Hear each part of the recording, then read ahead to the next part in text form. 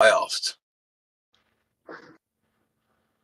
I mean, nice slow. I don't know if you heard what he did there, but he just literally answered a question that I didn't ask. Like, why are you doing that? I'm answering. Yeah, he's making some assumption. I never took, bro. Let me ask you again. Do you think that a subject that has a high level of nuance can be fully understood without that nuance? No. Fantastic. We can move on.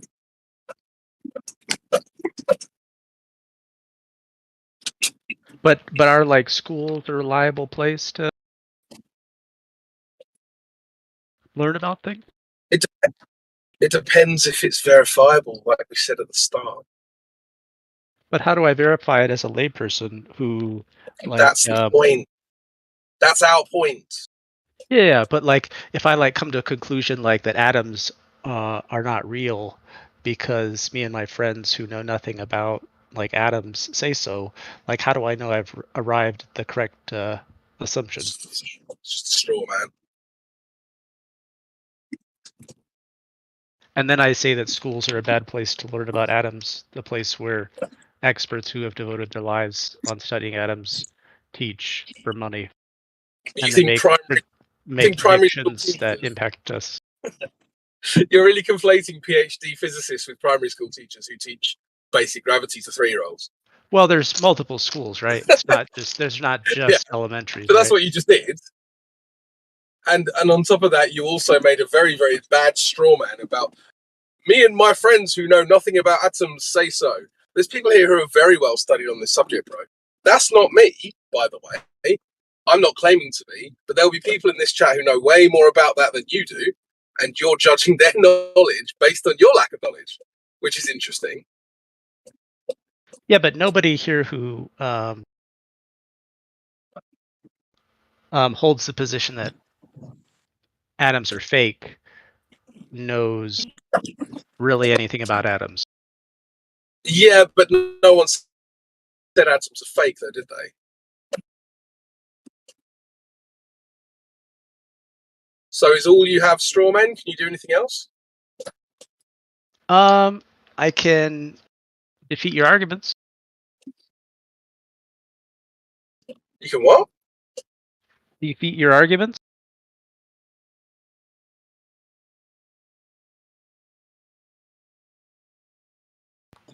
I kind of feel like you were smiling and like holding back from laughing when you said that. Like it almost sounded like you were like doing a prank call and you're kind of laughing and trying not to laugh on the mic.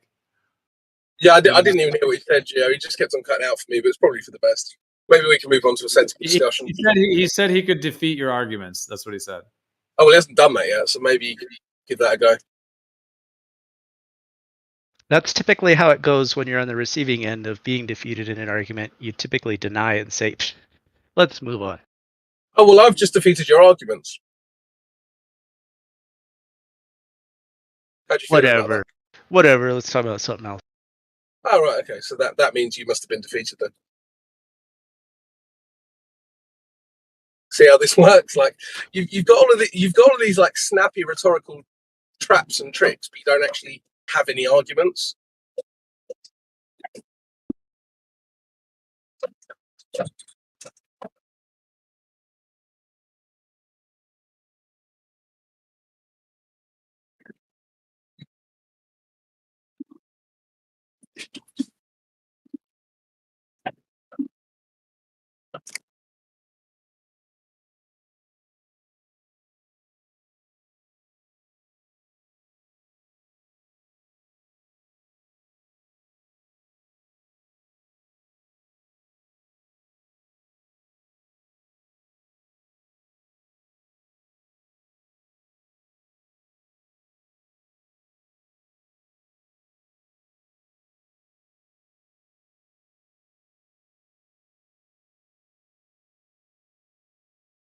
Yeah, it's funny how he used the word magnify when talking about a point source emission in his in Feynman's little thing that what's his face posted here. Fuck, I just popped off it. Or is it? Yeah, Richard Feynman. Yeah, I can't see the light, but yeah. Yeah, he Yeah, it's pretty funny because we just watched a video talking about how people inappropriately use that word when talking about essentially singularities or point source energy or 0 point energy. Yeah,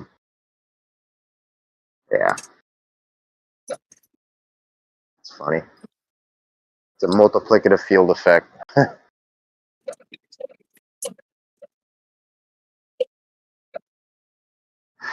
Let's see here. Oh, shit, sorry.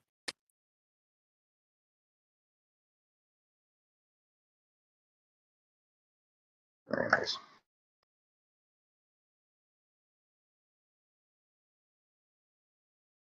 What happened to Paradolia? He went on deafened? Yeah, I mean, I guess he got pretty butthurt that his own rhetoric was used against him. I don't know. But it is what it is. He thought he was being slick. Yeah. So I think these ballers don't realise that we've heard it all by now. Like, I've actually heard it all to the point where I'm jaded by it all now because I've heard it all like 100 times.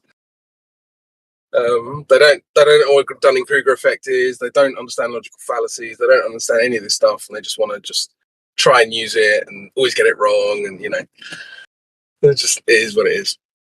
But anyway, Dicelo, we were talking about what we're talking about before his intentional misdirection. It was the model of the atom, wasn't it? So I was going to ask you about what do you think could kind of replace the conventional model of the atom, if you have anything. That's a good question. Yeah, I mean, I like Walter Russell's periodic table. I like Ken Wheeler's interpretations of it. I don't know if you had a second to look over what I posted above at 42 minutes past the hour, but I will pull over just to look at that for you because yeah, maybe just take a screenshot and then look at it later, type thing. But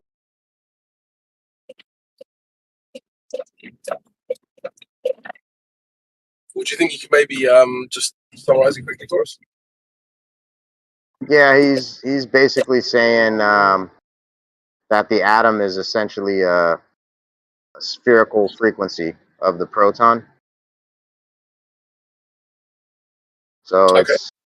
it's the proton that they're talking about in all actuality, and its field effects being this spherical frequency that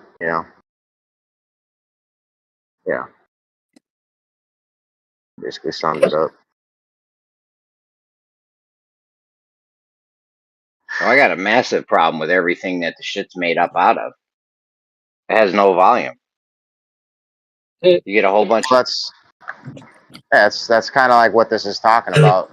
Essentially, it's talking about it's this the spherical frequency, this pulsating sphere, if you will, that's not necessarily purely material. But anyways, go on.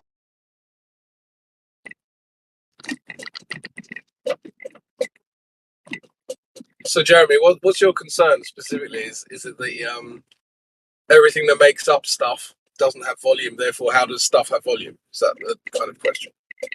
Yeah, all the stuff on Earth and all the volume of all that stuff is made up of stuff with no volume. So yeah, basically Ken and Walter Russell are saying it's all made up of hydrogen, essentially. Is that protium? The hydrogen nuclei or the hydrogen proton, which is what they're calling hard light. So all matter is comprised of that at its base fundamental particle, if you will. So how would we test for that? That's a good question.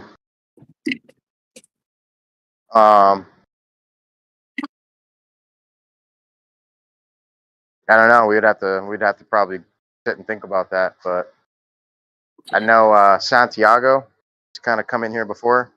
He's talked about like his professor doing some sort of like research on the side that he didn't necessarily want to publish with something along these lines. I don't know exactly what he was doing, other than I think it involved hydrogen at the level I'm talking about, at this like anatomic level, and he said some weird shit like was popping up as a result of it. So I don't know. You know, right to hand said something very interesting today. Like when a water, you got water, you got a cup of water, right? And then it like it's eventually you leave it out long enough or you boil it or whatever, and then it all disappears from the pot. It goes into the air. Is it just little tiny pieces of water though that float, or like is it some other thing? Did it change into some other thing?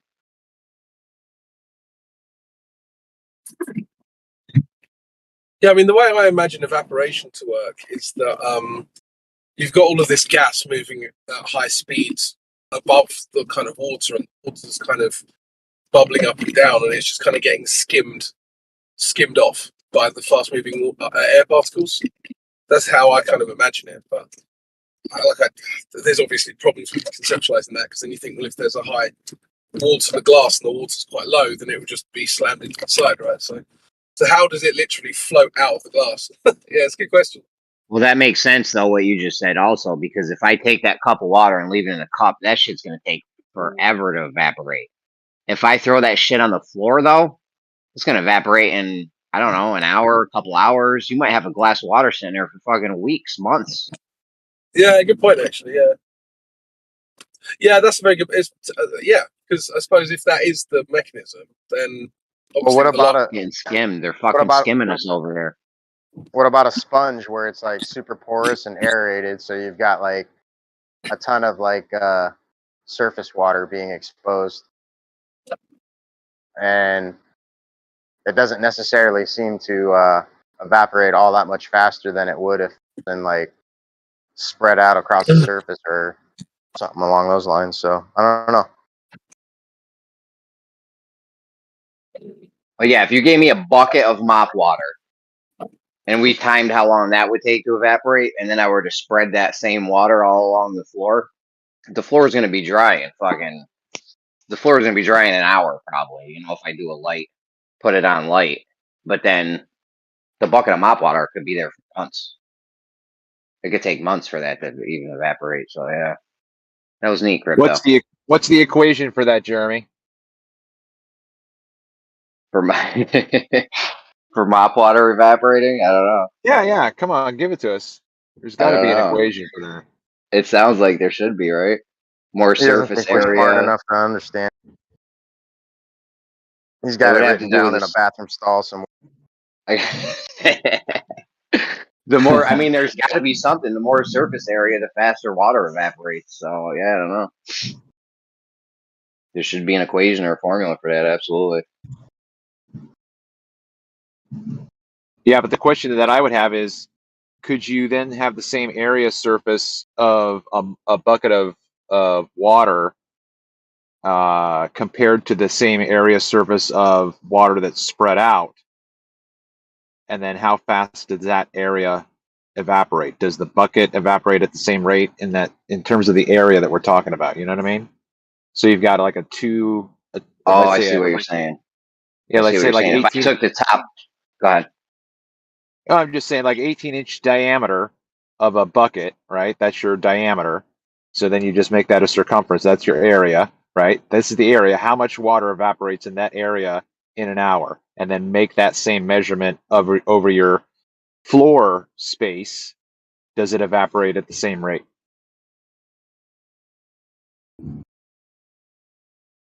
Because we're talking about the surface itself. Doesn't matter how deep it is per se. It doesn't, because you might have the same amount. Let's say, for instance, that floor spill that you've got, and you're like, oh, I'm just going to leave it because it'll evaporate in an hour. I'm not going to mop it up. So then you're just going to have that area evaporate, and let's say it's only like an eighth of an inch deep. So then an eighth of an inch in an hour, is that going to be the same in a bucket of water? It's going to be an eighth of an inch per se, or something like that. I don't know.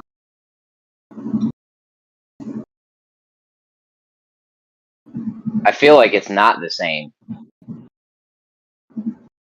I don't know. It's neat. Something to think about. Because ultimately, the issue is the bucket has more water to get through, but the surface itself is going to evaporate at the same rate. You would Like if think you the have it like- surface would. Yeah, you would think the surface would evaporate at the same rate. Yeah, as whether it's on the floor in a bucket in a cup, whatever. Yeah. Yeah, Suppose if it- you're in the same, if you're in the same room, right? You've got all the same element, all the same variables. The only thing is you've got a foot and a half of water in a bucket, and then you've got an eighth of an inch of water at the surface. I would think that the surface is going to evaporate at the same rate, but because you have more water to get through in the bucket, that's why it takes longer.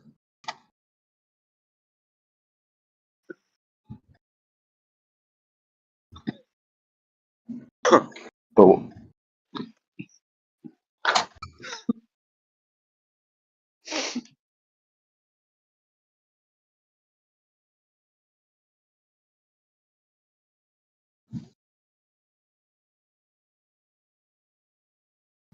hey, did you guys see Witsit's live stream earlier today with the James Fetzer character?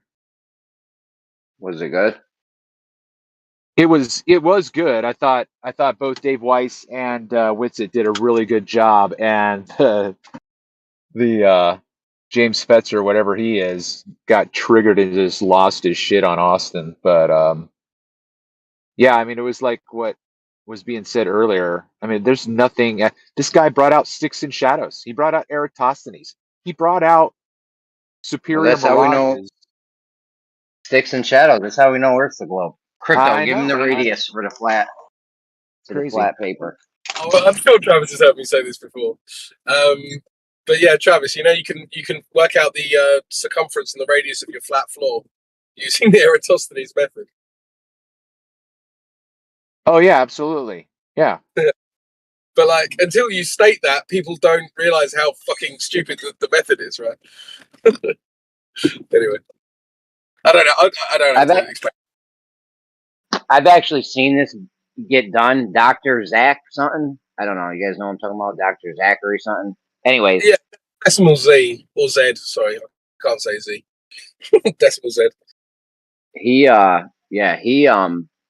replicated it on a flat surface using multiple points, and it does. If I had the time and money and effort to do this, I would. This would be one of the first things I would do, and just knock that shit right out of the park. Because they say on your flat radius thing, you're only using 2 sticks. They say if you add on a third stick, you can't even do it anymore. Yeah, they say that. I mean, there is a couple of nuanced things to understand, something that Pareidolia wouldn't understand. But first of all, in that video, he does use a lens to kind of mimic the atmosphere. Fine. Yeah, no, I know it's fine, but I'm just saying it's something to be aware of. He uses a lens to kind of mimic the atmosphere of Earth. And another one was to do with the 3 points. When I looked through the Kosho's data that he collected, what's interesting is that the variance between the data points collected between the flat Earth prediction, the globe Earth prediction, and the actual data, it's the data itself lands somewhere in between the two predictions. So when they say, "Oh, it predicts a globe," it doesn't. It doesn't predict either, really. I mean, it kind of predicts both as well. It depends what your arbitrary margin of error would be for the data points collected, and also that's assuming the data was collected accurately, right? So there's a ton of issues. Yeah, this margin of error thing, when these guys go, this is our error bar, that shit feels very arbitrary to me for a lot of this stuff. But yeah, that would be one of the first things I would replicate right there, as far as like flat. Like, if you can make that work, I know he had the lens, and that was neat. because I actually think that's what's happening on Earth. There's this lensing magnification Rob Skiba thing going on. So that's fine that he used the lens. In fact, it may need to be curved slightly, concave or convex. I don't know. Maybe it's flat. I don't know. But yeah, if you can make that work with 3 points on a flat circle. Kosho had some objections. I went over that with Kosho as well. He had certain objections that the sticks weren't long enough. Yeah, something, I don't know. But yeah, that would be neat to redo. They only need to be long enough to cause a shadow. Like, well, he said the error bar was too small or something because the sticks were too small. I don't know. He had some weird objection that you need to use longer sticks or something. yeah, I would want to hear his objections because yeah. That was one of his main ones. Was the sticks weren't long if one enough. of his main copes is that the pins weren't long enough, then I don't know what to say about that. Really, it's a bit silly. I think he would know that as well. That would be absolutely neat to replicate that. If we could get that to work, that'd be fucking awesome. Well, think about that in terms of scale as well, right? So imagine the scale of the stick that Eratosthenes used relative to the quote-unquote ball Earth and the quote-unquote ball Sun versus the stick length that Decimal Z used in his video, right? Our stick would be like 800,000 miles high or some shit. Right. Yeah, exactly. Yeah, so that's a good point. Yeah, that argument holds no water. That's a good point.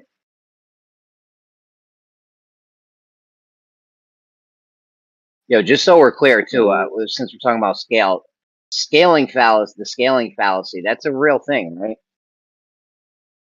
Because I heard a Fight the Flat Earther McToon or one of these guys going, "That's not even a thing. You made that up." Da da da. One day, and I actually know it is a real thing. That was a rhetorical question. Man, I've been saying that. I've been saying that for the past 5 years. I call it the Great Scale. No one heard it. No one heard you say that.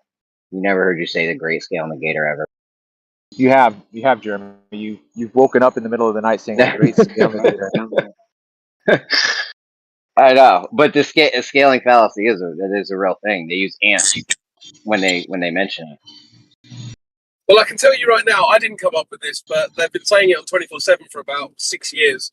It's called the Ron Jeremy fallacy. Yeah, that's what Kosho was talking about. Yeah. So that's been around for a while. I was going to try to make a joke. I was going to try to make a joke about that but I was on mute. That's Kosho's. The reason why Kosho was talking about the stick needing to be longer was because of that's how his girlfriend puts him down. He needed to avoid length contraction in his girlfriend. Right.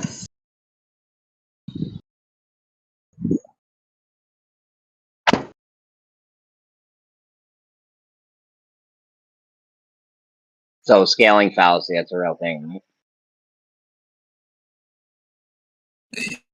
I think so. I mean, I have to double check. It's not one that I'm familiar with, to be honest. Like, actually, I could probably say that in a better way. Like, people do use, it's just too big, you wouldn't understand, bro, kind of fallaciousness, if that's what you're talking about. That is absolutely a fallacy. No, hold on, let me explain it. They use ants when they make the example of the scaling fallacy. So, like, you can have an ant, it can lift like 5 times its weight or whatever. I don't know what the thing is, but it doesn't scale up. Like, it doesn't scale up. It just doesn't. Yeah, I see what you mean. Well, actually, it's funny because I was watching a video on a powerlifter the other day, and he was trying to say that, he's going to break Thor's. Do you know Hathor Bjornsson? He's like a powerlifter, elite powerlifter. Am I coming through? Yeah. Yeah, okay.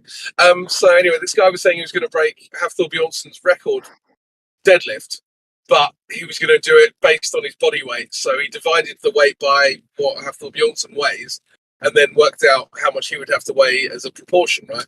I mean, that's not the same. It's not the same at all. So that's kind of what you mean, right? Yeah, I just Googled it. It says the assumption about the strength of a leafcutter ant is an example of the scaling fallacy. The belief that a system that works at one scale will also work at a much larger or smaller scale. Yeah, sounds about right. Okay, well there you are, Jeremy. Why You are- Galileo has a say in the failure? It goes on to something else. That was interesting. Jeremy, you are a fallacy master. Well, I don't want to take all the credit. I give Geo. Geo put me onto that. Fair enough. Just as long as you give me credit for putting you under the great scale negator, Jeremy. Come No on. one ever heard you say that before. Hey, Jeremy, did you see the message I sent you? There's an indie artist coming your way in the area, and Saratoga, yeah. yeah, and I sent you a link. If you can make it, it would be a great date for you and your wife. Yeah, we go to So, SPAC sometimes. Jeremy, I've, I heard this artist got a really good song called Travis was talking about scaling fallacy 5 years ago. I have heard Crypto you say said that you're about 100 times. Yeah. What's up, Di? Crypto said you're a phallic master.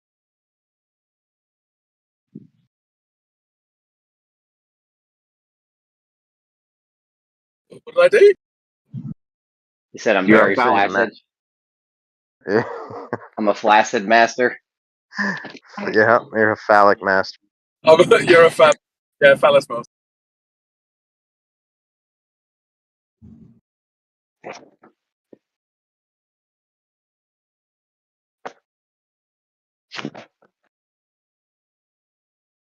All right, top that, Travis.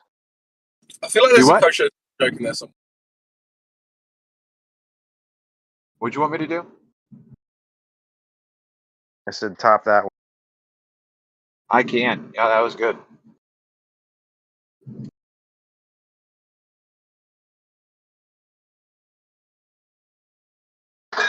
All right, let's not make it awkward and shit, bro. Hey, Carry on. Dice Slow, have you looked into the channel that Lindsay Harris has out, Tomb of Illumination? No, I've never heard of it. Really? I'd encourage you. I'll try to remember to put the link in here. He's familiar with Ken Wheeler, but basically what he's done is he has modeled out the entire flat Earth system based on electromagnetics and let's try it's over my head, but I watch it incessantly. I understand Lindsay better than I understand Ken Wheeler, so I know that you'll understand Lindsay. But he basically has, in a nutshell, decoded all of the religious texts in the past that they're all simply talking about the natural world in allegory. So all of the ancient Egyptian texts that are talking about the serpent, or they're talking about this, that, or the other, he basically says, like, they're all talking about the way the sky works, and none of it, depends upon a heliocentric model, this, that, and the other. But I think he's really worth listening to. If you haven't heard anything that he said, it's really worth at least watching one or two of his videos, because he's very, very profound. You said his name was Lindsay? Lindsay Harris. Lindsay Harris. All right. I can't trust a man called Lindsay or Kelly. Here, I'll look it up real quick and put it in the chat. Yeah, I've heard of a Kelly, like a guy being named Kelly, but never a Lindsay. Actually, I can't trust a man called Jeremy either. Yeah, it's a little Remember that one time, Dice Flow, you booked the Kelly's Donkey Show? Oh yeah, that one time. Oh, was I hot micing or something? What's up? Was I hot micing at the time or something? How'd that happen? You never seen Clerks? Yeah, I've seen Clerks 1 and 2, I think, but I don't know if I've seen like the latest one. No, that was the one with Kelly. Well, they came out with a third one? Yeah, I think they got like a third or fourth one going on, yeah. What? Yeah, remember another one coming out. Remember Kelly's Donkey Show in one of them? I don't, dude. Honestly, I don't. I've What watched that the movie fuck? You never seen that? You never even seen Clerks? Every time I watch You never Clerks, saw it. I'm so fucking stoned, bro. You never saw it. You would definitely remember Kelly's Donkey Show. Hey, listen, I just put the What's up, Travis? link in. Huh? Posted it. Let's see. Yeah, I here. just posted the link. So, yeah, I mean, I don't know where to tell you to start. I mean, if you want to start back last year when he was making longer videos, but because you almost have to play catch up because right now he's talking to people who've been listening to him for quite a while. So if you go back and see if he has a playlist, find any playlist that has 1, 2, or 3, versions, or I'm sorry, episodes, and then just watch the first one, second one, third one. But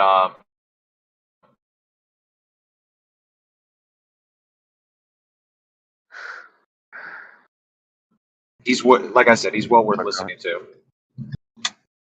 because he has this really interesting. You know what the biggest problem, right? The biggest problem that we face in terms of the maps that we refer to the shit. Which one has the south getting bigger and bigger and bigger as you go out?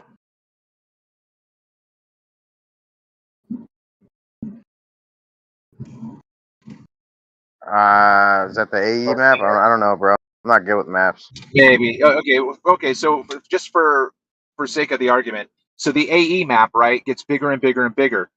Now his position is that that's exactly the way physics works with electromagnetism, with the North Pole being the center, and then everything radiating out from there, so that it scales up. Everything does get bigger and bigger and bigger as you go farther south, but so do you. So you don't notice. But that's the way the electromagnetic field promulgates. It's centered at the center, and then as it goes out, it just widens out and widens it out and gets bigger and bigger and bigger. That's one thing that breaks your brain. Yeah. What does it do? It promulgates? I think that's the scaling fallacy, isn't it? You mean propagates? Promulgates. Propagate. Profligate. Listen, they were ripping on me the other day because I kept saying attribute or some shit. So you're gonna get it just as well. Jeremy, can you define profligate? Propagates.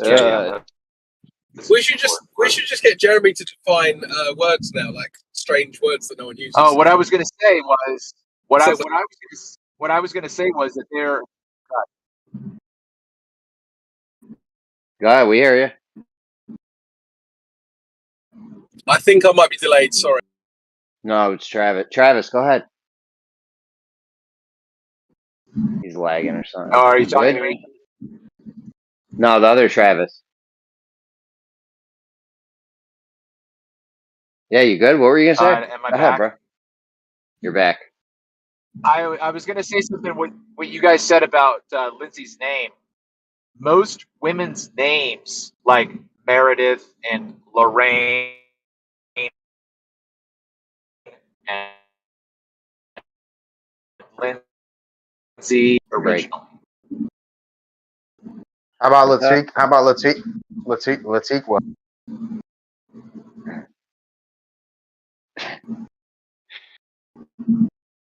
Travis, you got an issue. Did you know that What about Lashonia? the last name Johnson just means John's son? Like, if you break up last names, you can kind of find out the origin of the person. Like, I got a friend. With last names is Baker. Their family was in the baking business. Yeah, my buddy's last name is Dickinson. You know, so you just break that up. It's fucked up. Yeah, his favorite holiday is Halloween because he gets the pumpkin. Oh, that's pretty bad. This is pretty fucked up, man. What's wrong with you? Those like Jewish campfire jokes or something? I did hear a pretty good racist joke earlier. If anyone wants to hear that, I don't know. notice how the energy is really, like died. I No, don't know. to be honest, it's kind of cringy. It's not really even that racist.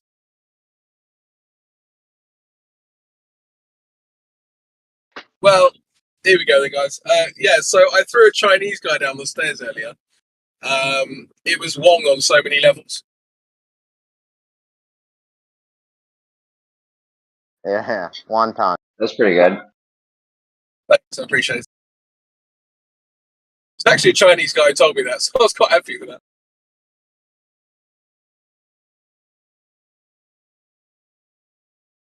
I suppose you guys say eight, don't you? Sorry. I say that the Chinese are ruthless, bro. Like in terms of how they talk, there's like no chill. Like if you're not pale in China, they'll just be like, oh, look at you N-word, right? Like if you're not pale, it's they're no fucks given over in China. That's Hey, not true, bro. Crypto. I watched You know- I watched a video of like this black dude speaking perfect Mandarin and shit, and all these Chinese people were blown away. But yeah, I mean they are fairly racist, but to a large degree. But I think if you speak their language and like respect their culture, they're just like totally different. They're not I don't racist see them about as- themselves. They don't even give a shit. Like they don't understand. Like from the Chinese people I know, which isn't that many, but the London Chinese I know, they don't understand why we make a big fuss out of it. They think it's all a big fuss about nothing. But that's just kind of how they see it. Yeah, exactly. They put black people on toothpaste, and it's like called black people toothpaste, and it's a black guy smiling and with his white teeth. Like, well, you couldn't do that in America. They would be like, whoa, whoa, whoa. They're just like, whatever. It's a black guy. Look, he looks like a gorilla. Use him in a banana commercial. They don't care. It's not a big deal to them. It's just not, just like how they'll look at the Chinese and Taiwanese. It's just they don't see it like we do. We make the big deal. You're right. Yeah, exactly. Let's keep you have it to on the ask, jokes, is it us boys. that? Let's keep it on the jokes. Let's keep it on the jokes. Why? This is funny. Why can't? It's just All funny. right. Huh? What are you gonna get serious about Chinese fucking dialects? All right. Well, you got all right, bro. You're invited to the joke party. You've got to bring your own bottle. All right, yeah. So like, there's like 3 guys or 4 guys on a boat that get stranded on a desert island, and the guy says there's an English guy, a French guy, an American, and a Chinese guy. Tell the English guy, okay, go get some fishing, some fishing done, So he's like, all right, and then they send the American guy off. They're like, go get some deer, and then they send the French guy off. They said, go pick some herbs for us. And then they tell the Chinese guy, okay, look, you're going to go and get all the supplies that we need for the next couple of weeks. So they said, we'll all meet back here in a couple hours. So they come back. The Frenchman's got, what do you call it? The herbs. The American's got a deer. The other guy's got a bunch of fish. And they're like, where the hell's the Chinese guy? And then he jumps out of the tree and he goes, supplies. I saw it coming, but it was good anyway. All right, your turn. Did no one else? Come on, guys. You must understand that. What happened? Nobody got it? I don't know. Just a bad joke. Well, I love that joke, dude. I think that joke's great. Because especially if you're telling it in person, you can like jump in front of them and spread and you could really do the whole supplies. And really, it's really a good joke in person. I like the what do you call a girl with one leg? I think we've been through this though. Eileen, and then what do you call a Chinese girl with one leg? Irene. Yeah, that makes sense. What do you call an Indian electrician? I don't know. What is it? Well, there's actually 2 punchlines to this. First of all, you just say electrician, you racist. And then and then normally when someone finishes laughing, you just say, actually, no, he's called Ashok. Ashok. Yeah. I was waiting for an electrical pun. Or did you say Ashok? Yeah, ASH. Okay, I shop. Okay. I forget. I heard a P. I don't know why. I shop or some kind of like, some kind of like regular Indian name. Yeah, right. Is I it don't is it even think just I shop me? name. But anyway, In The Simpsons, what's the name of the Indian guy? Apu. He's called Apu. Abu? Say it slow. Yeah, I mean, I know it's Apu. Apu. Yeah. Why? Where are we going with that? Apu is English American term for shit. You took a poo. It's a poo. Yeah, I know. But is that it? Well, they named the Indian guy after shit, and like India's all kind of dirty. I don't know. I thought it was I think. Well, let me have a look. I just assumed it was an actual name. But I guess maybe I'm just wrong. It might be, but I think it's the play. I think they're clones.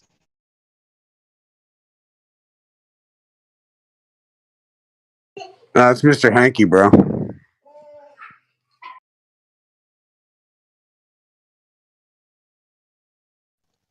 Don't forget a towel. Yeah, Apu is apparently a Sanskrit name meaning virtuous or divine. But, I don't know. Maybe it's just coincidence. Although I doubt it. They put a lot of detail into their comedy. So.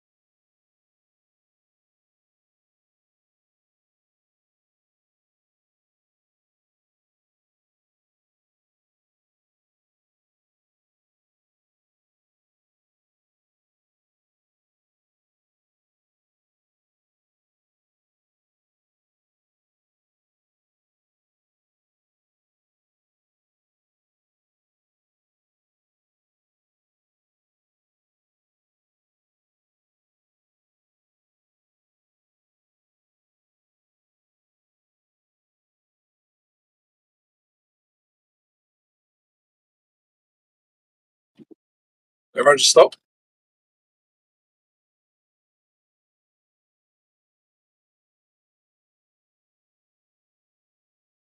Yo, Glat, you there? I'm back and forth. What's up, dude? What do you think about the three guys trying to gaslight me when they got smoked in the debate earlier? Yeah, it's just you know, I watch them scramble and we keep calm. The more that they throw attitude at us, the more, at least for me, and it sounds like maybe for you too, it just helps calm me down and be like, wow, okay. I really don't want to act like that. And actually, it's concerning to hear an adult act this way. The same adult doing the same things over and over and over. I don't know, like to hear people have to go through that. I guess that's you asked me what my thought is. It's just it's the end of a work day. I'm tired, so I'll give the emotional response. Like it hurts to hear my fellow man struggle with honesty so much that they have to act out like that. It's strange, man. Yeah, I completely agree. And then just ad hom and accuse you of being dishonest while just ignoring the sources you provided. Yeah, it's pretty. Yeah, dude, you provided how much stuff, and all they could say, and it sounds like, dude, it sounds like we're being a certain way, doesn't it? Like we gave them all the information. All they could say was no. That's what the flat earthers always say. Well, the problem is it's because every time we throw some shit at them and we're like, yo, this is probably what you should at least read so we can talk further about it. They won't even give it the time of day. They'll just say, they'll say, oh, here, one of my favorite ones is, they'll be like, oh, you didn't do that work, so it's invalid. Like, hold on, hold on a sec. So the Earth is a globe because I haven't gone out and done all the observations that I'm sharing. I see. How does that have anything to do with the shape of the world? Whether or not I've done the work you want me to have done. Like, what? They'll then turn around in the very next sentence and say, well, the body of science proves it's a globe. Yeah. The body of science compels you. So, oh, well, all of these scientists wouldn't lie, would they? Yeah, and it does. It boils down to just simple, like, and I'm not trying to be a dick because I've been here in my life before. I'll probably do it again, be, belligerently like, I couldn't have been fooled. It couldn't have been that way. Not me. There's no way I was fooled. Well, turns out, I mean, every time that you say that to yourself, there's no way that I'm wrong about this or that I was fooled. That's usually the minute you have the choice to either be honest or dig in harder and make it a worse experience for you and everybody else trying to talk to you about it. Yeah, they literally act like you're trying to take Blanky away from them. I said it earlier, but it's just, don't take my toy. It's like, bro, too old for fucking toys. Anyway. Yeah, I hear you. I'm with you. I find what I find really interesting though is that they go straight to the gaslighting as soon as you've just gone like, here's the source, sit and swivel until you provide a source. I don't know if you noticed as well. I provided 3 sources. They provided 1, but that one source also backs me up. It then used a non sequitur example, which is what they were quoting from. Did you notice that? I don't know if you read through that or not, but no, I didn't. I didn't read through the whole thing. I just saw the bits and pieces of it. But I saw that you were taking on 3 people posting stuff left and right, and I didn't see them post anything. Yeah. So anyway, there was an example in there from Rational Wiki is like it even admits to being like progressive. So as soon as it's progressive, I know this is a bit of a genetic fallacy, I guess, but as soon as it's progressive, I'm at least on guard because I'm just like, that's probably gonna be. Well, look, let's put it this way: at least it's admitting, at least the resource is admitting that it has a bias. That's better than nothing, right? Because a lot of these guys will say they're unbiased. I mean, that's not true, but at least this source is saying it's biased. That's cool, whatever. But at least I know that it's coming in from a progressive perspective. But I don't care about progressive perspective. I care about a logical perspective when talking about logic, right? So talking about logic, they give me a progressive perspective, logical framework. Sorry, not framework, article. But then it defines it properly, and then it goes straight into a non sequitur example that doesn't use the definition that the article was based on. Very strange read. And then I think that as long as they do their best to wet the whistle of those looking for somebody to help reify their beliefs, they can say some other shit that doesn't matter. Yeah. Well, yeah, I mean, true, but it's like, and then they start using Pretzley language like, it's subtly different stuff. I remember when I had a discussion with Soundly was in here months ago, and he got a genetic fallacy wrong, and I remember Gio was there, but he confused the poison the well fallacy again with a genetic fallacy, right? And look, they are similar fallacies, but they're not the same. And he was just like, "Oh, you're not understanding the nuance, bro." It's like, no, that's not like just because you got it wrong doesn't mean it's nuanced. It means that you're wrong and you need to use the correct definition next time, right? It's really quite simple. Logic is actually very, very simple when you break it down. But it's when tough. It's tough to get them to see that that's what's going on. But even still, I think it's just a simple. See, I think it boils down. It's not as complicated as anybody might think, or what it might sound like. It's a simple unwillingness to admit defeat it all. Like to if they agree with you on anything, dude, they feel like they failed. Yeah, exactly. So or conceding defeat on any silly point that's got nothing to do with the Earth. Like this was. It wasn't really anything to do with the Earth. He was talking about poisoning the well on I can't even remember what the original thing was now. That's kind of why I lost interest, because like I knew you were taking him to task, but I was like, man, I don't really like listening to arguments or reading arguments about fallacies. God damn it, where's the fucking Earth curve? yeah, I know what you mean. But that's just me. It's interesting to me, and I think maybe because I don't know, I've just got that sort of brain that enjoys that kind of.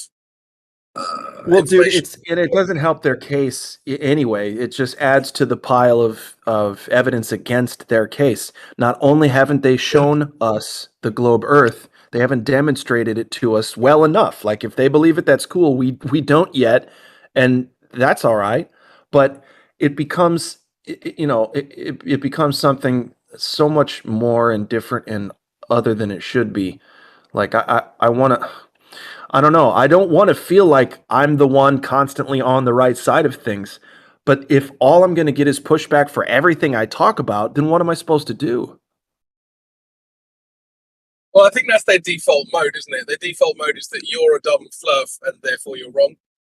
And therefore they can't treat you with any respect. Like that's not allowed because you're a dumb fluff. Dude, right? It's worse than that. It's fucking worse than that. You ask him, listen, a flat earther asks a glober that we have to deal with what 2 + 2 is it 4, and they won't give you a yes or no answer. They won't fucking do it. That right there to me, like, can we not? So we can't agree on anything because I understand something to be something different than you understand it. It's not a personal attack, folks. If I have my perspective and my empirical situation, it's not an insult to you. It shouldn't be. And I'm not trying to be insulting with my understanding.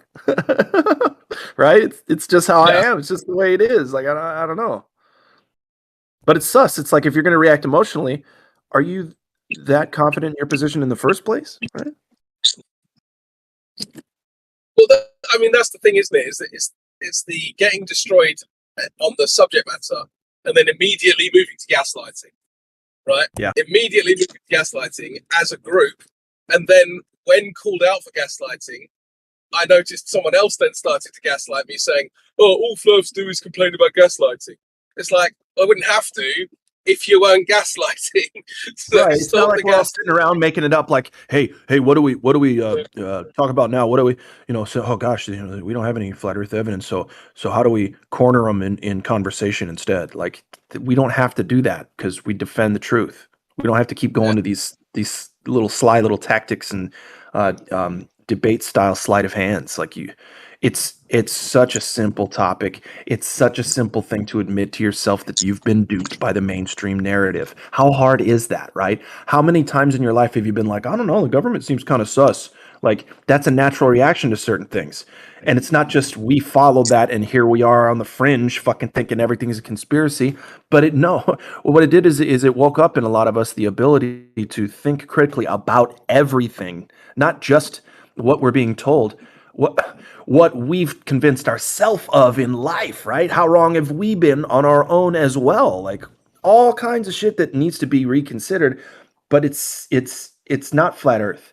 If you focus on flat Earth itself, you're wasting your time. If you change your style of thinking and discerning, you turn off your gullibility and turn on your critical thinking more. I think that's just the healthy way to go, but it's not as complicated as having to fucking try to make it me against him. If anything, it should just be a sharing of information, couple disagreements here and there, and moving forward with what the truth actually means, what the context is. I could go on. Yeah, I completely agree. Like these silly bickering arguments over. I mean, the shape of the Earth's important, right? But it's not so important that you then don't look for truth in other areas. Yeah, like, I completely agree with you.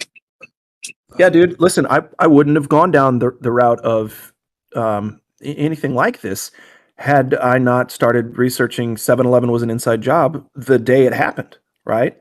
had that not happened, I might not even be here talking to you guys. We might not have this conversation even happening, you know, given how world events go. And well, here we are talking about it. You know, I don't know, but it didn't start with flat Earth. In fact, I was so happy when I heard the aliens might be a fucking thing, and like, you know, like all of it, all that stuff. Hollywood was just making my whistle wet, right? And I don't know, but it wasn't hard for me to put it down and say, well, you know, that actually makes more sense. That most of that was fantasy. That actually makes a lot more sense. So I don't know. Well, that's what Hollywood does, right? I mean, but the thing is, Yeah. it's like I was always suspicious of Hollywood anyway because, especially in later years, they just push such degeneracy. Yeah. And I was like, if this is what you're, and it's not just that they impose a message that I personally disagree with, right? It's that they push a message onto people, and virtually all of the people they're pushing it onto don't agree with the message, and they just do it relentlessly. And you're just like, Yep. oh, so you actually don't care about what your audience thinks. That's not a reliable source of information. Yeah, man. Totally. It's and what do we want to trust? Would you want to trust somebody who's already on shaky ground? You know, or would you rather trust your senses that have never failed you? I mean, I don't know. That my senses have only failed me when someone or something was working to trick me. As far as my experience goes, like, oh, you know, oh, you can be tricked by mirages and this and that. Okay, well then I just don't even use that. I go a different way. And if it's too ambiguous for me to make a decision, then I don't make that decision. I don't say, well, for instance, I won't say, well, refraction sometimes makes it look like there's a little water hump, and sometimes it makes it look like I can see real far, way too far for the globe mat to be real. But at the end of the day, I can't use it for either argument, for globe or flat, because it's too ambiguous. It's too all over the place. Yeah.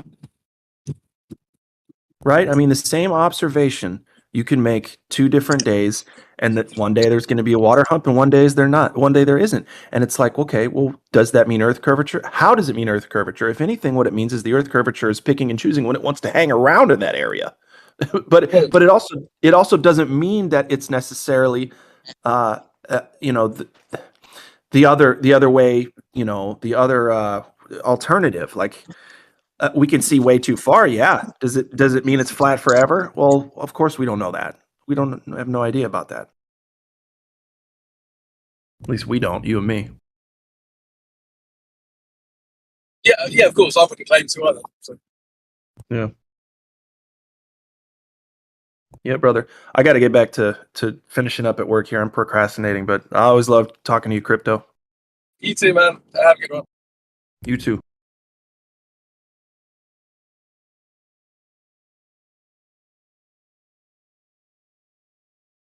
And Bacon joined and then instantly left, so that was kind of funny to watch.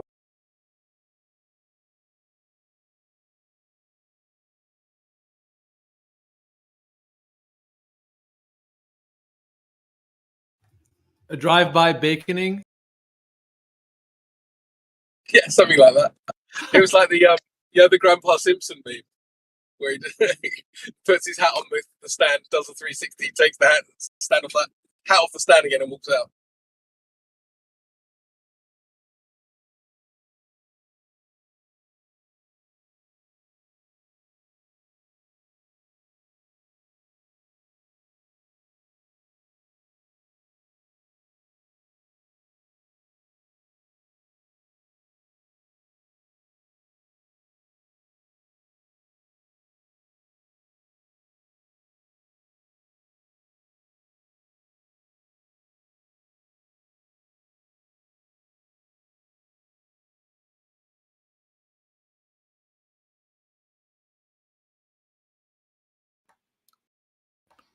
Crypto, if there had been, or anyone could answer this, just a thought came to my mind. If there had been no shadow banning stuff, you know, no censorship about the shape of the earth discussion, if there was just none of it, which, you know, I mean, arguably in 2015, if we're talking about like on YouTube and these platforms, was there much of any? I mean, it could be argued that the internet had already been scrubbed to some extent. Kind of hard to find like a lot of stuff on the earth, and there's that whole discussion in terms of how much of that has been lost and not really available. But if we just take it from 2015 forward, it did seem like the algorithms were sharing the information pretty readily.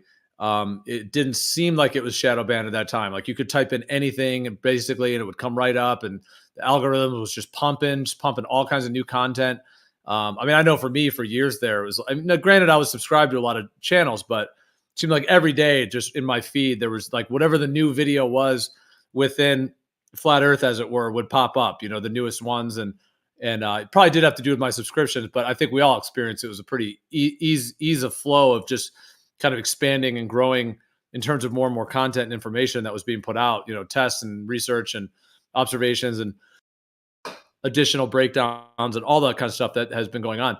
And then it did seem like they kind of put a shadow ban, censorship, and they even admit to it that they did that. My question, anyone who thoughts about it, if they didn't do that, if they hadn't done any shadow banning like that, where would this trajectory be today if they hadn't done any of that? Same place, in my opinion. Yeah, it's a good question because there's kind of two separate effects. There's obviously the you know what the Streisand effect is, Gio? I do, but maybe refresh my memory, but I have heard of it, yeah. Okay, so the Streisand effect, I can't remember the exact thing, but it's through is obviously Barbara Streisand. I think she tried to hide that she was buying a beachfront property or something, and because of because she tried to hide it, it actually became much bigger news. So there's this concept of like when celebrities or powerful institutions or whatever try to hide information, it actually piques the interest of the public, right? And so then it actually becomes a bigger deal. So there is the Streisand effect working for us in that regard. And then there's obviously just the ease of flow of information working against us. I guess you'd have to try and work out which is a more powerful effect in our scenario.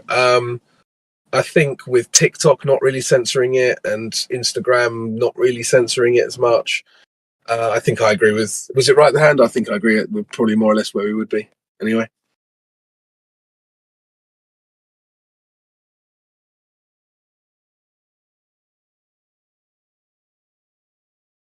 Although something that YouTube is just huge, though.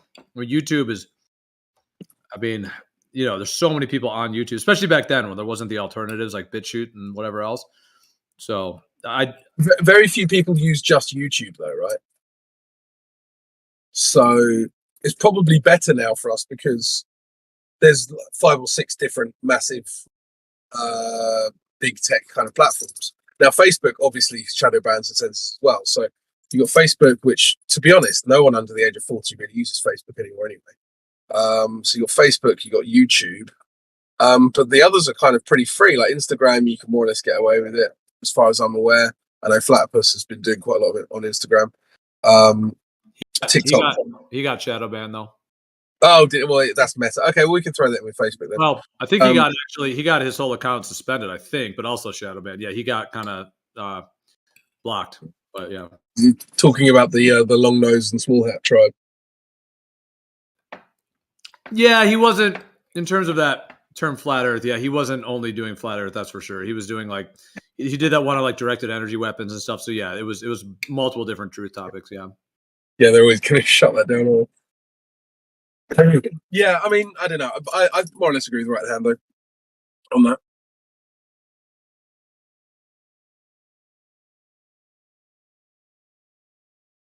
I mean, in terms of the numbers of people who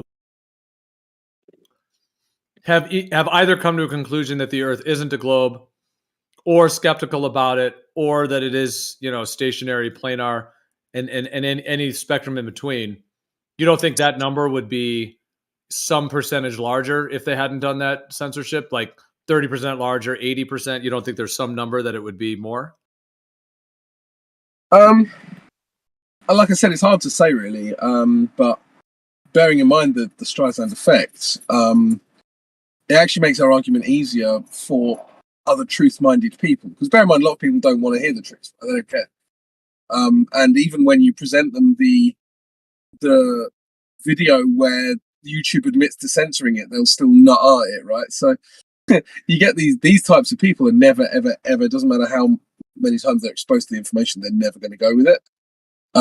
But for people who are of our mindset, if you say, oh, this is being censored by YouTube, that's actually a little extra motivation to check it out, because you think, oh, wow, okay, well, if YouTube's censoring it, there's something here, you know? So I think in our kind of spheres, it probably spreads quicker.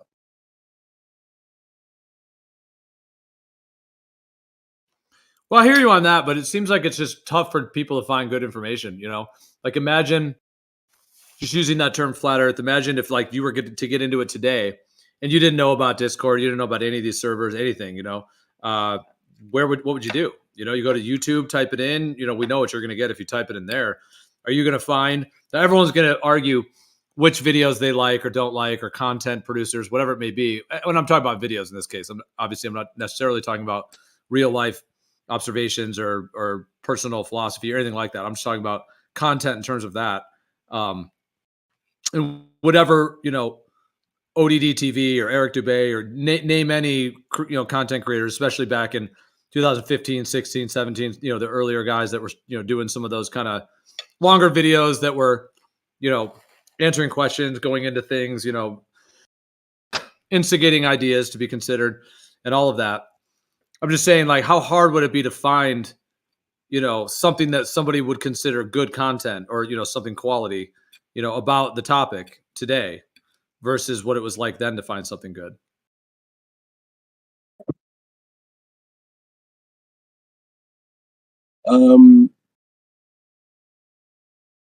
Yeah. Like, you kind of have to have like a backdoor link, it seems, from a friend or a family member or somebody that says, hey, actually, this is the link. Because if you just go to YouTube or Google and start Googling it, you're going to get all that, you know, well, you're going to get Mark Sargent, and then you're going to get a bunch of NASA stuff, and you're going to get Professor Dave. I mean, you know, you're just going to get hit with tons of debunking. It's going to be hard, I would think, for someone new to be like, I really want to consider this. I really want to look into it. Where's some good info that is solid, something that I feel like is answering some questions, giving me some way to grasp this, rather than just Professor Dave and just total, you know, that stuff. And if it's all Professor Dave type stuff, and if they don't know about the shadow ban, they might just think, well, this is kind of it, huh? This is flat earth. It's sort of like some NASA debunks, this kind of Mark Sargent guy that seems like, for what it's worth, kind of a vanilla, bland guy. Like, he's not really dropping truth and proofs and stuff. He's kind of just, he's just sort of doing his thing, like whatever his kind of personality is. I mean, he does talk a little bit about the earth, but I mean, he's not like, I mean, I've never perceived him as like dropping truth bombs in terms of tons of evidences and things. He's kind of a little bit aloof in his own way. So like, you're going to run into him, and then you're probably not going to run into much anything else, you know, it seems. You know, will you even find other platforms? Would you find Jeranism? Would you find ODD? Would you find, you know, name any platforms? Like, what would you actually find? And if you're only going to come across all those debunks and a couple of sort of, you know, kind of, I would almost say flat earth light or something, meaning not really like deep answers or deep considerations to the major questions of how the sun sets and how the seasons work and some of these big things, you know, you may end up just, you know, someone who's new to it, like I said, who doesn't have a backdoor link from someone, might end up kind of at a conclusion of, well, this is kind of all it is. You know, it's just sort of some debunking and a couple of sort of non very assertive speakers on it, and that would be it for their journey, perhaps. Yeah, maybe, but then those people are probably weak-minded and aren't really capable of proper research anyway. They wouldn't stick around much. I mean, we've seen with a few guys who have kind of become ex-flat earthers recently, and to be honest, you could kind of tell who they would be because they never really knew the arguments anyway, and that was always true of the ex-flat earthers from before, right? But with regards to the and I know that's true because I've spoken to people like Sean G, and I've asked him, like, what was your best argument for a flat earth when you're a flat earther, and he can't tell you. So I mean, like, if you can't even remember what, because I think it's quite a big transformation to make, to go from believing the globe earth to believing in a flat earth, right? Or even if you don't want to say believing or whatever you want to classify it as, that's a big transformation. You have to have some pretty good reasons. So even if you no longer believe that stuff, you must at least remember what it was that changed your mind, you know? And then you can even say afterwards, well, yeah, now I don't think that because of X. But at least know what the reason was, you know? But when you talk to these ex-flat earthers, they don't really know. And so it's like, okay, well, if they didn't understand the arguments in the first place, I don't think we really need them. That's just my take on that. In terms of the actual linear path that a lot of these people take, well, I mean, my first videos were Mark Sargent videos, and I watched them and I was like, this is an interesting idea. I don't think this guy's presenting it properly. So I looked further, and eventually I found some good stuff. So, I don't know. Do you think you can wake yourself up? Like, if you're fooled by something, do you think you can eventually see it, or you need somebody else to come in and point it out? I think some people are capable of that, but I think most people aren't. Yeah, I think this is why I think the Matrix, the whole Morpheus Neo thing, is so important, because no matter how strong or whatever Neo was, he was nothing until Morpheus got to him. And it's, I think it's the same here, where it's like the idea or it's nothing without that presentation, that Morpheus to give it to you. And that's part of the thing, is if you control the Morpheuses, you control the Neos by proxy. But who woke somebody had to wake Morpheus up, though, right? Like, I mean, I don't know. There had to be a guy that did it on his own at some point.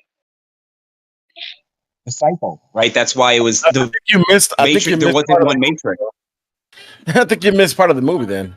Yeah, there were 'Cause when he 7 was- Matrixes that just kept going over and over and over, kept doing it. So yeah, I think it's and I think that's the beauty of the system. And again, one of my little knocks with Christianity, I went into it, there is no one person. It will always be the conglomeration of particular units together that will be the key. Yeah, it's always good to have a conglomeration of people, but eventually, I mean, somebody had to it had to click for somebody off the rip for them to tell somebody else, like, you know what I'm saying? Yeah, I just think that, I don't know, it could be just a cycle of, I don't know.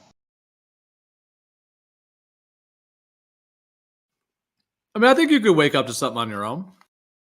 Now, how common is that is an interesting question, but I think it's possible just to, either just have an epiphany or, now, of course, there's ways to perhaps initiate a revelatory mind state, in terms of how to tune one's consciousness, whether that's meditation or breath work or fasting or entheogenic plants, and all of these different ways to activate one's consciousness to potentially initiate a revelatory or a consciousness state where more insights and deeper sort of activations can be had. So there's that. But even if we're not talking about anything like that, even in the dream world, I think there can be different, components that would fit that category as well.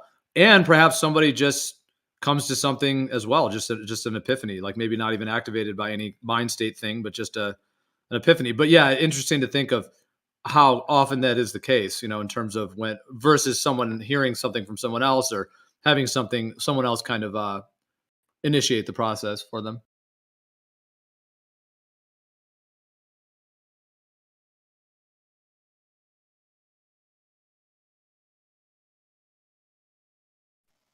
I took ayahuasca, and it was a strong enough kind of break from reality that I actually saw things. That was one of my major revelations, is that no matter what happens in life, you're in control. So everything quote is your fault. Everything, you are responsible for everything, because it's the only thing you can control. When you did that? When did you do that? I made it myself, actually, and it was probably 6 years-ish ago. No doubt. You used to be able to get all of the ingredients on eBay easily, and now you can't. You can still get them, though. I mean, there's a lot of places that will sell. Yeah. Much less, though. There used to be a lot more. It used to be more widespread. Did you make it with chacruna and the Banisteriopsis, or did you use mimosa? I used 4 things. I used the bee cappy, the root. I used Vivivus, the chacruna. They might be the same. And I used Syrian rue. It's a seed that has those properties in there too. Okay, yeah. Chacruna, Psychotria viridis. Yeah, that's the chacruna. And then the Syrian rue. Okay. Not quite classically ayahuasca, but that would be considered an analog, but with the Syrian rue. But Some places do actually use Syrian rue in there. But yeah, the base ayahuasca is cappy and the plants. yeah, the copy and the chacruna are kind of the two kind of quintessential that are usually always in the brew. And then yeah, there's other ones that can be added. Like I've heard you can also brew it separately and take the cappy, wait 30 minutes, then take the other one, and it's can be more intense. Yeah, some of the DMT will break down before the cappy kicks in. So yeah, technically, but there is something to brewing it together, the actual alchemical kind of fusion of them. But yeah, technically you can do that. Yeah. But yeah, it's it was a very you know, it was almost like I was getting input from not myself, which is, I know I was the only one there, so to speak, but yeah, like I wasn't, where did those revelations come from? I wasn't capable of that,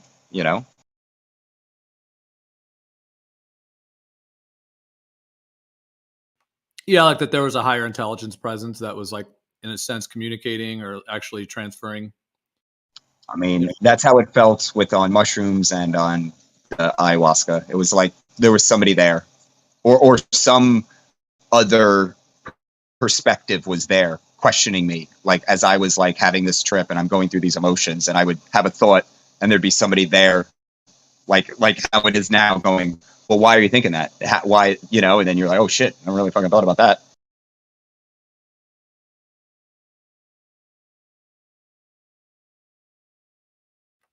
Well, yeah, there is that term teacher plants. Some people will refer to them as teacher plants in that sense that, the actual plant spirits themselves actually have intelligence and wisdom to impart, as it were, in that sense. Whether that's supporting someone to glean an insight or have some kind of a awakening within themselves about some part of themselves, or whether it is just like almost like a download or like a straight communication of knowledge or information, or access to something on a deeper level that they were meant to engage with at that time. Yeah, I think you got to be ready too, right? Like that's what the whole bad trip is. It's somebody who's like not ready for it, and you try, and Morpheus tries to pull them out, and that goo hits them, and they just fucking blah, blah, blah.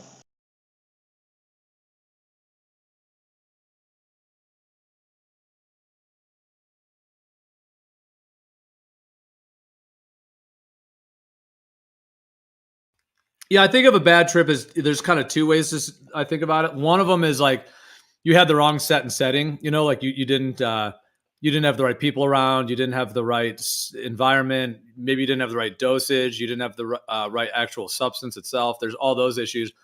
Those are kind of like almost like the idea of a party foul. It's like a trip foul. It's like, oh, you kind of didn't do it right. Like maybe you didn't unplug your cell phone or turn your cell phone off. And in the middle of the peak of it, your cell phone starts ringing and it distracts you. And then now you're looking at your phone and it's like took you out of the peak moment or something like that. So that would be like that form where it's just like poorly,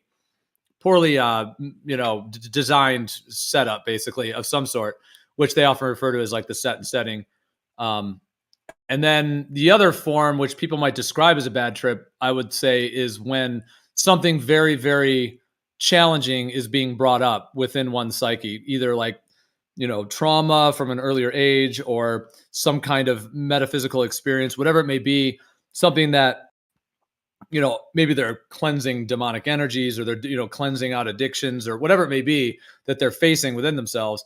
And in that sense, it's not really, in my viewpoint, that's not really a bad trip. Actually, that's good that, that kind of splinter or that wound is being brought up to be healed and to be moved through and to be faced, because that ultimately is what needs to happen, is that needs to be brought up and moved through, because otherwise it's causing, depression or anxiety, consistent symptoms in someone's life. And so to resolve a state like that, Big Pharma wants to just give you Prozac and give you drugs and just drug you out. But, that really doesn't solve the issue, and it just poisons the body, even though it might give some temporary relief of the symptoms. Whereas to get to the root of the symptoms means, actually getting to the root of it where you can resolve it permanently. But depending on what the substance is and the environment and what they're doing, it can be challenging to go through whatever they may be going through. And in that sense, it could be like a painful or a challenging experience, but also has a healing component to it. So in that sense, like it's kind of not like a bad trip in that way.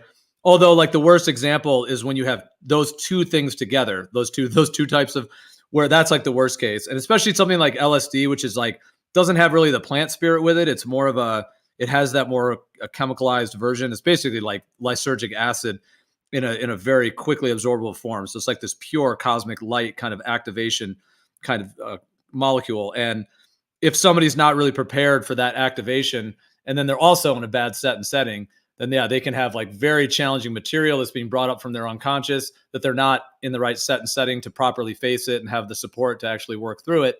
And then in addition, have a bad set and setting. And then you get those classic things where, guy took LSD and he freaked out and then they took him to the hospital.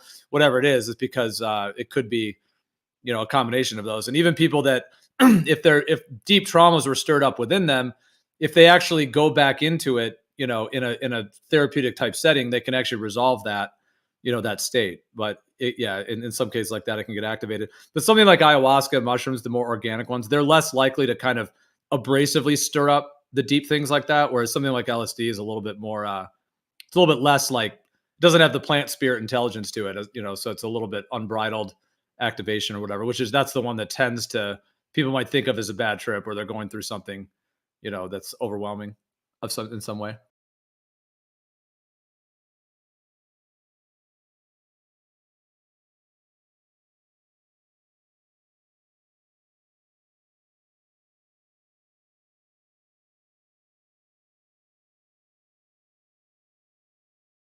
Because like that form of what someone might think is a bad trip, like if some deep thing is getting stirred up within them, it's actually the most opportunity for them to like heal from that and actually resolve some very deep psychological issues that they may have or emotional conflicts.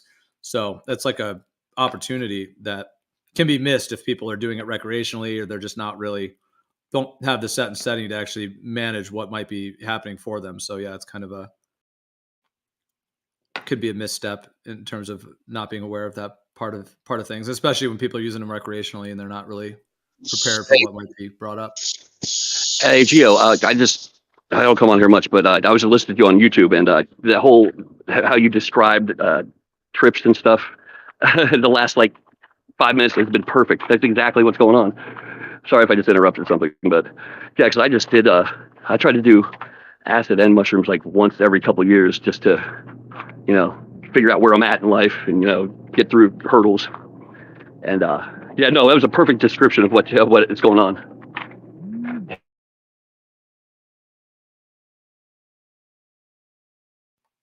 Yeah, cheers, Tony. Yeah, man, cool that you jumped in. Yeah, that's cool. So yeah, so you've been able to have kind of like using it like almost like a tuning like a tune up in a sense, kind of tuning into yourself and kind of getting bearings on the the next the current phase you're in or the next phase that's coming.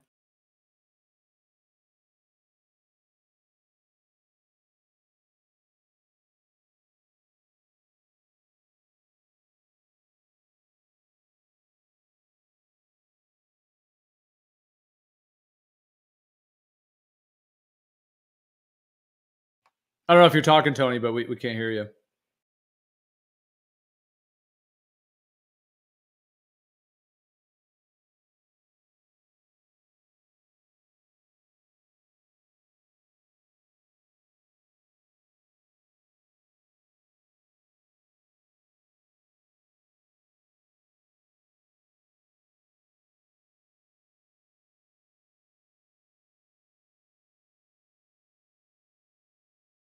No, I think Tony's disappeared into the ether.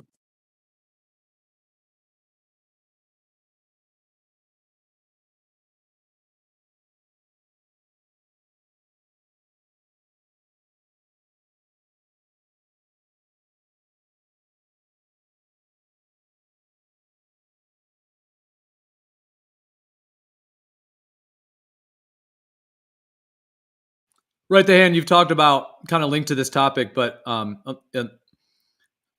see if Tony comes back. But yeah, like you've talked about like the idea that like God is nature and some of those ideas. I was just wondering what your thoughts were, because kind of linked to this topic.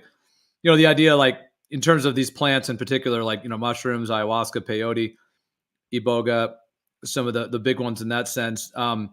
And you know, the kind of history of those people using these plants, especially if, you know, used in a sacred way to kind of glean insight from life, etc.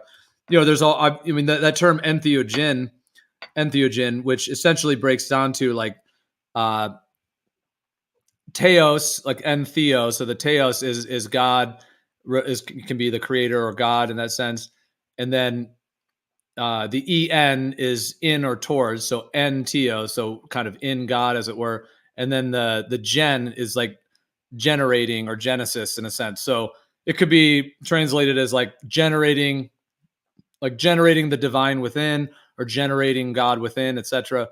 And so that name entheogen is sort of connected because many people, I'm certainly not saying this is everyone's journey, but many people who work with these plants, you know, can have tend to have very deep revelatory insights into the nature of the creator, even to the point of experiencing the consciousness of the creator directly in some very, very peak moments. You know, being helped to process through their own blockages or traumas, ego death, all of those components. And, you know, folks that have really decided to pursue a deep immersion with these, you know, plants and so on, can in some cases can go from, you know, being completely atheist and having emotional issues to at the end of, you know, 50 sessions or whatever it may be, having, you know, no anxiety and depression and completely being, you know, connected to the creator in various ways, and whether you use the term enlightened or however, you know, one might perceive that in their own journey. So kind of a long-winded way of asking, but I'm just like, the idea of nature as God, what do you think about the idea that there's plants in nature that tend to integrate people's spirituality and assist in that journey, and that those come from nature? Yeah, I think you know, some plants have like, it would be like if you got on the internet, right? If you had never been on the internet and then you got on the internet, like just the amount of information on there is overwhelming, right?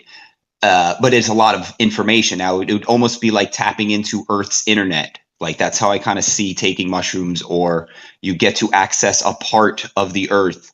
Like if you could talk to somebody, but then if they could like tap into your mind and kind of just go through it, like where you don't have to explain it, they would get a better understanding. So yeah, I kind of see it like that. Like there is like, just like how your body is broken up into parts and each part has a use, like how you know, if you want to believe the brain is where the information is stored. Yeah, I think, you know, maybe fungus is where the information is stored because of how it's all connected. And if you tap in, you can access all of that information, or that part of the creator. Yeah, that's beautifully said. Like almost like tapping into the mainframe in a sense, like tapping into the motherboard. Yeah, exactly. Yeah, and it's like when the Hulk put on the Thanos or the Infinity Gauntlet. Like if you're not strong enough to tap into that mainframe, like it overwhelms your body, and you have to be able to be like somebody, you know. That's why another person to be there, be like, yo, look, this is not going to be easy, dude. You're gonna have to hang in there. Like don't let it get to you and this and that. Whereas if like the guide, if you didn't have a guide, you don't know what to expect. You're not ready for it, and then boom, you're in a bad place.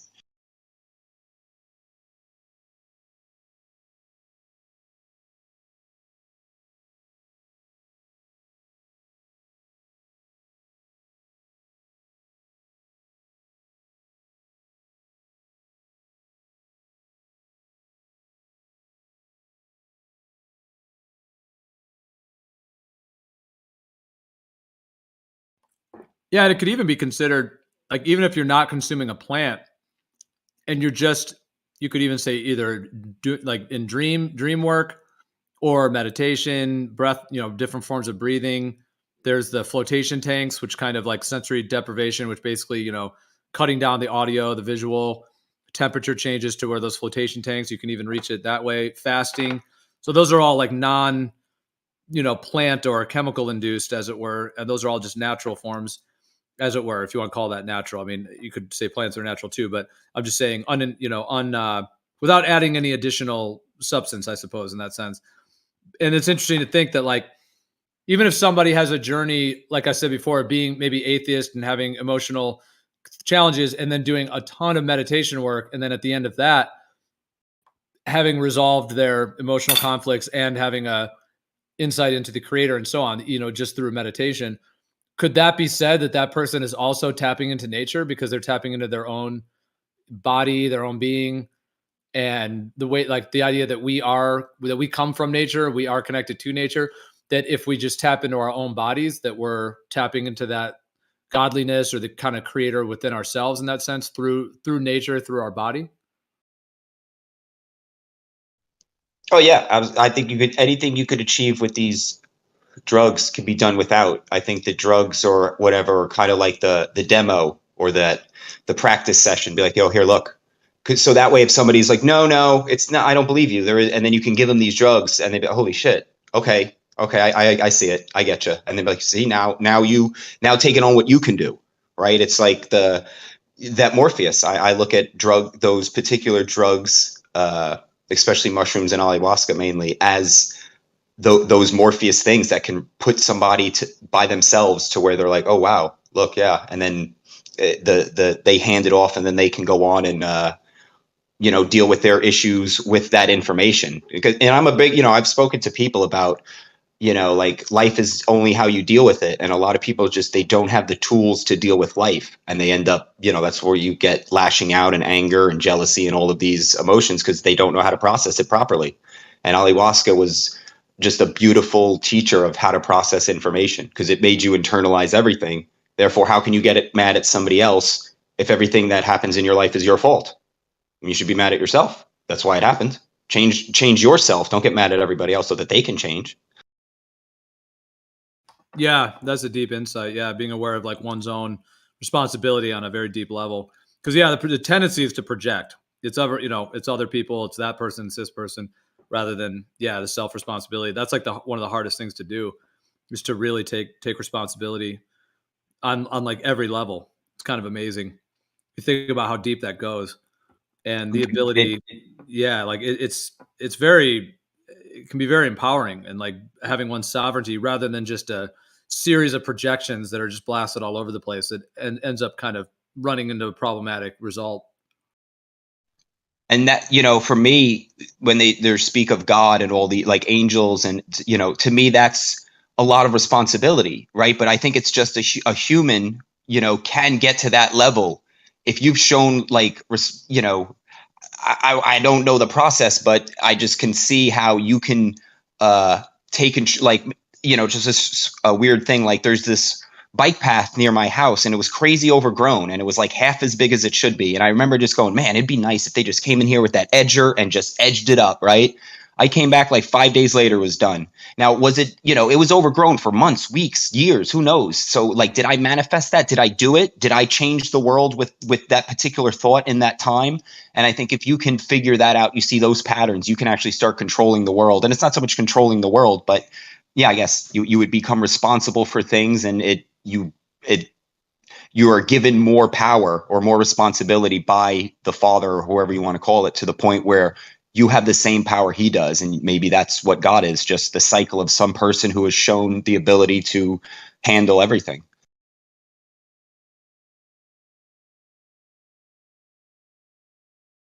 You mean to, like, manifest whatever it wants? You mean like having such ultimate sort of self-mastery or self-control that you can literally form your consciousness or form your being, or even other into precisely what you want to create? You mean on that level, like that ultimate? Yeah, like on a godlike level, Yeah, like the way people describe lucid dreams, when you can literally create anything in that. Like the deepest kind of the way that lucid dreams are described, people that really access them on those levels, is that there they are, they know they're lucid, they know they're in the dream, they're in a very deep dream state, and then literally they can manifest anything. I mean, if they want to manifest an entire European city right in front of them, and then they want to have hundreds of different people that are working in shops. You know, they could just do that, almost like out of what's that movie, Inception, when they kind of have that type of concept. Yeah, I think once you gain the and I think that's why pattern recognition is so sought after, and they find the people with the best pattern recognition and then put them into meaningless jobs so they'll never use that and discover the patterns of these things that happen, you know. Because if you notice, you're like, hey, if I wake up at 6 a.m. and run every day, like I always find money on the floor. It's the weirdest effing thing, right? Like it's almost like it happens like all the time, you know? So, and then you start putting that together and you're like, all right, well, what if I run at night in the morning? And then you do that, you start noticing these changes that if you weren't aware or even thinking of it, you wouldn't see that. And then you wouldn't continue down the path.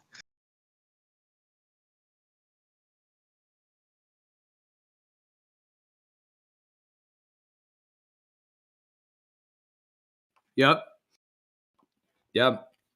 It's pretty wild to think of, like, if you were in that lucid dream state, you create anything that you want. Would it then make sense that like you would create these other beings that are limited in their understanding? Like if you were going to create a whole city with all these different, you know, shop owners and stuff, like it would make sense that like the shop owner wouldn't just have all the knowledge. Like the shop owner would be the shop owner and he would have his own life and have his own thing, you know, perhaps, you know, even though the ultimate creator has consciousness of the limited and itself, like the all knowing, but it would, you know, to create an interesting game or an interesting scenario, you would have to have those individual units or those individual beings that would be limited to some extent.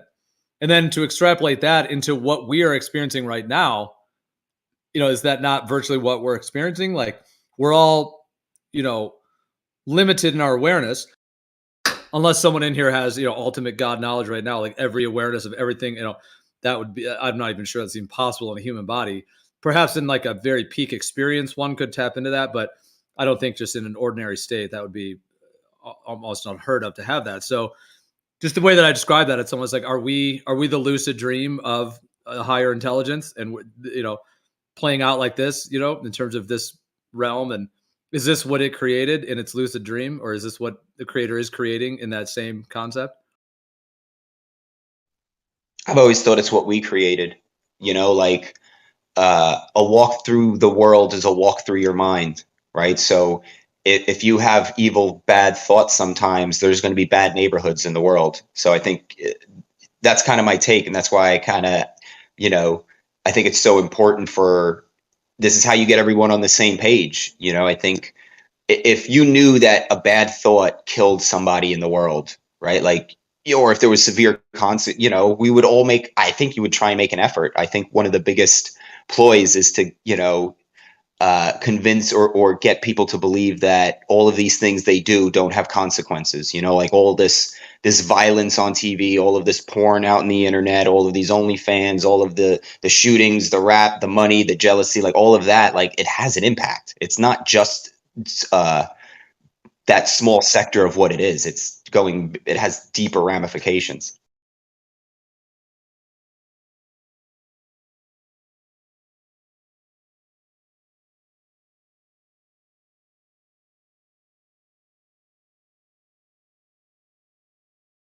Sometimes I think, did I bong and forget?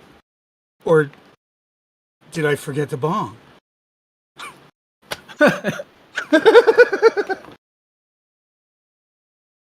It reminds me of that Key and Peele clip where you remember that one where, yeah, I don't know if you saw that, but they're sitting on the porch and the guy's like, hey, let me hit that.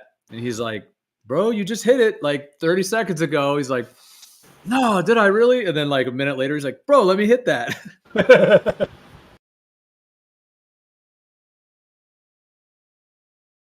Like forgetting what you did. Yeah. And then that kind of metaphor for life is interesting, that like we are the creator forgetting what we created and then partially remembering it as we go. Yeah, we definitely have amnesia of our past lives, our purpose, our history. I mean, we're definitely living in amnesia. Yeah, and the figuring it out, that's the life. That's the purpose, right? And I think, or like it's a half and half type thing.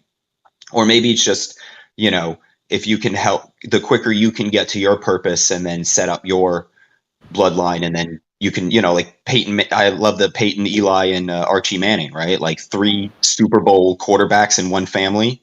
That's not genetics. No, that's not genetics. They had a plan. They stuck to the plan.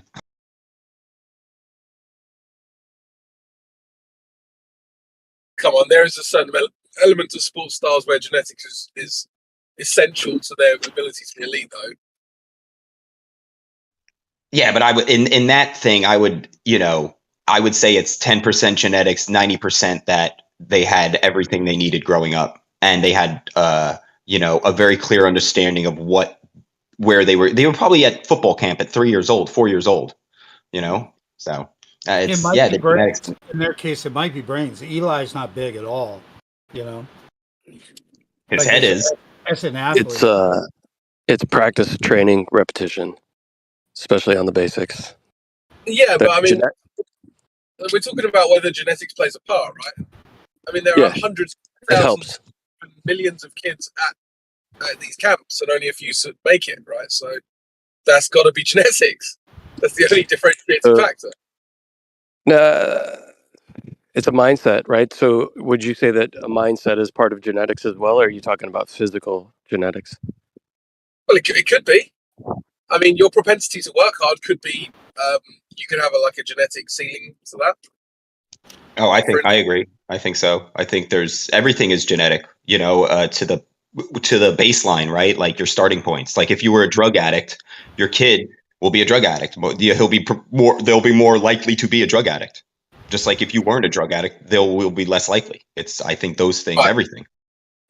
Yeah, sure. So, that's right, yeah. Sorry, go on. Go ahead. I mean, you're just describing basic heritability, which is spot on. So, yeah, that's what. But they grew up in a culture of winning. The last one, for instance, that's coming up. Sure, like that helps, right? So that mindset helps being around people, around people with that mindset. Certainly know the possibilities are there. Let's put it that way. The proof is right in front of you. Yeah. So the thing that's why I was asking about whether you guys think that the mindset is genetics. I think it can be, but a lot of it's learned. And part of what I do for a living is training young athletes, and just a change in mindset, right? If I can get them to change their mindset, that can open up doors that would never be opened up just strictly based on some sort of physical makeup or anything like that. So I see in action that the mindset can be changed. Might be a little bit harder because of genetics with some people, but Tom Brady's still a good story. A good example of someone that just fucking did it anyway. Well, yeah, I mean, the thing about mindset and training and all this stuff is if it didn't help or if it didn't work, no one would bother doing it, right? So it clearly has an influence.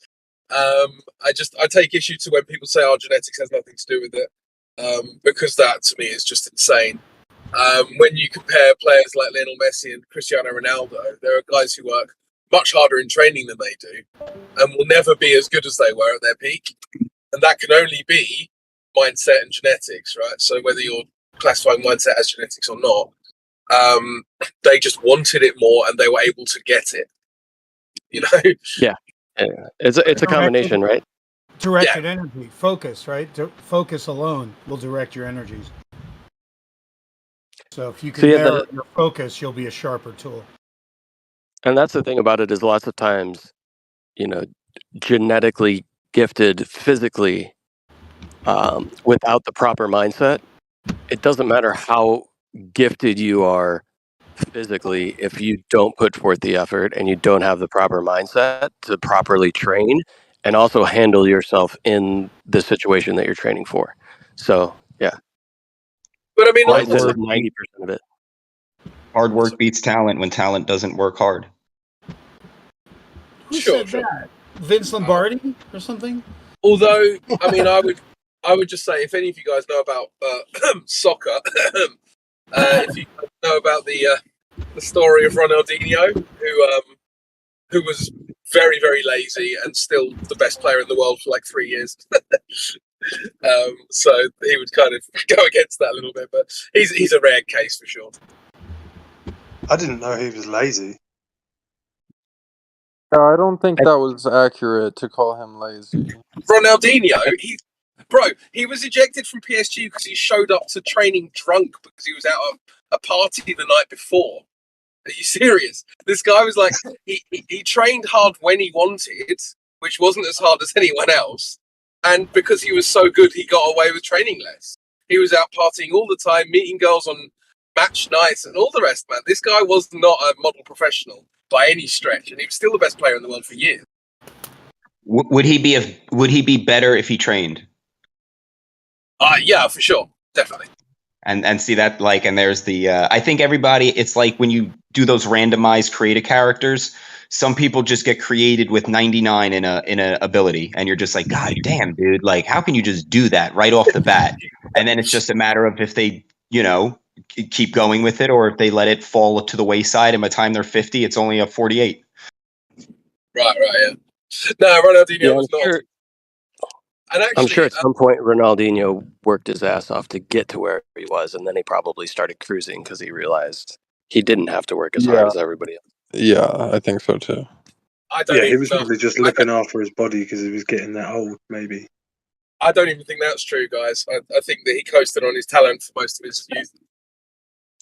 But that's slightly more subjective. Certainly his adult career. I don't think you can be born that talented. Dude, have you? I think you can. Look at artists. Some people just can draw like facial, pictures with just from birth. Right, like if you watched him play extensively, the guy is not a trained product at all. Everything's just self-taught, pure, just artistry and power and just raw talent. He is not a trained product.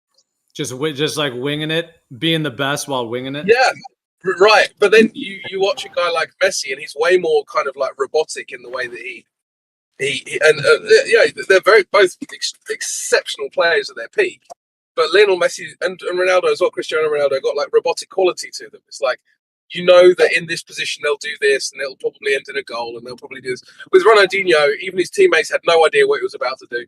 He could skin 6 players and slam it in the top corner. He could do a bicycle kick from 25 yards. He could do all sorts of random weird stuff that he probably never practiced. And he just pulled it off anyway because he was that good. Yeah, but there's also a factor, like I agree, right? There's people that are just ridiculously gifted and very good at certain things. But I've seen so many players that I've played with that didn't have the proper mindset, that were way more gifted than other players I know that had long historied professional careers. And I knew guys that were twice as good as these people that just didn't do it, couldn't do it mentally. Well, there's another example I like to use with I don't know if you guys have heard of Ricardo Quaresma. He was considered like as hot a talent as Cristiano Ronaldo when they were both at the Sporting Lisbon Academy, and Quaresma was lazy or like less hardworking, let's say. And he still had a career with Portugal. He still had a career with a few clubs, but he just didn't do as well. But you can see with some of the stuff that he does, like he scored Rabona. So Rabona is like an outside of the foot curler from like 30 yards multiple times in international games and club games. Extremely difficult skill to master, and he just does it at will, seemingly. So this guy's got, again, incredible natural talent, but he didn't work hard enough to make it to the top of the game. Yeah, I was going to mention that reminds me of that golfer, John Daly, where apparently there was something where him and Tiger Woods, were kind of talking and whatnot. And apparently, as far as I know, just kind of from what I saw, like apparently Tiger Woods was just saying how much raw talent John Daly really has, like maybe even more than himself, I think was kind of the joke. Like, oh my God, like John Daly, you just incredible. Just that, what Tiger Woods was saying this, that just John Daly's natural talent. And isn't that kind of the story of John Daly, where he's like basically an alcoholic, drinking beers while on the course, smoking cigarettes. He drinks like a case of Diet Coke a day or whatever, McDonald's, all that stuff. And I don't know like his practice regimen, but I think that might be part of that as well, is that I'm not sure he even practices that much. He just literally grip it and rip it kind of thing. And I think even Tiger Woods was sort of saying that if John Daly had done more of the training, that he could have even been like, one of the best in the world, in that sense. So it's just another example. That's 100% like the case, right? So John Daly is the kind of guy that literally could show up shit-faced, right? Continue drinking and still drop decent scores and play on the tour and be able to compete with the best in the world. And then you have somebody like Tiger Woods who has trained his whole entire life, very disciplined, very regimented, right? And he's looking at John Daly like, man, I wish I had probably half of this guy's natural talent. But what John Daly lacked was something that Tiger Woods excelled in, which is discipline, right? Training, discipline, and the mindset to win. How many majors did John Daly win? I don't know offhand, but he did win a fair number. A bunch.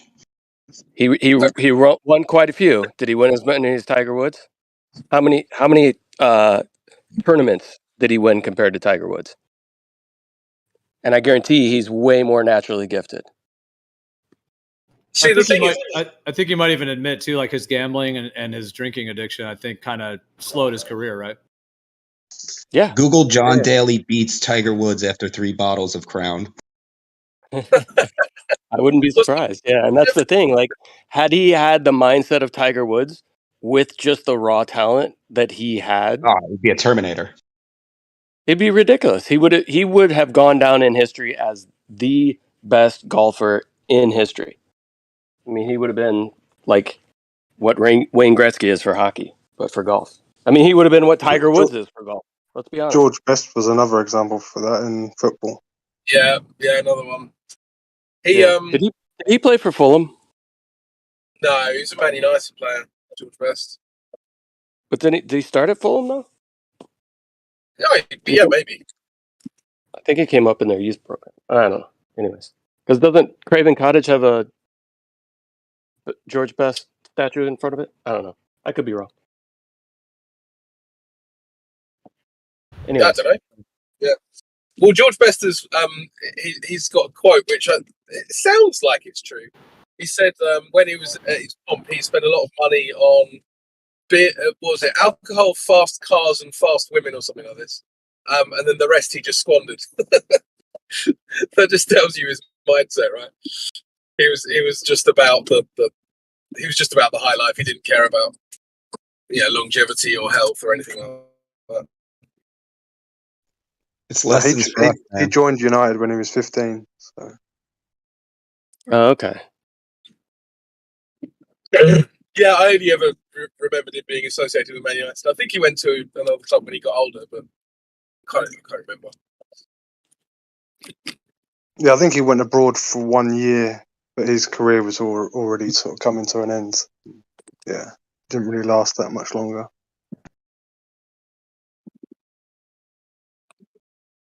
Total alcoholic, that guy. Such a shame. But yeah, Eden Hazard was another example of someone that had amazing raw talent and was lazy and just lacked the discipline to work at it more. Yeah. Well, there's actually, have you seen some of the interviews with his Chelsea teammates when he was at Chelsea? They would say, like, he would just do nothing in training, like nothing at all. And then he would just turn up each day and score a hat-trick. Yeah, kind of like Ronaldinho, And then you got my nephew who for one of the youngest MLS players ever be drafted at that age. All he did is live, breathe, eat, sleep soccer from the moment he could kick a ball till the moment he got pulled out of high school and went to the pros. So I mean, obviously he's a good-looking kid. He's very talented, but the hard work sometimes always will give you best odds at making it to the big leagues for sure. There are freaks out there for sure that just have this natural God-given talent that you can't ever learn and achieve, no matter how hard you work. Yeah, you for instance, I mean, Ronaldinho again, you can't like just train to be like him. It's not really a thing you can do. It's just like being a juggler or some kind of crazy circus act. If you don't have it inside of you, you probably aren't going to be able to learn it, no matter how many reps you get. Or like a guitar player, a lead guitar player like Eddie Van Halen. I don't care how much you play every day for the rest of your life, you'll never even come close. Yeah, this is maybe not in the exact same category, but it maybe fits a bit. It was popped in my mind. I heard Dave Grohl. Now, not to say that Dave Grohl is some kind of master guitar player. I mean, he's more of a rhythm guitar player, but he is quite good. And I've just heard him say that like he can't read music. He doesn't even really know what the chords are. Like he doesn't really even know much. He can just do it. You know, he just has the skill. Yeah. Brilliant drummer. I was 12. Dave Grohl. I don't really like, know much about drumming, but just to watch him play drums is fucking a thing. Have you ever watched Dave Grohl play drums? He's so good. Yeah. Yeah. I mean, some would argue, especially with Nirvana, that, I mean, even though it's not the most like, it's not like, really technically skilled in that sense, but just the that rock style and laying down the beat so solidly is that's a unique skill. Yeah. There was this basketball player. He's the worst rated player in 2K23 or whatever, right? Like he's got a 46 rating. And there were people like talking crap about him, and he was like, "All right, well, let's set it up, bro. Like, I'll play any, you know." And he was playing like people that play college ball and all this stuff, bro. He 11-0'd all of them, and one of his he said at the end, he's like, "Bro, I'm closer to LeBron than you are to me." Well, yeah, I mean that's the thing, isn't it? It's like he's 46 rated compared to one of the best basketball players of all time. Like that's not a shame. I'd probably be rated like 6 or something in the same scale. The best basketball coach in the U.S., Phil Jackson, definitely attributes some of it to eating LSD. I think the Beatles do too. Talk about rigorous training. So yeah, so one of the things though is like kind of like Zanuck was saying with his nephew. I'm sure his nephew is probably very gifted and talented naturally, but it sounds like he put in a lot of hard work and a lot of training and a lot of repetition. So you can have the freaks, you can have the Ronaldinhos, the George Best, the John Daly's, the guys that have to put forth very little effort and be, you know, the top 1% of the top 1% of the top 1%. But having the proper mindset and being able to train and stick with the program and have determination can get a lot of people to be able to play with these freaks. You know what I'm saying? Yeah, I've just thought a couple of people out of that really. We were just thinking about Stephen Hendry. I played poker against that guy. Only Crypto will know who that is, and possibly Jim. I know Stephen Hendry, but what about the other one, the Irish guy? No, but the point is, look at Ronnie O'Sullivan. I mean, he's Alex a fucking Higgins. freak. He's like Alex Higgins was even more of a freak. But the point is that Stephen Hendry's like a fucking robot. He's literally like a robot. Think of like Pete Sampras from tennis. He's like a fucking robot. So yeah, it's kind of interesting, that, isn't it? These people just put their head down, no emotion. They work the fucking arse off, and you've got to admit the Paul Gascoignes and the people like that, like we talked about, George Best. These are fucking, in my opinion, why we watch. These are the people like, you know, with the passion. I don't know. There's something different about that God-given talent. That's why I always say I like singers. I like singers, God-given talent. And by the way, algorithms, you can't fucking replicate it with your stupid auto-tune. Although, oh my God. Sorry, don't get me started on music. Yeah. Well, the thing about teams. Oh, God. I was just gonna say the thing about team sports, right, is for every George Best, you have to have an Ole Gunnar Solskjaer and a Paul Scholes, right? In order to have a successful team. You have to have a bunch of components to make up that team. And a lot of those components aren't just guys that can show up, not put forth the effort, and still have a job. I mean, Man U throughout. Well, sometimes one player Alex can lift Ferguson's everyone. time was known for a bunch of guys that were hard workers, gritty players, people that put forth the effort, but weren't necessarily the superstars. They had superstars on the team, but their midfield is what got the ball to a lot of their guys, you know? Well, this whole conversation just made me think of just the old like nature versus nurture. which it seems like a lot of like, just summarizing it up in terms of this, because like obviously the nature being that talent, that sort of God-given talent that is just out of this world, and then the nurture being the practice and the training. And it is interesting that, like, talking about some of these cases, that when you look at the best of the best, it's like some of them seem to have the really high on the nature, like they have that incredible level of talent. And then the nurture side, they didn't necessarily do as much training. And then somebody else that maybe doesn't have as much of the nature, or has a good amount of it, but maybe not quite as much, and then they did a ton of training. It seems like those two scenarios seem to be the case for some of the best in the world in these different categories, just in terms of that balance. Like it seems to work on both sides of the spectrum, depending on what, if you come at it from the nature or the nurture. I guess the one that's tough to do though is you can't, if you don't have the nature, can you really nurture yourself to be the best in the world? Like, is that even possible when it comes to those types of talents?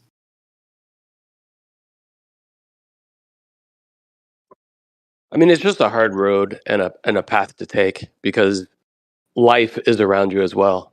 I know, like, when I was at my peak, if I would have not made some of the decisions that I made around that time in my life, different story for my career, right?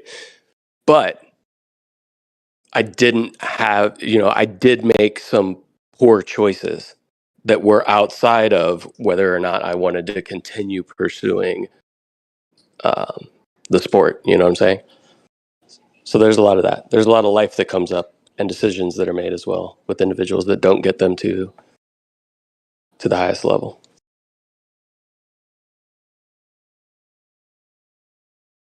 There sure is a lot of verbiage when you start looking this up between talent, skill, learning, knowledge, a lot of language. People, is it talent versus skill? Is it ability versus skill? Is it skill and knowledge? Is it's the difference between talent and skill. It's the difference between skill and ability. No, it's natural born talent. No, it's acquired ability. There's so much language when you look this up. It seems subjective entirely. Yeah, the answer to your question about what is it is yes to all of that. It's a combination of all of that has to go into it. So yeah, and also passion and how much you love it. And after doing it for so long, do you still love it? What about even like life circumstances though? Like finances, or being at the right place at the right time, or meeting the right person that triggered you into the, whether it's playing an instrument or athleticism or whatever, having those kind of circumstances that led you that way too. Look at Mike Tyson. You had to train that guy not to fight. It was natural for him to fight. He grew up that way. That's the thing. It's like if you consider it training, or whether you love it because you love what that action, playing football. Your mind either sees it as enjoyment or work, right? So wouldn't that determine how much you could work at it? What's interesting about this actually is the question of whether you choose it or it chooses you, because clearly it chooses you. I don't know. I don't know how you guys feel about that, but yeah. So I have kids that there's days where I'll straight up tell them, I'm like, if you don't want to be here, just go grab your shit and go home. You know what I'm saying? Because there's kids that show up, and if their passion's not there and they don't want to be there, there's no point in them being there. yeah. But they need sometimes to hear that, right? Like, no, really, go grab your bag, take your gloves off, throw them in your bag, go over to your parents and let them know you don't want to be here. And then it's like, oh crap, okay, all right. Now that we're past that, let's figure out what we're going to do to work hard tonight. Yeah, that kind of shit. Motivating kids, whatever. Sometimes they don't want to be there, but then they realize that they do want the end result. And in order to get the end result, you have to put in the hard work. Most everybody has to put in the hard work. Let's be honest.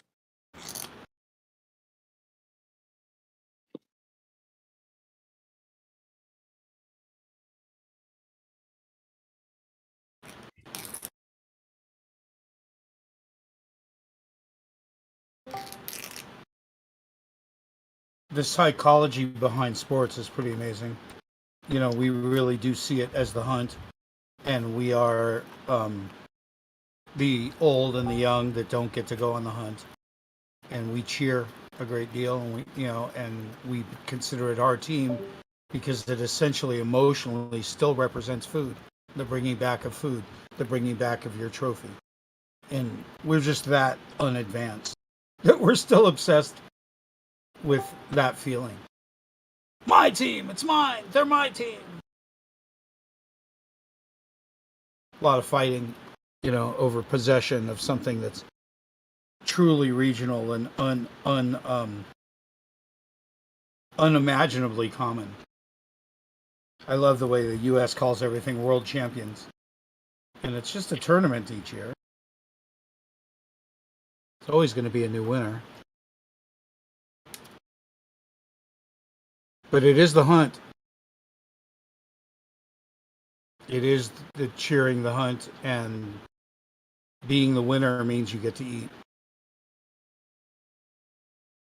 Yeah, it is interesting that the U.S. calls most of their championships the World Championship, right? The World Series, all that kind of stuff. We should But be punished. We should be punished. yeah, but to be honest with you, the ones that do call it the World Championship, those are the best leagues in the world. That's why the MLS doesn't say when you win the MLS Cup, you're not saying you won the World Championship. Nope. You shouldn't really say it about baseball either, though, because there are leagues all over the world. They don't compete. No, I know there's leagues all over the world. There's hockey leagues all over the world, but the best players They're not come as good as play in our leagues. Yeah, no kidding. Yeah, MLS is a good example of that. They all want to go play in Europe. They don't want to sit in the US. If they can go big, they go big time in Europe. So should we call the Premier League title the World League Series? The Premier League? If it was the best league in the world, sure, yeah. Well, it is, so. If it was, then yeah. They call it Premier. Well, exactly. Well, have you noticed in England we've actually got 3 first divisions? We've got the Premier League, and then below that is the Championship, which kind of implies it's the best one. And then below that is League One, which also kind of implies it's the best one. Yep.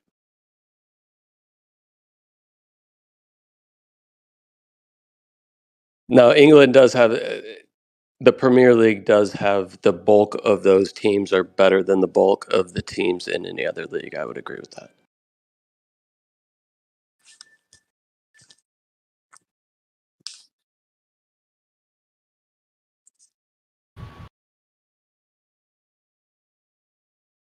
But that's why there's the Champions League, because you can't count out clubs like Bayern Munich, Dortmund, or AC Milan or Real Madrid or Barcelona. Like you can't say that those aren't good teams.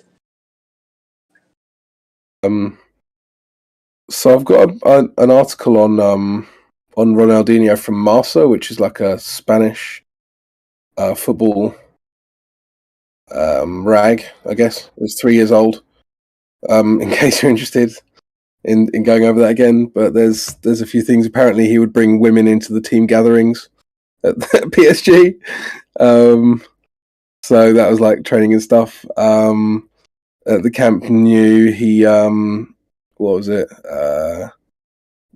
There was videos of him partying and dancing until the morning before games. I'm just skimming the article at the moment. He organised parties that last for days, like before a game. Where's the other one? Oh, he was sold from Barcelona because they didn't want his bad behaviour to influence Lionel Messi, who was kind of coming through at the time. When he moved to Milan, another team, apparently he got forced out by a group of fans who wanted him to go home and prepare for the game the next day. I hadn't heard that one before, but I can totally believe it. What else? A bunch of other stuff, but it's not really relevant to football. I can tell you scored one of my favourite goals against Chelsea. That one where he just shimmied and then pretty top corner. Mine too, man. That goal's Amazing. fucking ridiculous. Piece of magic.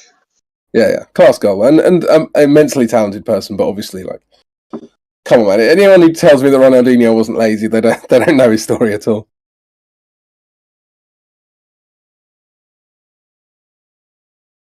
The same thing happened to Adriano. If you guys remember Adriano, he was like absolutely colossal for about 2 years, and then just became fat and couldn't play anymore.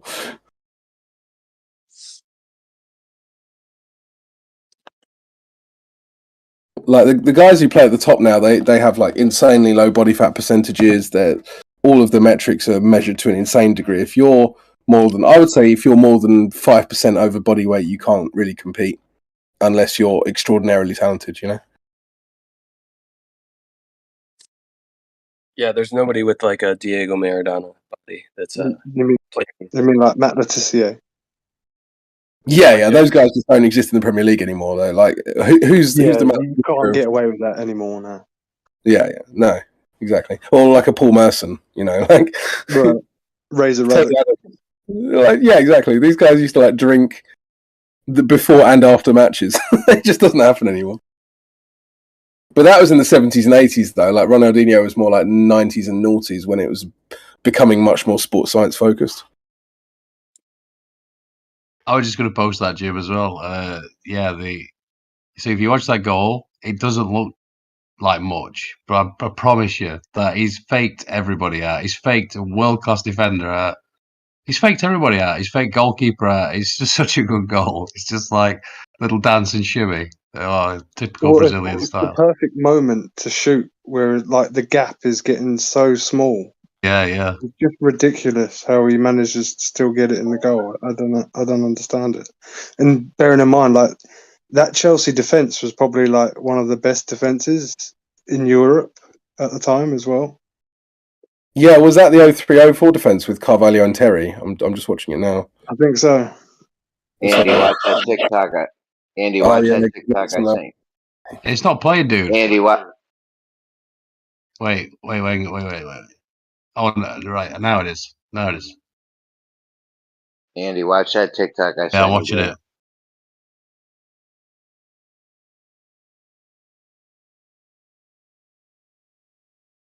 The exact opposite happens when you fly a drone in an elevator that we thought earlier. Like if you fly a drone in an elevator and then the elevator moves, that shit does go to the floor or the ceiling. Oh shit! I thought that actually. Yeah. Yeah, it'll stay in position while the elevator hits it. You're saying from the bottom or the top? Yeah. Yeah. Uh-oh, there goes the Earth moving up thing. No, it still doesn't work because if you think about the helicopter, it's not the same, is it? Because it's using the atmosphere, so it's not the same. But I mean, I was thinking if about you more. were to be, Go ahead. Go ahead, Joe.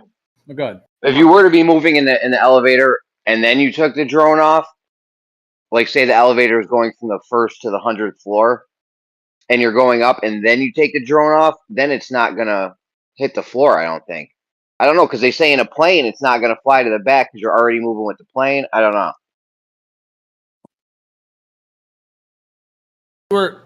All right, you're saying if you're in an elevator going up, and then you get the drone, and you hover it, you know the way the drones are designed to stay in one place. If you put it in the middle of the elevator, and you while it's going up, you hover it.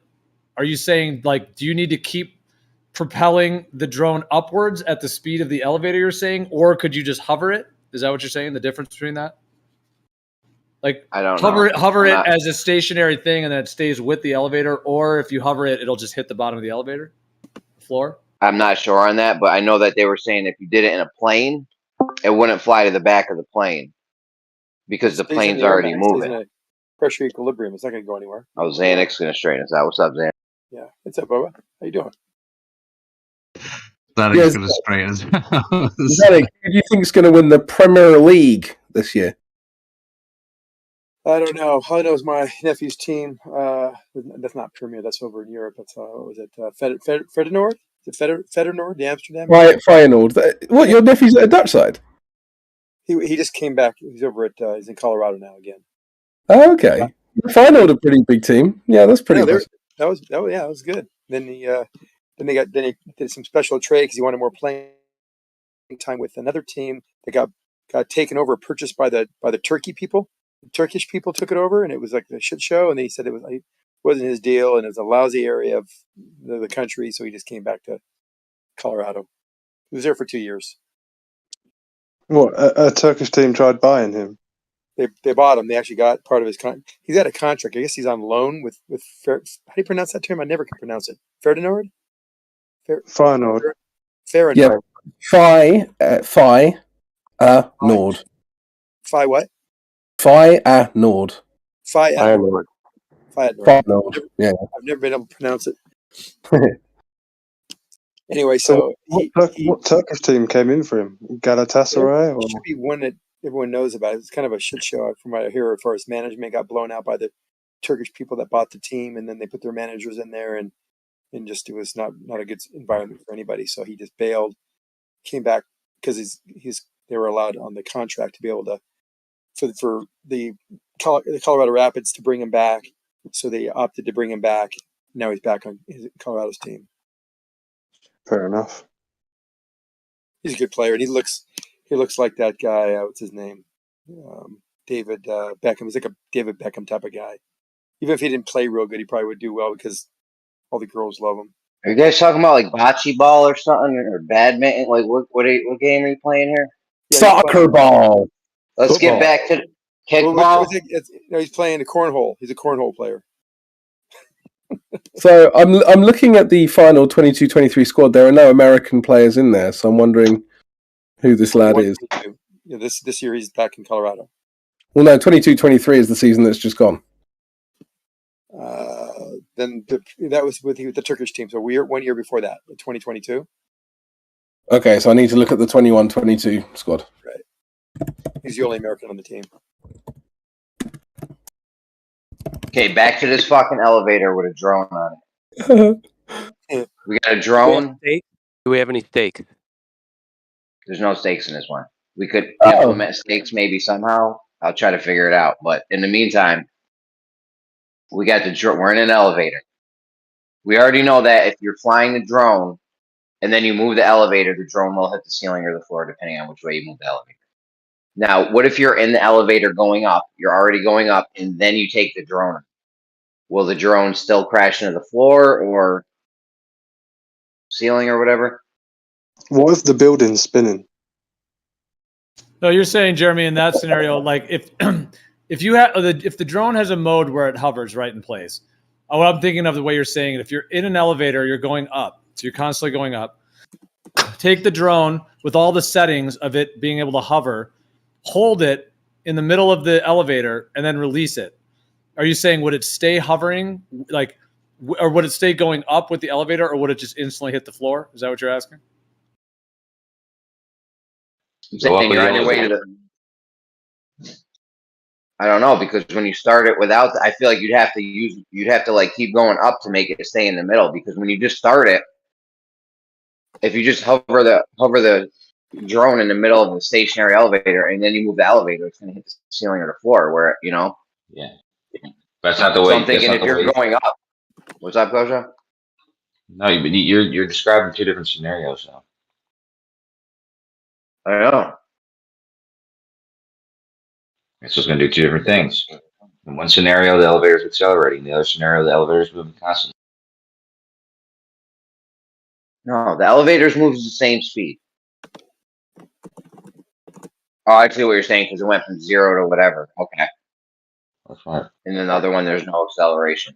That's what I was saying. If you were in the elevator already moving, and then you fired up the drone, so the propellers are all spinning. It's in the mode that would keep it stationary, and you hold it in the middle, and then you let it go. So it's already at that point, the drone is already going the same rate as the elevator because you're holding onto it or whatever. Then if you let it go, it's already in that motion. Yeah, but would it really hover in the middle, or would it hit the floor?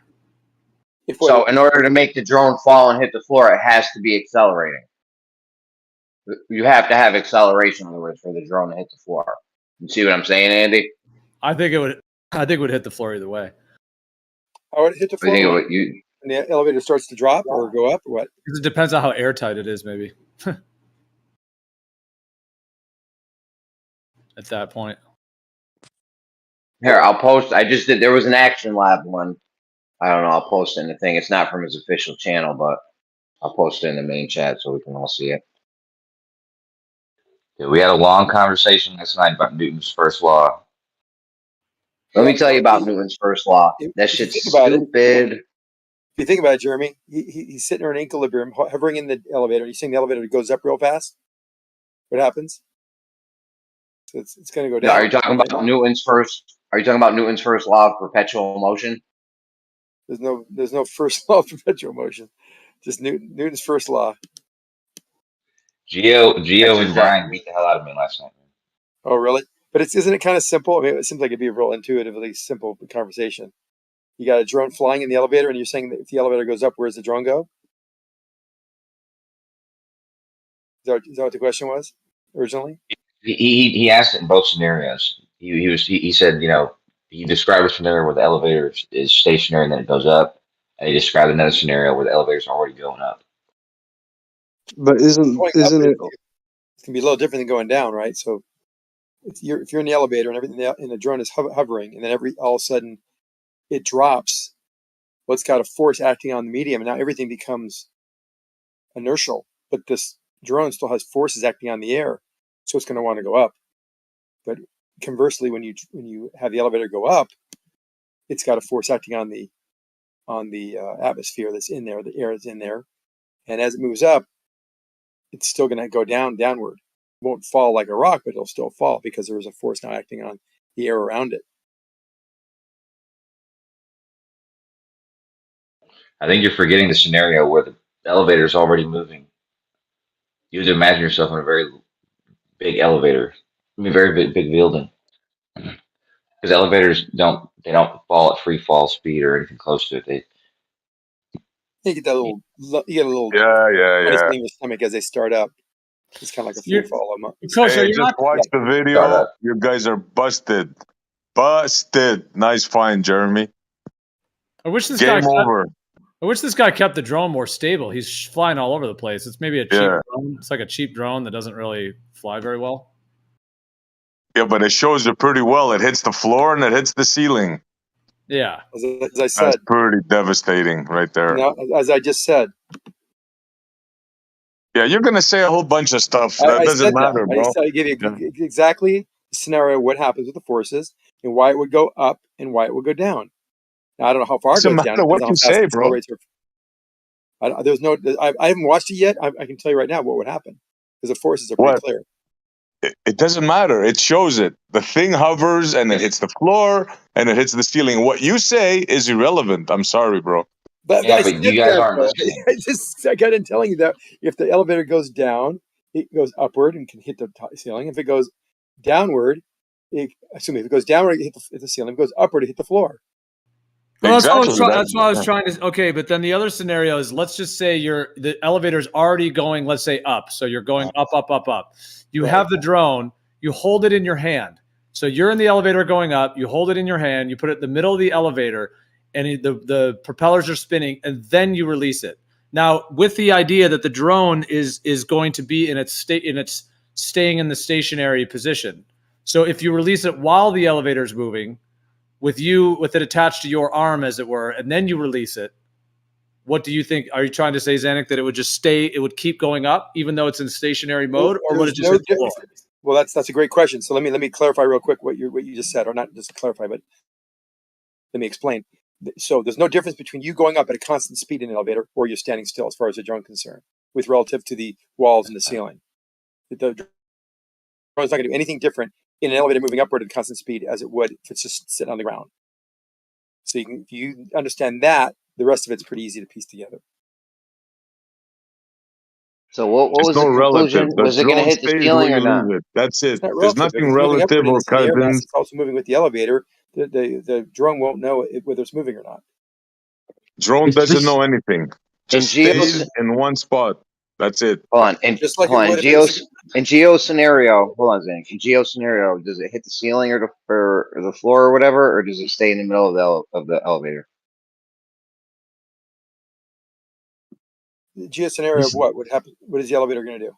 Oh my god, this is fucking retarded. Jesus, come on, this is painful. Oh, I think we already answered. I thought I answered. He's asking you what Geo scenario is.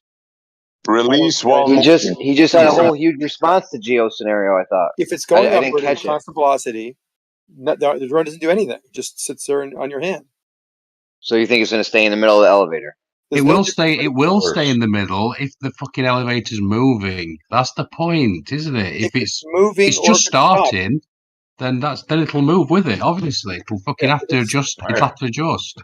All I'm saying is that so if Andy, they're moving is the same thing as standing still. There's no difference what the drone would do, whether it's moving at a constant velocity or if it's sitting on the ground without any cables attached to it, just standing there. okay, so Andy, you understand the ramifications of this or the implications of this? Yes, if the elevator's moving already, and then you start the drone off, it's going to just go with the floor, isn't it? How do you know? How do you know? Because it's obvious. No, that wasn't the It's not implication. obvious. See, because there's no forces acting on it. It's Jeez. all Hold on. inertial. Hold on, guys. So you think in If the the drone- scenario that Geo said, release while the elevator's moving, you think that the drone is going to continue moving up? If it's in a constant, yeah, of course it is. No, well, no. The drone's just going to stay where it is, unless it's Andy, stopped stationary and then it accelerates. Then it's going to move, obviously. Yeah, Andy, he's trying to not trick you, but he wasn't being very clear. You gave the right response. He didn't. If they're already moving, as you said, Andy, it just sits there. It's not going to move anywhere. It's going to be whatever. It's not going to know any difference whether it's the elevator is moving or the elevator is sitting on the ground, not even doing anything. Okay, let's see a demonstration. So now let's be clear now. You're wait, putting please, the drone in see, hover don't confuse- mode. Hold on, Zanik. You had your Quick comment. turn. Quick comment. No, after. All right. Geo said just wanna you make- I released just wanna the make sure drone. no one- What? Stop talking, Zanik. Thank you. Geo said you released the drone while the elevator is moving in hover mode. Do you understand that? Yes, I just want to make sure And there's you guys no are confusion saying it's about gonna move the acceleration phase, either decelerating or accelerating. As long as it's moving and it's at a constant velocity, it will just hover like it was not even moving at all. So it'll move up with the elevator, not touching the floor, not touching the floor while it's going up. That's what you're saying. There's no difference between the elevator moving at a constant velocity of that elevator being stationary and on the floor, on the ground. The drone will do That's not exactly the the same question thing whether on the the elevator is table. moving or not, as long as it's at a That's constant not the velocity. question on the table. Well, I think I've answered the question. If the elevator is moving, and I'm assuming you mean constant velocity, that's why I wanted to ask or interject something. If it's moving Yes, upward constant at a velocity. constant velocity or going downward at a constant velocity, that drone will act exactly the same as if the elevator was not moving at all. So it will follow. Another it will idea. not hit the floor. That's what you're claiming. Constant velocity, it will do exactly the same thing as it was if the elevator is on the floor, not moving. So another it'll way to, move. This is just fucking stupid. Look, if it comes to a sudden stop, it'll obviously go towards ceiling. If it shoots up, accelerates up, it's going to go towards floor. How fucking? This is honestly, it's I know. so Maybe dumb. you're not understanding clearly, Andy. yeah, we're talking about releasing it while the elevator's in motion. So another way you can do it, if you remove the drone thing, the drone is a little complicated because you do have all the sensors and a hover mode, and you get into all that and the air and stuff.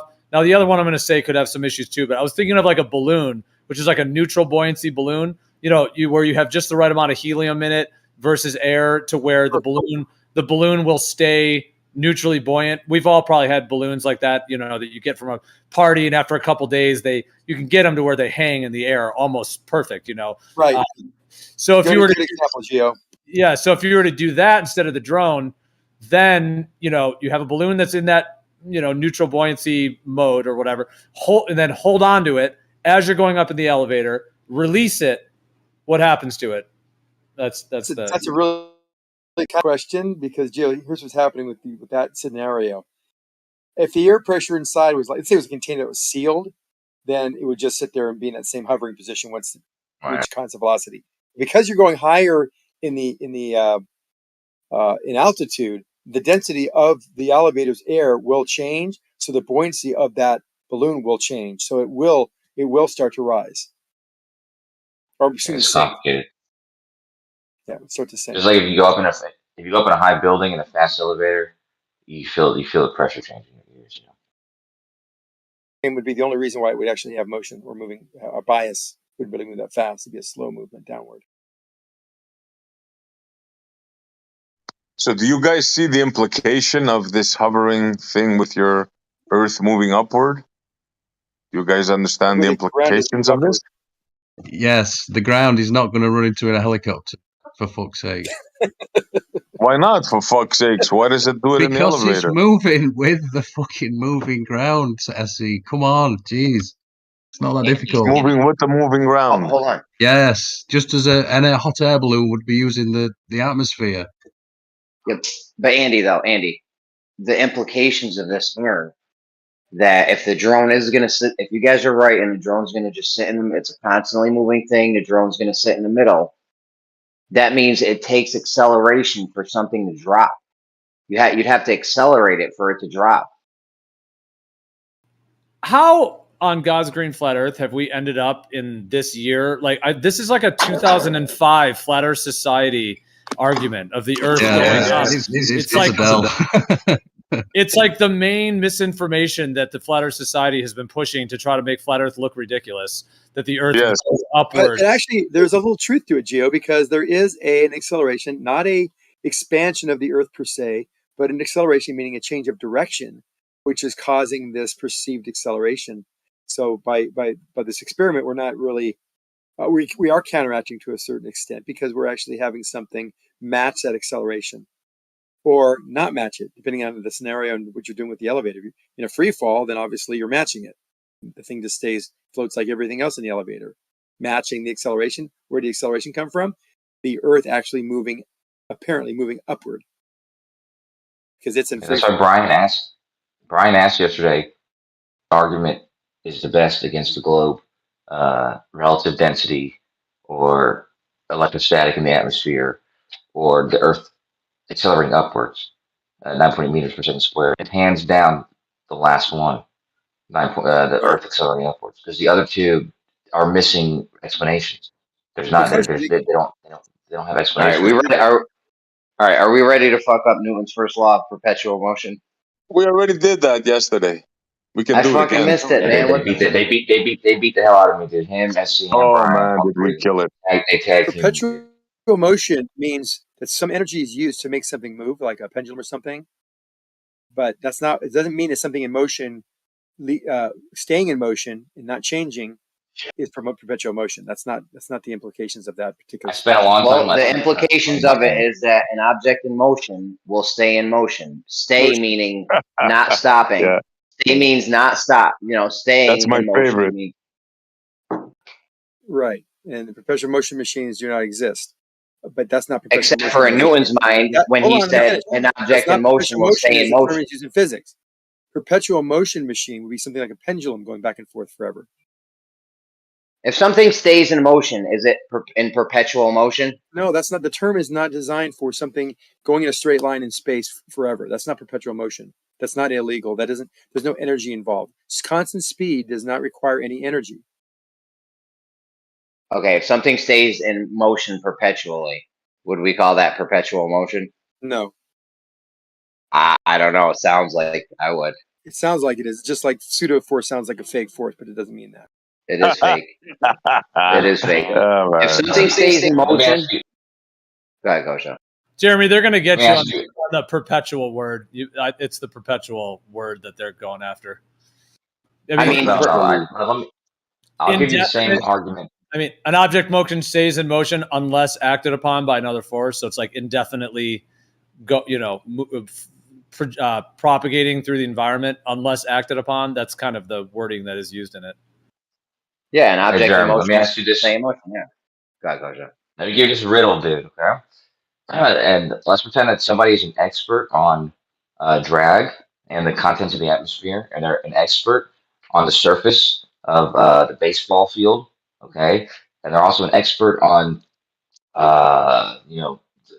there's an expert on all these things. Okay, and they witness a baseball player hit a baseball with a baseball bat, and they have exactly the trajectory that the ball starts off in after it hit the baseball bat hits it, and they also have the force that the ball experiences when it hits the baseball bat. So, can that person predict exactly where the ball's going to land on the surface of the ground, if they knew all this information and they're an expert mathematician and all this type of shit? The answer is yes. This does. I'm sure there's I some would say nerd. also yes. I'm sure there's some nerd that can do that. However, I'll tell you what's not going to happen is the ball is going to be in perpetual motion forever. That's definitely not. Sure. That's because he's gonna account for the drag.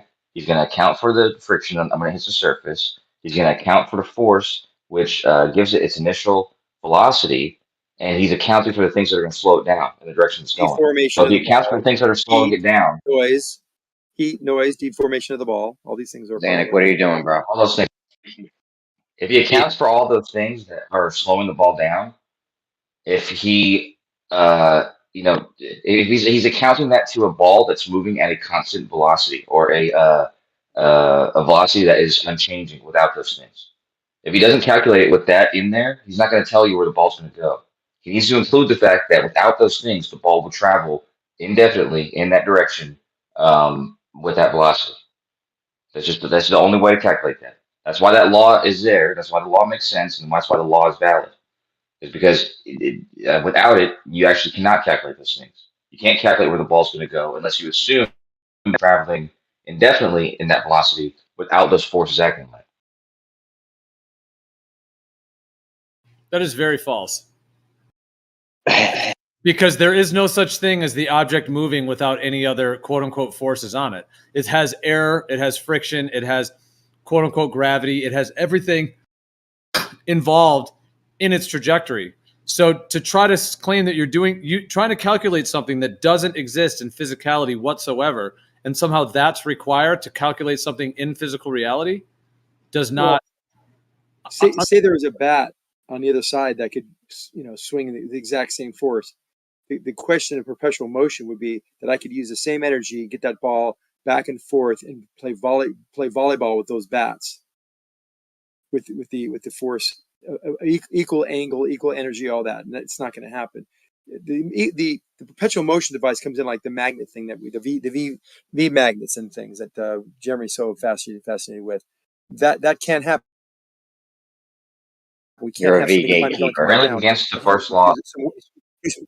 We can't have something climb a hill through the V gates and come up and come down and hit a V gate where it doesn't take much force to enter it and continue this and continually motion forever. That's perpetual motion because it's doing some work and it's doing forever. That's what perpetual motion means. There's no work done, Geo, if something's just flying through a medium that is empty, void of anything, where it's not hitting anything. It'll continue at a trajectory, its vector forever and never slow down, never stop. All right. Technically, don't direct that to me. I didn't use the word perpetual. I'm not trying to call Jeremy out for it. I'm just saying you have to direct that to him. I didn't call it perpetual. I know. I didn't mean it like that. Because I agree. It's fine. I can. That is a slightly different concept. It means that there's continued energy being put into it to keep it perpetual in that way. Right. Well, here's what the word perpetual means. I'll just read it off real quick. It means never ending or changing. Right. So if an object in motion will stay in motion, hold on, Zanuck. I've had to mute you so many times already, bro. Relax, please, man. You go next. So here's the definition for perpetual. We all know what motion means, and perpetual means never ending or changing. So if an object in motion will stay in motion, meaning it will never end or change, it'll just stay in motion perpetually. That's it, perpetual motion. Never ending, never changing. I don't know if Zanuck was going to go next, but yeah, it does fit that definition. But I just think that perpetual motion, when used in physics, is usually used in the context of something that has some kind of like an energy loop to it that allows that object to continue being like energetically propelled in some kind of perpetual fashion from some physical concept. So, but let's put that. So I don't. I think it has to do with how. Here's the definition. Here's the definition of perpetual motion: a state in which movement or action is or appears to be continuous and unceasing. Okay. Let's go ahead and just say that this is the first law describes a perpetual velocity, given that nothing else affects it. But that's not needed. We don't need to get this confused with perpetual motion machines or perpetual energy, because that's not what all it's claiming. You guys It's are the only claiming that ones that have ever it's, said claim, perpetual it's motion. claiming that yeah, it's claiming that if there's no force, there's no force at all involved. There's no forces acting on this. Then the velocity is unchanging. Then it's a constant velocity. But Okay. however, you're right to say, oh, well, that doesn't ever happen. We don't ever see that. That's fine. Fine that we don't ever see that or it doesn't ever happen because that's not what the principle is. The principle is that without those things happening, this is what would happen. And the only reason why that's important is because you have to include that fact in order you have to include that assumption in order to calculate what's the future of the ball or the future of the motion. It's going to involve the perpetual. It's going to involve the otherwise perpetual velocity, and it's going to include all the things that change that. All right, so why don't you call it? Oh, go ahead. Well, I'll just kidding. Why don't you call an orbit of perpetual motion? In your Because it has as SE would say, in your fantasy. It's really there's no Just such thing as perpetual motion machines, perpetual motion processes. There's perpetual motion in an orbit, and even that's not truly perpetual because it does decay because it's not perfect vacuum. But perpetual motion means there's some type of what you, like Gio said, there's some kind of energy transformation along this way that's continuous and repeatable, which is not part of physics. It doesn't exist. These Negative. systems I just read off the these definition. are not reversible processes. The entropy will always go up. I'll read it again. Perpetual motion. This is the first one. A state in which movement or action is or appears to be continuous or unceasing. The planet, actually, the example they give is the planet is in a perpetual motion. Oh, that's actually the example. That's the example. Right, but I think in physics, we talk about perpetual motion machine. Perpetual motion is not is illegal in the laws with the laws of physics for machines. You should be illegal. Illegal. Breaks the laws. When you break a law, it's illegal. You get thrown in jail, in physics jail. You guys are all going to get tossed in jail. This come there and arrest everybody. The cult of Newton, his made up laws. That's right. Right. The Newton policeman. Okay, let's get past this whole perpetual motion thing. Okay, you realize this isn't compatible with Einstein, right? It doesn't matter. Newton's laws. It doesn't matter if it's compatible or not. Okay. No, Newton's laws aren't universal. Like there's realms in which no, they're not. Laws don't apply. Yes. So they're not universal. They're not universal. What I said. Okay. So you're going to have me to agree. No, I'm not in the closet, dude. Sorry, you have to find somebody else. I see. Call some of Jeremy's friends. You sound like you are. No, they're not in the closet. Listen, okay, you said they're universal, right? No, I said they're not universal. Oh, okay, my bad. They're not universal. They the domain in which they pertain to happens to be one that we do everything in. So in that case, they're extremely relevant. But there's domains in which they don't apply in the quantum mechanics and certain aspects of special relativity. Okay, but we don't have to worry about those scenarios because it's not what we're talking about. And it's like I said, it's already understood that the laws of motion they don't apply to those domains, at least not in the same way. They don't apply to what domains? So certain aspects of quantum mechanics, certain aspects of special and even general relativity. So they work sometimes, and sometimes they don't, depending on the domain. Well, they have a domain. That's it. This is all laws. This is how laws exist.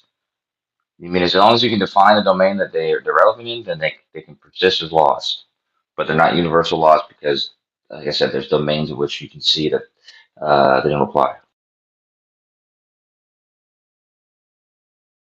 Kosho, you realize that you're talking about selective stuff now here, right? Selective laws? You know that's a total oxymoron? Nope. It's not an oxymoron, dude. It's just like when you're a kid. You can't have sex because you're not old enough. And then when you get old enough, you get different laws that apply to you. So there's laws that apply in different domains. So it just turns out that the universal law of gravitation is another law like that. It's extremely accurate up until a certain parameters, and then after those parameters, it doesn't give you the right answer anymore. So the universal law of gravity is not universal. Gotcha. So yeah, it says universal as the Democratic Republic of China is democratic. That's very democratic. Yeah. You see, your stuff doesn't make sense, bro. It just doesn't make sense. It's being literally addressed and expressed as if it's not universal. It may be Okay, so called a why doesn't universal it? law because it was thought to be universal, and then they found out that we have actually more precise laws that work in more domains. Do you know what a law is, Kosho? Well, something that doesn't change, right? Something that always is, correct? Would you agree with that? That's right. So now you're giving us selective laws, bro. Come on.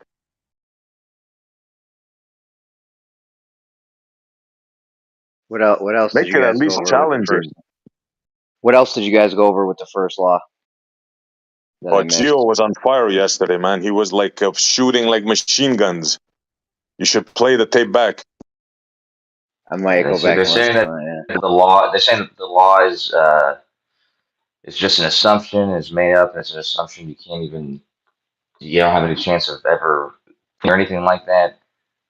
And I kept saying to them that they're just not understanding the what's being expressed because they're not trying to make a claim on what happens indefinitely. They're making a claim on how can you describe these motions, and those three laws perfectly describe all motions that exist in anything that we're ever going to experience. Okay, is Newton's first law universal? I've already said that in the case of quantum mechanics, if you leave quantum mechanics and certain parameters and special relativity out of it, then I'd say yes. Okay, so I have a. You say yes, it is except for the places it No, doesn't I'm work. saying, It is. yes, except for these extreme circumstances. Yeah. So except for the places it doesn't work in the universe, it's universal. That's what we're going with. I got a quote from Andrea Ghez, 2020 something Nobel Prize winner. I got a question for you guys. Well, between the three of you guys and Brian and all you guys, well, why don't you guys go and try to make something like this, like write a book about this and make a lot of money because you guys are showing that this book that is obviously famous that people agree with and use daily, that it's accurate, but you guys are railing against it because of I don't know, semantics. I mean, what? So you guys have a problem with the way that the law is worded and saying that the law is like these laws are invalid or something like that. When they're used in everyday life accurately because they work. Except for the double slit experiment. Except for where it doesn't work. Yeah, of course, it doesn't work in these realms. I've already addressed that. It doesn't work in those realms. That's why they have. That's why they have special. That's why they have special theories and models that explain those things. That's why those exist. Semantical argument or is it science argument? Larry, your mic is kind of. It's like you guys don't bother listening to what anyone's saying. Like the very first thing I'm I said to listening. any of you guys about any of this, dude, is that these laws pertain to this domain, and there's domains that we understand they do not pertain to. This is why we have special theories and special laws. The one that's called the special theory of relativity. So for fuck's Okay, so you're saying this law. pertain to those realms. Okay, let's all relax. Just calm down. It's fine. It's gonna be fine. So you're saying this universal law thing, it only works on Earth. No, I'm not saying it only works on Earth. But it works everywhere on Earth, though. You're saying. No, I'm not saying that either. I mean, I was perfectly plain in what I'm saying, dude. There's the quantum mechanics, the subatomic model, things where quantum states pertain to. Okay, it's not going to work all the time there. There's going to be certain aspects of that it doesn't apply. special, and in some cases in general relativity.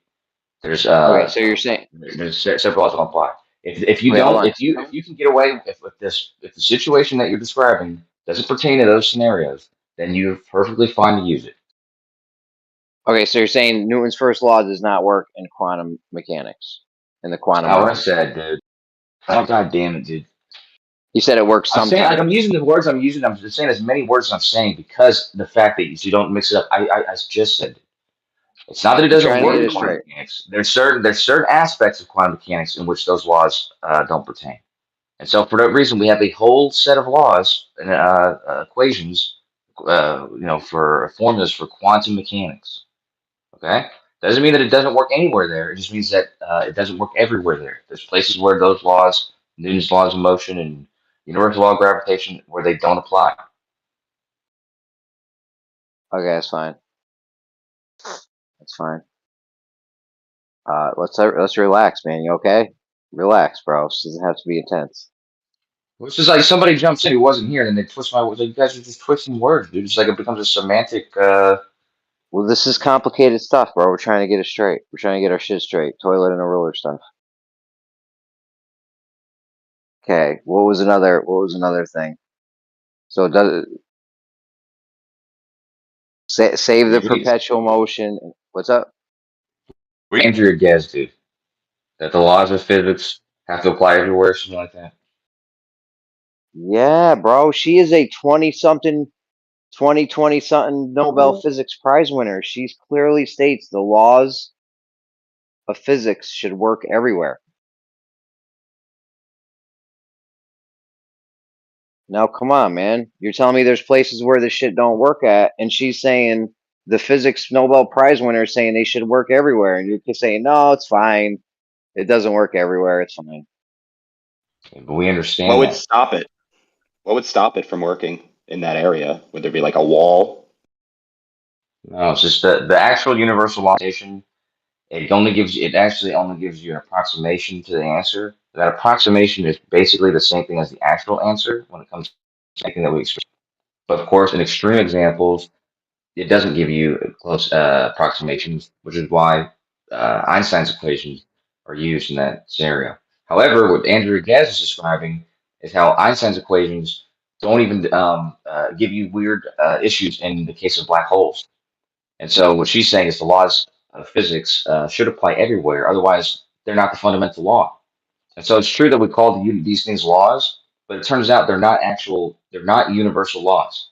And it's the name's universal law of gravitation, but it's obviously not the universal law because we have Einstein's laws, and Einstein's laws are not going to be the universal laws. We're going to find more precise ones. I'm just That's all saying. she's saying. That's all there is. She's clearly said what she said, and she said the laws should work everywhere. Plain as day, crisp and clear. We all heard it. Yeah, I agree. That's why there's not. That's why physicists still get work. Is because they're still trying to find the answers. Because we know that the answers we have today, just like the answers we had 100 years ago, weren't the complete answer. All right, so the perpetual motion and Andrew Ghez in the quantum realm put aside. What else? What else was Geo reckoning on? It's just the first law. First Yeah. law. What else about it? I honestly I don't even know where we ended up at, but we said all of it just now. It's the concept of the constant or perpetual velocity being the case if nothing else affected it, and their argument is that this is never experienced because something's always going to affect it, and something's always affecting stuff. So there's no you shouldn't be able to claim that things are going to do that forever. I think that's an assumption. Exactly. He started off his first premise. The laws are supposed to be observations that we see. This guy started his shit off with something we never see. Like an object in motion will stay in motion. You don't know that. We've never even seen that. Right. So it's starting off with essentially like a pseudo physics concept that doesn't exist in physics to claim his law. An object in motion remain in motion, that doesn't happen anywhere. It's a non-existent phenomenon, and it's part of his law. Yeah, laws are supposed to be describing effects that we see that always happen, and this is not a good start to that. Well, let me say with Brian's. No, go ahead, Gio, because you're probably gonna say the same thing now. No, go ahead.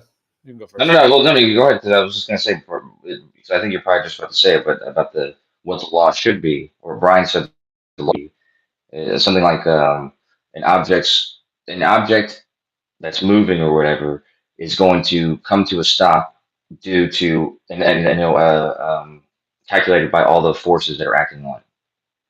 Right, something like that, right, Joe? Yeah, I mean, we were coming up with like ways of rewording it. I don't think it's just semantical, though. I understand why someone might try to just write it off as that, but there is meaning to words. So I feel like semantics is more when there's like an interpretation of a word that kind of could be seen either way, and then someone tries to make an argument based on that. Whereas this is pretty clear. I mean, an object, well, this is the English translation. That's the thing. So there's the original Latin, and that's what I was saying. I'd be curious to look into the etymology of each of these Latin words to try to understand what this figure they claim of Newton and this writing, how those words are actually translated. So there's that. But the way that it's translated here, I mean, this is physics from University of Toronto, I believe. I'm just on a site here. But an object in motion will remain in motion unless acted upon by an external and unbalanced force. So that word unless is indicating an object in motion will remain in motion unless acted upon. But the thing is that phenomenon doesn't exist. An object staying in motion indefinitely, we're just remaining in motion, is not a physical concept. That doesn't exist in reality. But then that's where I was saying, I was linking it to the only place that does exist, which is where Kosho went with it, kind of proving my point, is this outer space story. So whatever they're using Newton for, whether he was even real, whether this is a misinterpretation, whether they added this later, whatever it may be, the only place that they claim that exists is in the outer space medium. Because Kosho went to orbits of satellites. Because I was asking Kosho, okay, Kosho, where have you ever seen this? And he said, on satellites. And then we got to that whole thing, lights in the sky going by and the claim of satellites that are up there remaining in motion. Because yes, there's the idea that orbits decay over time, but even that's theoretical as well. But the thing is that those satellites don't have any motors or engines or anything like that. They're just, as they claim, flying around the Earth, remaining in motion unless it's acted upon. So if they went up there and hit it with something, then I guess it would change its motion. So basically that's where this phenomenon does exist. But an object in motion remain in motion unless acted upon. That concept doesn't exist in physics other than the space story. It's also impossible. Oh, go ahead, Joe. No, I was just saying, so why build that into a law? Something that doesn't exist, building it into a law. And then just lastly, I would say it could be reworded. And I don't think it's just semantics, but it could be reworded. Like Brian said a really good one at one point. We had a couple good ones. I'll just say one now that may not be even our best one, but it's just a simple one. Something like, even if you change just the one word, unless, like something like an object in motion will remain in motion as it is acted upon by an external and unbalanced force. I'm just changing unless into as it is, because it's like the external forces, friction, air, all of that are inevitable. Like that's what we do experience in reality. So that would fit it. At least somewhat more consistently. At least you're saying an object in motion will remain in motion as it's acted upon by these other things. Meaning you throw a baseball, it's going to stay in its motion as it's being acted upon by the air and all these other factors. I have no problem with that. Because that's exactly what it's saying. It's leaving out the fact that if it didn't have any forces acting on it, which is possible, probable, but also possible, then it would remain in motion and not have any deviation from its intended path. Okay, but real quick. Oh, my bad. Go ahead, Zach. I thought you were done. That was it. Thank you. You're done? So when space-time, so you're saying this object's going to go in a straight line unless a force acts upon it? Yes. Well, here, let me... Okay. Remember, straight lines can curve. Straight lines can curve because, to be more accurate, geodesics. Let me just, Jeremy, you definitely continue. Let me just read this real quick, though. This is Google Translate this is Newton's claimed what Newton wrote in Latin. This is Google Translates. This is how they translate it. Every body must remain in its state of rest or of moving uniformly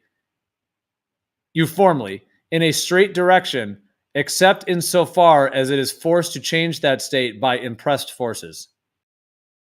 Yeah. But go ahead, Jeremy. Notice the straight Exactly like direction that. part. That sounds exactly how it would be expressed in English.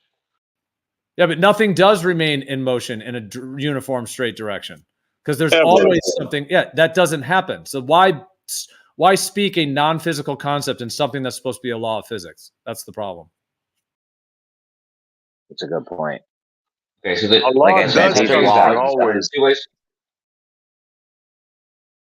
Coach, Let's let Jeremy go because I jumped in with that translation. Go ahead, Jeremy. I kind of interrupted you. Yeah. Oh, real quick. Me, then Kosho, then Essie. The laws are supposed to be describing effects that we see, and then they usually put some math to it, so we know how much it happens or how whatever. And this clearly isn't the case with this because we've never even seen that shit. So you wouldn't put that into a law. It's just crazy. But go ahead, Kosho, then Essie. I was gonna say, out of the rule that you guys accept, like the one that Brian said, that like, you know, instead you should say that an object is gonna go in its direction of velocity. No, it's gonna, a ball that's moving or an object moving is gonna stop depending on acting on it or whatever. And the law, the way it's stated, is an object's gonna remain in motion, except for the forces acting on it. In the same way, it's an assumption to assume that it's going to stop. That's an assumption because they might not be acted on by anything. So if you change it to the way that's actually stated, that we know it as, it accounts for all scenarios because there's a scenario in which nothing affects it, and if nothing affects it, it will go on. It will keep going. But then stating it the other way, you're assuming that it's definitely going to stop. Something's definitely going to stop it, but that's not. That's just an assumption. This is an assumption something's going to affect it. Something it might not ever be affected by anything.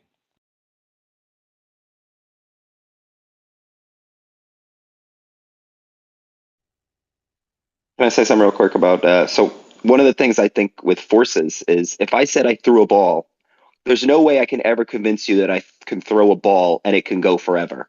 But if I told you I applied a force to the ball, then you can kind of conceptualize the idea that a continual applied force makes the ball move forever. And that's one of the reasons of the vague semantical words. So if you tried to specifically say what is moving forever and how, it would never make sense. So that's why you have to use vague words like, oh, a force was applied to it, and that's how it kept moving. And Coach, you're saying that you would need this nothing acting upon it to calculate. Why would you use a concept that doesn't exist in physics for any usefulness in physics? But because whatever, let's say that, like you were using the example of pool balls on a pool table. Okay, I you got one ball, it's rolling, another ball hits it. Well, the other ball that hits it does have its own trajectory to it, but you can't analyze that in terms of it just remaining in motion with no other forces. There's no even need to do that because the reality of the situation is that other ball has the friction, the air, all of those qualities upon it. So any calculation you would do would need to incorporate all of the actual physics involved. There's no need to use some kind of fabricated ideal of something just remaining in motion indefinitely when that isn't anything in reality that we ever need to account for because it's never witnessed or observed.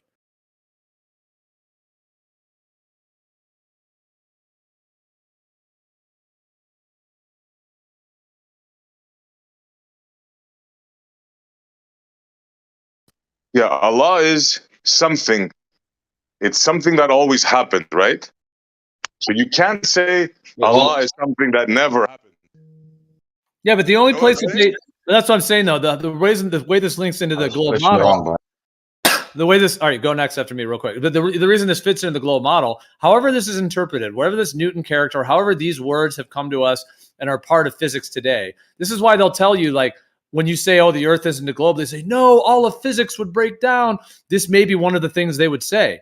they would push as to why this physics, because they claim that in space, if you threw a baseball, it would go forever, unless acted upon by something else, because it's a vacuum and there's no air and all these qualities. So that's the one place that an object would remain in motion, unless something else acts upon it in the, theoretical proposed vacuum of this globe thing. So it's I don't think it's a coincidence that that's where it fits in, and that's not a coincidence why you went right there, Coach. When I asked you where has this ever been observed, No, hold up, Gio, you got to stop now, Gio, because you asked me a question and then you say a lot of other stuff that I can't address. I'm trying to address the first question you asked me. You asked me a question and you answered it, and then I pressed the wrong button. But as you started talking, but now we're just like you're saying a lot of different stuff. I can't respond to the first thing that you said, which is why it has to be included. Yeah, I'm just saying that. That it's instead of describing a pool ball, just describe a block and do it in a vacuum chamber, so that we don't have to worry about the drag. Okay, so we don't have to worry about the drag. It's a block on the ground. It's sliding on the ground. You slide it across the ground in the vacuum chamber, and you slide other things against it on the way to the other end. You want to predict where it's going to be when everything's settled in the room. Okay, in order to do that, you have to know the speed that it starts off, and you have to know this friction that it's applying, that the ground applying to it across the ground. Friction is by how much, and then you have to know the blocks that hit it. If you don't include the fact that without that friction, it would be moving at a constant velocity, you're not going to be able to make any prediction at all, because you're not even going to be able to describe the friction, because the friction includes you need the velocity. So that principle has to be included, otherwise we make a prediction on where it's going to be when after a certain amount of time. Yeah, but you just said it. You're calculating it with the actual friction, the actual other things that are acting upon it. That's the point. You're actually calculating the thing that exists in reality, not this concept of an object just staying in motion indefinitely. You don't need you don't ever need a non-physical, pseudo-physical concept to explain physics or to work with physics. It's never required. I think it's all just about. Can you guys hear me? What's going on, Tony? Okay, hey, I think it's all just about having a baseline. I mean, everything has a baseline. Before you start adding friction and all these other components to it, everything has to have a baseline to add to, to figure out what's going to happen next to this thing that's traveling through space. I mean, if you just already calculate everything that's ahead of it, there's other things that could be ahead of it. That came out wrong. Anyways, I think it's all about baseline. You have to have a baseline, and that's what they're saying with the law. It's a baseline. This is what's going to happen until you start putting stuff in front of it. That's exactly right. Yeah, Brian was saying something similar to that too last night, and that's exactly. I'm completely fine with that, because that's exactly how Plutus. Because they're trying to make a statement on things that they think are going to happen indefinitely in the future. It's a statement on the best way to describe something's motion, and what's included in that is the fact that without the other things acting on it, you have to assume that that velocity is consistent. In order to predict how those things slow it down. All right, so without the gravity of the globe Earth, an object would just fire off into space indefinitely, right? If it got bumped.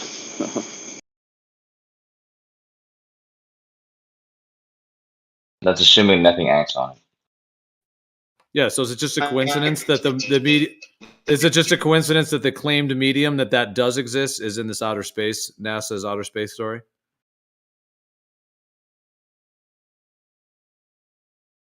It exists in this medium too, though. That's what I'm saying. The only difference between that's why I said do it in a vacuum chamber, because it just makes what I'm describing easier to describe. But you can do it outside a vacuum chamber, and it would still be the same principle. It's just you have the air, the drag slowing it down, and so it's like, yeah, you can take away these things that are slowing it down, and then describe it, going for longer. But that isn't. It's not. These rules aren't made up just so we can pretend that there's an outer space. Yeah, these laws would still be known to be true and would be the case even if there were no outer space. Okay, but I asked you yesterday, an object will stay in motion unless acted upon by another force. I asked you, where does that exist? Anywhere in physics, in Earth, anywhere. And you said it doesn't. And then I said, where does it exist? And you said satellites in space. So you took it there. Yeah. Right. So again, the physical concept that is claimed to be a law of physics, quote unquote, coming from Newton, the first part of it doesn't exist anywhere in physics, but it does exist in outer space outside of a globe.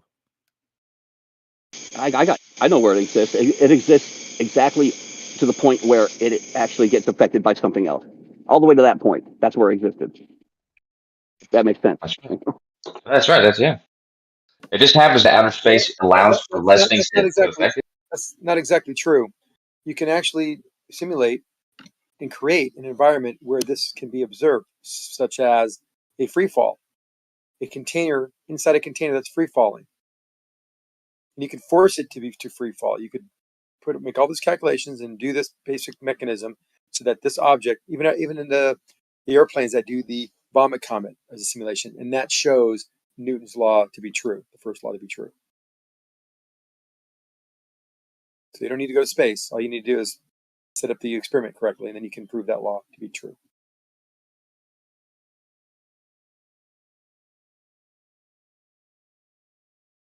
What, you're trying to say something in free fall will continue free falling forever? As long as it's in free fall, yeah. This is what Nate said, chirality. He came in and that's what he was saying. He was like, well, if you had a ball that was rolling down steps and the steps kept going forever, then the ball would just keep rolling down the steps.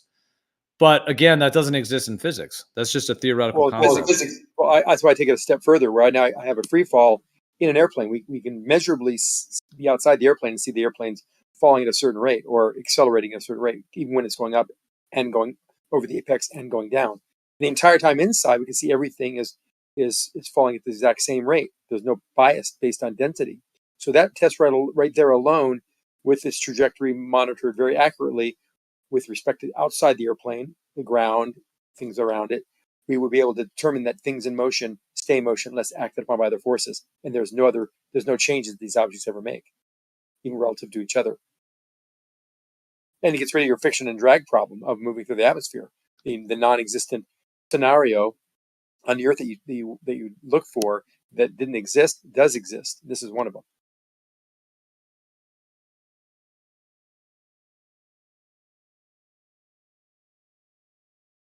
I'll take that silence as pondering.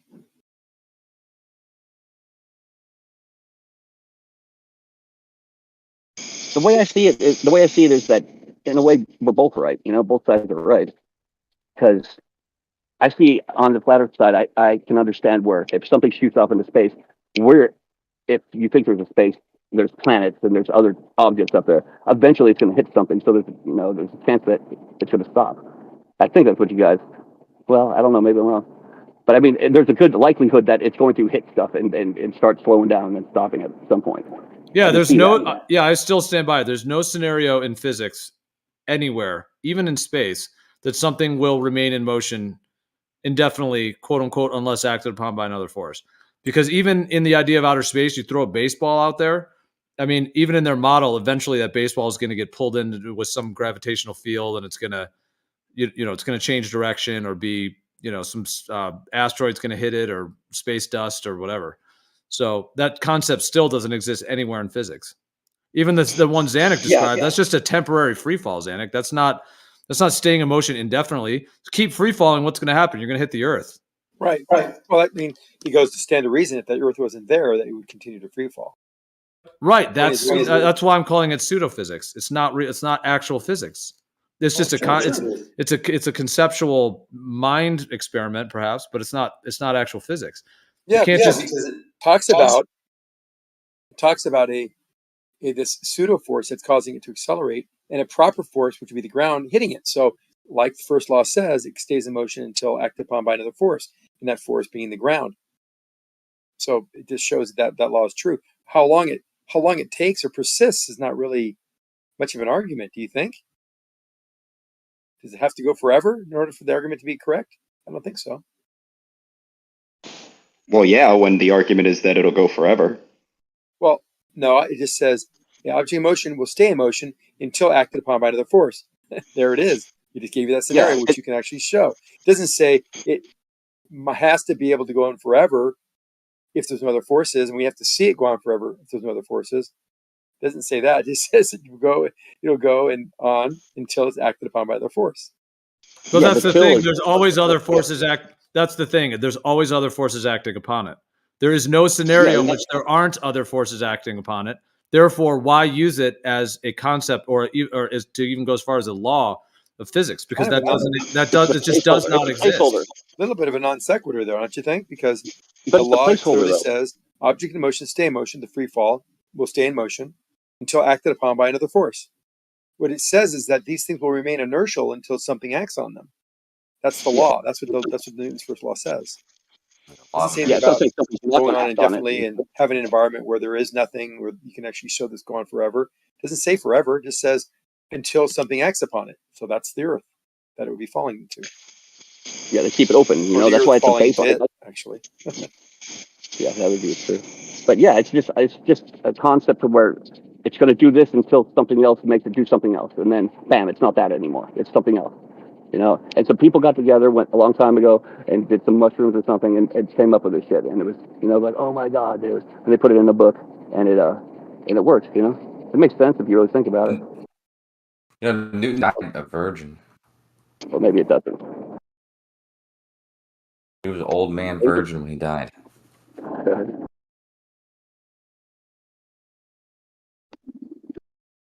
Well, it just doesn't. I mean, there's always other forces acting upon everything that's moving. So to say something will stay in motion unless acted upon, it's sort of like claiming like mass attracts mass, but you haven't isolated electrostatics. It's like in that similar category. But I think the unless is what opens it up to the next thing that it becomes, or the next thing that it does. It's doing this until unless something comes in front of it, and the unless is pretty much where it could be whatever. I don't know.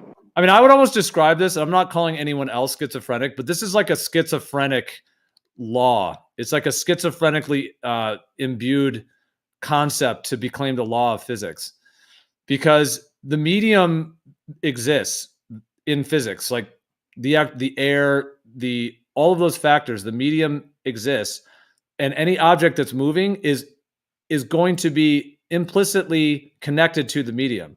They're connected, like in that way. They're intricately connected because the object is in the medium. And what this quote unquote law, which I'm calling it schizophrenic because it's like fractured and disconnected from reality. This law is basically trying to, in a sense, give this concept where there's no medium, which is sort of like the idea of the vacuum of outer space, where it's a complete vacuum and there's no, all of the claims that they make of the vacuum. That's the only place that kind of concept would possibly be relevant, is when you essentially remove the medium of like the atmosphere and everything that we actually live on Earth, and then make it this vacuum concept of an ever expanding void of, of the vacuum space, outer space story. That's the only place that concept of removing the medium that we experience. And so it's like this law is like it's like a fractured concept of physics that in some ways does seem to indicate the idea that, well, the baseline of things, if you're out in the outer space, is that this object will remain in motion, etc. But on Earth, we have these other forces on it. But if it's out in space, then things can orbit things forever, and globes spin through space forever. So it's like connected to that concept, which I see. That's the reason that schizophrenia is like a disconnect between reality and non-reality. So I think it's like it seems to have that strand of assertion within it. And that's even how it's used in mainstream physics. They're like, well, this is how it works in space, and this is how our laws of physics are, because down here we know there's a medium and there's always things acting upon it, but in space it doesn't work that way, and it works in this other way where things just remain in motion, and that's why the globe is just in motion, and all of those claims. And that's why people have confused the idea of physics on Earth with somehow relating to what this thing is in outer space, and then somehow thinking that the laws, the quote unquote laws, are so solid in this way. And then you get into Einstein and all of these other concepts that it's like crossing the streams between what is actual physics on Earth and then these claims about this medium in the outer space vacuum.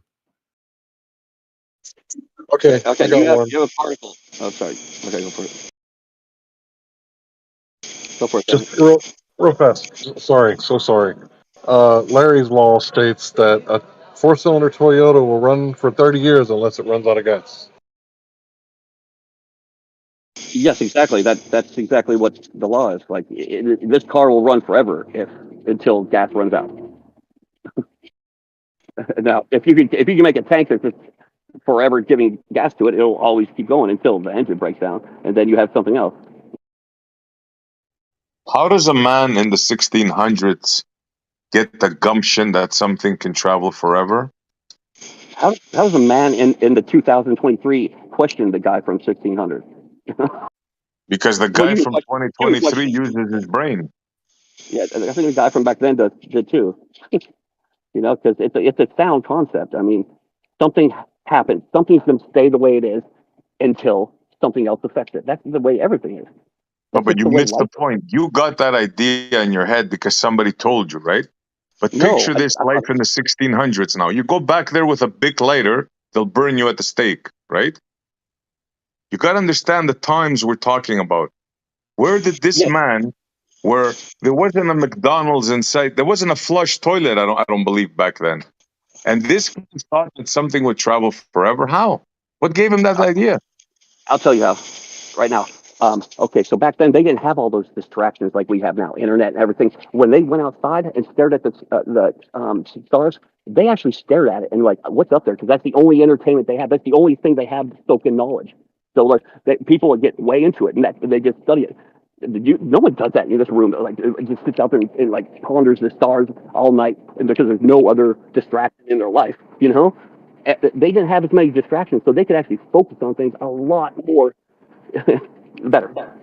Perhaps Yeah, he but was. Allah, right? Wouldn't you say you would have to see this happening in order for him to make it like a law?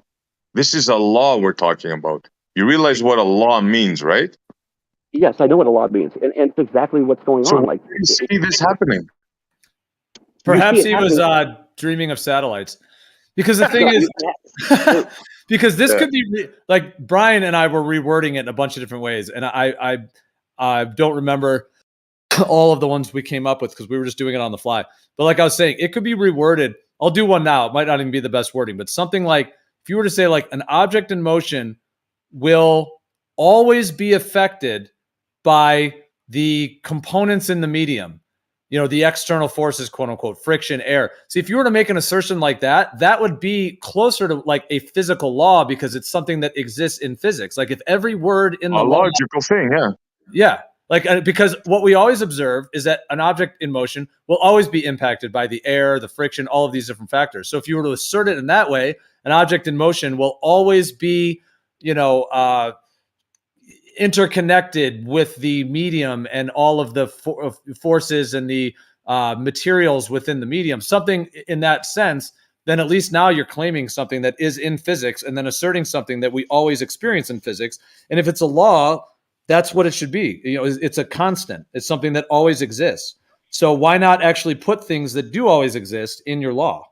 Then it would actually be closer to a law instead of this kind of concept that's based on a pseudo-physical concept, which, like I said, just happens to be connected to this outer space story, and then somehow connect that law, something that exists in outer space, to something on Earth. It's just a total conflation. Yeah, but you can't even show that it exists even in their outer space fantasy. That's the thing. It can never be shown. It has never been shown. Forever motion has never been witnessed, never been shown, ever. Okay, so SC, you see those lights in the sky, those satellites? Come on, man. I go outside, I see a light that tracks over my local region. It must be going forever and orbiting a globe. I've seen it with my own eyes. Proof. But the word unless encompasses all the stuff you just said about what you and Brian went through. All those things that you said, that word unless, that's what all those words compressed together mean pretty much, the word unless. Why'd say all those words when you just say unless? That encompasses the whole, everything that ever could interact with it. That's what they're saying. Why make Bro, that's like saying I'm rich unless I'm poor. Some crazy thing like that. Like, you know, it just doesn't make sense, bro. It's really, I mean, seriously, what I just said didn't make sense. Like, it's a baseline, a base. And the word unless encompasses everything that could ever interact with it. Look, you got to understand this thing, this one simple fact, bro. In order for there to be a law, you have had to witness something that always occurs. It cannot be a not occurring, like a not that. You're talking about a not that, like a not law. It's like saying humans live forever unless something kills them. So now your base default is that a person can live forever. And like, no, people don't live forever. We die. So to start with that same thing, that this traveling of this object will go forever, I think it's the same thing. Exactly. You're starting by a default fantasy. Exactly. Yeah, but you're giving it volition by saying unless. The unless, because when have you guys ever seen anything not interact with something and slow down? That's the real question. When have you guys ever seen that? That's what we're saying, Tony. I know exactly. Now you're getting it. No, I know exactly. But I'm reversing this because in reality, if you reverse it, that's what we're saying. You know, I mean, like, of course, things are going to interact with it, but it didn't slow down until something interacted with it. Well, that's what we're saying, dude. Well, yeah, I know, but something's always interacting with it. I think what Right the Hand said was very poignant. Like, you know, humans will live forever unless, you know, they get sick or unless they you know, age or something. But as far as we know, there isn't a such thing as a human just living forever. Like, age seems to be, if could we even say it's a law? Because every human that we've ever observed seems to age. I guess you could get into like some different claims and ideas of people that, you know, claim to, you know, some story of that or whatever that may be. But I'm just saying, you know, every human that we've ever known that is, you know, does die. So to just claim that humans would live forever unless, well, why would you even say humans will live forever unless that's a thing that is actually observed or some, you know, especially if you're building a law on it, something that is, you know, a constant. Okay, I see exactly what you guys are, and it makes sense what you guys are saying, because logically, I mean, you don't see this stuff, you know, but it's like the base needs to be set so there can be additions to it and growth to it, I think. And of course, something's going to stop. You never see anything that just keeps going, but there's a point where it will keep, like it'll go until it hits. I already said that like 7 times. Damn it. Anyways, that was a good point what you just made. I just want to say that was good. Got me thinking and it's jumbled up my words for a second. So good job. Damn it. Okay. But I mean, you would live. Okay, this is what I was going to say. Okay, so one thing you guys got to understand is we don't know what will happen to something like a particle at the end of its life. Let's say if it lives out its whole life or whatever, and then it just dies out. Maybe when it dies out, it fucking does some crazy shit like explode or expand or evaporate or whatever it does, but it affects everything around it. So I mean, that's the one thing you guys got is like the very end. No one knows what's going to happen at the end, so it could keep going and then all of a sudden just poof, stop for no reason. Who knows? So yeah, I see what you guys are talking about.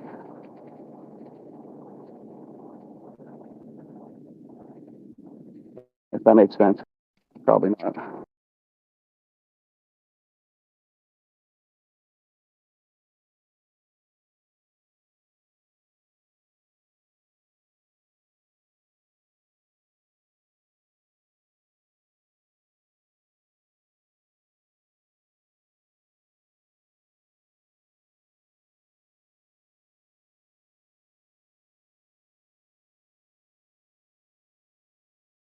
Well, I think to have this level of a flaw in something that's claimed to be a law of physics that is so sort of standard in today's world and is taught at all these higher education and as being like the foundation of physics, to have this just fundamental flaw built right into it. Now the question would be like, you know, did this guy Newton even exist? Did he actually write this? Is it translated differently? There's all those questions, but have such a fundamental flaw in something that's supposed to be this, like, I mean, it's Newton's first law. It's like literally the first law, and in physics classes all across the world, and you know, this is what they're taught. So why is there this like foundational flaw within these fundamental laws of physics? And then, like I keep saying, it's I don't think it's a coincidence that it happens to be that the place that this does exist, an object remaining in motion, is outer space outside of a globe. So how that all like is why it's worked in like that, that's a deeper question on the history of all this. I think that happens because they don't know what's going to happen out there. They don't know exactly what could happen out there. So they keep it open ended. It will, like, on Earth, yes, it's going to stop when it hits something. But out there, if there's a vacuum, it will potentially go on forever. You know, I think that's what they were thinking when they were, I don't know, 1600. That was a long time ago. I contribute something. Yes, please, because I'm just rambling. So I found something in my resources. This is a quote from the historian of science Bernard Cohen. Just skimming his wiki, he seems to be he seems to have some PhD in history of science taught at Harvard, right? And he wrote a lot of books on Newton, and he says, I quote, "The first law has not been deduced from phenomena, nor has it been learned by induction. Moreover, in a strict sense, it applies only to an imaginary world, and therefore in no case is it actually based on phenomena. The law of inertia contradicts common sense."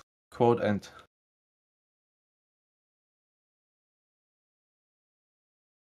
Yeah, like, bro, does it take a genius to say, hey, you see that rock over there? Well, it ain't moving. And unless I go over there and kick it or something else moves it, it's going to move then. Is that it? Does that take a genius to say that? Well, it took a genius to look at a rock and then be the first person to go, hey, that's a rock. And then there's growth from that. I think all it is, all philosophy and thinking and logic is just growth from one original topic and expanding upon that. And it branches out in all different ways, you know? So, I don't know. That's good. Bro, a rock is there. It ain't going to move until somebody goes and moves it. End of story. Or something moves it. There's an earthquake, or there's a big wind, or something. Car passes by, runs it over. It ain't going to move until that happens. Like, is that a law? Does that need to be like, is that like, does genius have to be attributed to that statement? Well, I mean, what ASIC just read, that's pretty spot on. I mean, what he just read was Yeah. That was from a PhD, yeah. So I can agree with it too, yeah. Resource.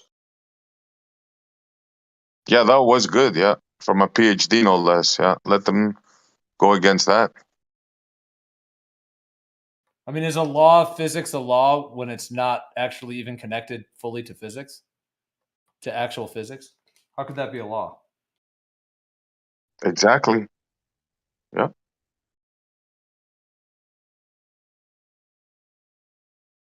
And the part of something traveling forever, how can somebody convince you of that?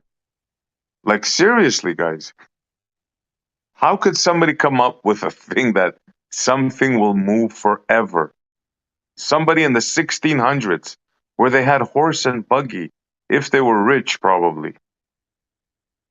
I'd also believe in half-life of objects. Yeah. To boot.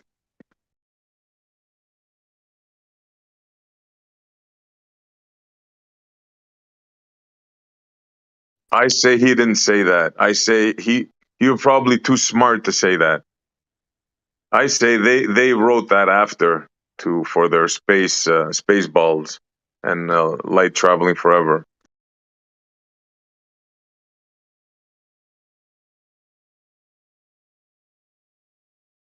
Yeah, I mean, what a way to conflate it, you know, because the first part of it is an object at rest will remain at rest unless acted upon by an external and unbalanced force. That's the translation of it. So you have that part, an object remaining at rest, and we were breaking that down too. Remember, because we were talking about what if it decayed? Yeah, it could actually. Yeah, it could move on its own without technically an external force, just by its own decay, and then it could fall off a mountain or whatever. Not from a windstorm or anything like that, but in theory from its own decay. Even though even that's not even a thing because there's always other forces acting upon it. There's always going to be electrostatics and wind and all of these other factors. Yeah, that's why I was calling this like a schizophrenic kind of thing, because it's basically like extracting the medium, just like they've tried to destroy the ether or the idea that there's a medium, and then replace it with the bendy space-time and the vacuum of outer space versus the atmosphere of the Earth. So, yeah, I hear what you're saying. Like, did he actually write this, or is this, what is the actual reason that this has ended up this way? Because it's like an inverted, fractured series of concepts that are conflated together and then related to this dichotomy between the actual medium, as it were, that we experience on Earth when an object moves through it, versus this claim of this vacuum medium, this 10 to the negative 17 torr, which we can't even replicate on Earth at all. So it's just completely this, as people like to say, Narnia, like this other realm that then has this other form of physics, and then linking it and intertwining it with some physical concepts that we do experience on Earth, along with this kind of pseudo-physical concept, and then having that pseudo-physical concept be only validated in the vacuum of the story that they're pushing, of the globe in the vacuum. And then this fundamental law of physics somehow being some foundational law of the universe. Yeah, and something, of course, we can never prove here. We have to be in some fantasy La La Land place where only there it could happen. It's like, how convenient.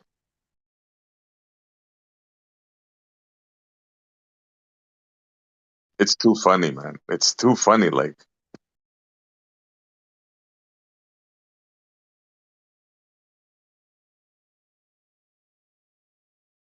And then we have people telling us the Earth is accelerating upwards.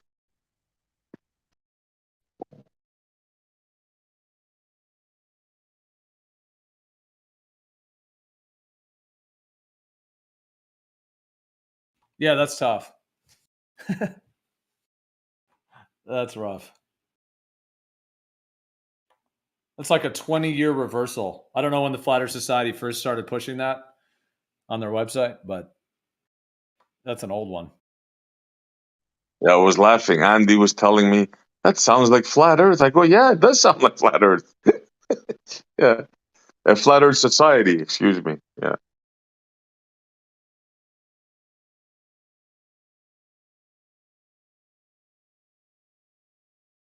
Is that, you brought that up in relation to this, is that even kind of connected? Because trying to say the Earth is moving up indefinitely, that kind of is an object in motion, remaining in motion.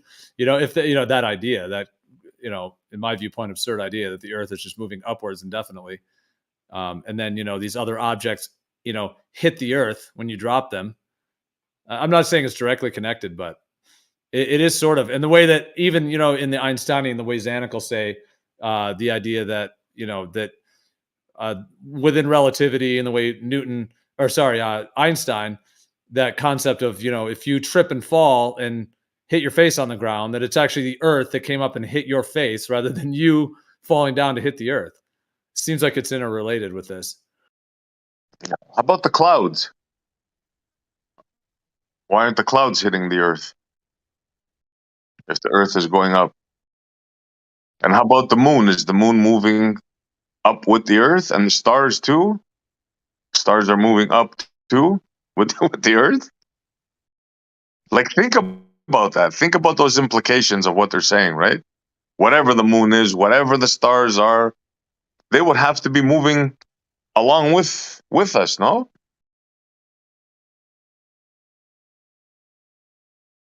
Or are they too far away and we couldn't notice? They're gonna pull that one. They're too far away and you wouldn't notice, and fuck you, SE.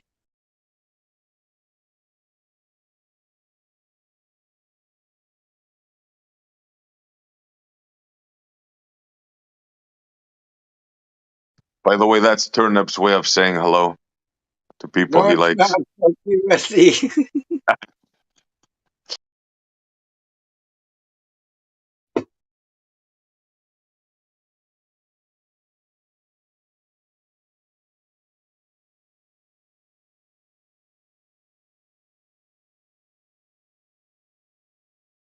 No, you are right, though.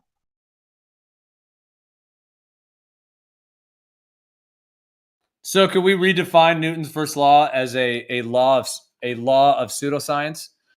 Because it can't be replicated. Absolutely. It can't be replicated in any way, shape, or form, and it's built right into what he's calling a law. It's like actually the definition of pseudoscience. Yeah, I would reclassify it just to make spite of it a not law. That's a not law or a non-law.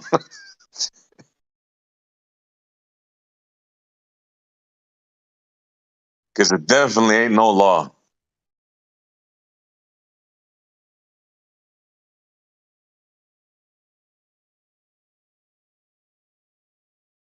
And who gets to make laws up anyways? Who's the arbiter? Who's the lawmaker?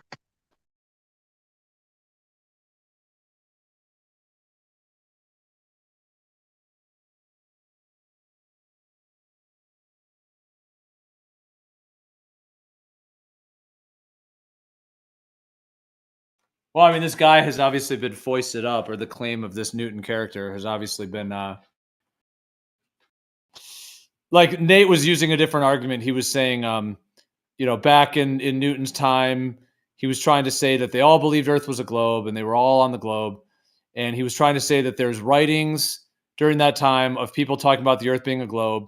Therefore, they all thought that. And then he was trying to say that he doesn't know of any writings of people talking about the Earth as flat, as it were. That's what he was trying to claim.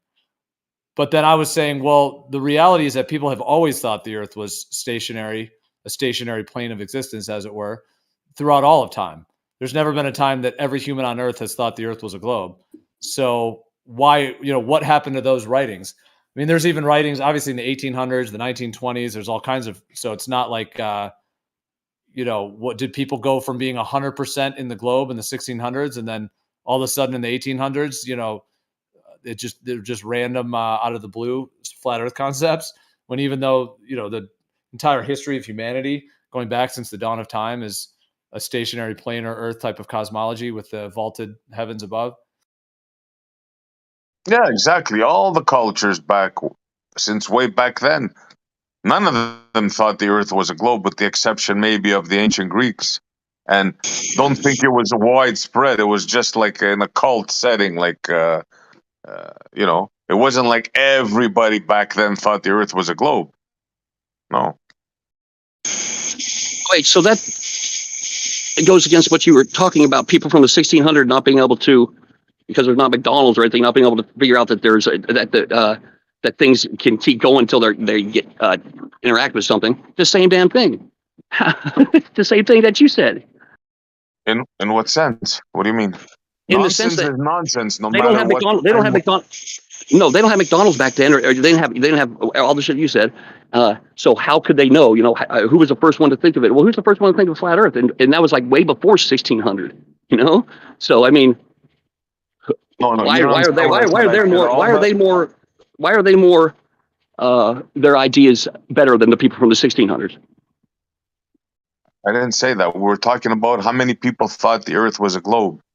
Yes, and I'm talking about the validity of them claiming that. If you took the validity away from the 1600 guy, the guy from the 1600s saying that things will keep traveling until they hit something or whatever, it's the same thing goes to this one. I mean, how do you know? Exactly. Yeah. That's what I said. Only a handful of people in ancient Greece thought that the Earth was a globe. Was it the Pythagoreans that thought it? I think it was Pythagoras, no? Anyway, it was one of them. Logic. I think it's logic. I'm sorry, my phone's fucked up. Yeah, they claim Aristotle and Pythagoras. Yeah. But I'm sure that someone else did it. I'm sure that someone else did that, figured it out. Or something in the background. And they just stole it, like most people do in power. I think Tony's got a little background noise. Well, that's why I brought up. That's why I brought up, because you were saying originally, like, who made this a law? Why is this a law today? Is it really because it's such a solid idea that just lasted the test of time or something? Or that's what I was saying, like, why is this information selected to be the thing that we're presented in today's world? Then you get into the idea of like the history and what we're told about history. Was there a series of resets? World wars. You get into some of those Tartarian concepts of like a whole different, history that we're not told about. And so it's just interesting what we're given in terms of cosmology, the kind of limited information we're given. Now, there is like Robotham in the 1800s and then others in the 1900s that we do have documentation of. But I mean, this idea that they just like had the globe slam dunked for hundreds, if not thousands of years, that in the 1500s, 1400s, 1300s, just because there was a couple of guys, assuming they are even real, these professors and guys, these, Sir Isaac Newton, these sort of wealthy thinkers, alchemists, etc., that were in whatever little cult of ideas that they were in. Somehow their ideas, without any explanation of how you would cling to this ball, because they didn't really have their theories of gravity at that time, to think that just everybody believed it was a globe. And then the idea that there aren't any, writings that are very, from that time, that it does get into the question of like what has been scrubbed, was there book burnings, all of those factors. And then that's why I led into that, because you were kind of saying that, why is this guy and this book, something that is foisted upon us? Is it because it really is that fantastic, or is there another agenda involved? And why has this lasted and come to us now, versus all the other, concepts or ideas or writings that may have existed throughout time? It seems like cherry picked at the least and then sold as part of this current paradigm, in my viewpoint. I mean, Newtonian mechanics is pretty useful, right? There's just maybe this certain point in which like ideological stuff, gets intertwined or interwoven into this kind of neutral, aseptic mathematics, right?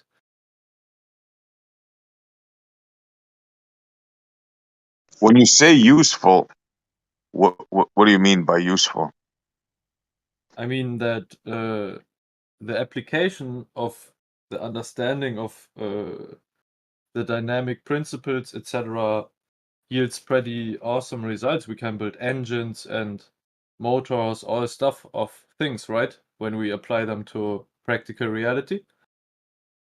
So there would be a barrier between what can be experienced and what not. And as we just digested in the last few minutes or hours, the first law doesn't really work in the way when we apply common sense and practical experience, right? Yeah, correct. It doesn't work. It's nonsensical.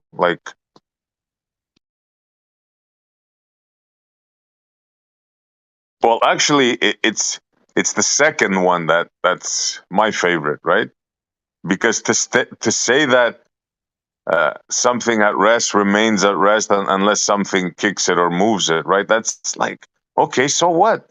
Okay, then we can go to the to what Gio said. It could deteriorate and move on its own, right? And blow it away there. But even if we give him that, it's the second one that's where the nonsense comes in. There's no chance in hell that something moving forever is a law. It's never been witnessed. So it dies right at inception. It doesn't even get born. It dies in the womb. You know what I'm saying? It's nonsense. You have to witness it in order for, at the very minimum, you have to see it happening all the time for it to be a law, whatever a law is, right? And whoever makes the laws, right? At the very minimum, you have to see it happen over and over. And this has never, I repeat, never ever been witnessed. So how could it be a law?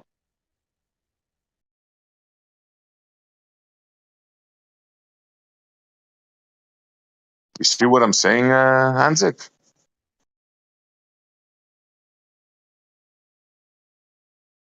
Or Azik, I'm sorry if I mispronounce your name.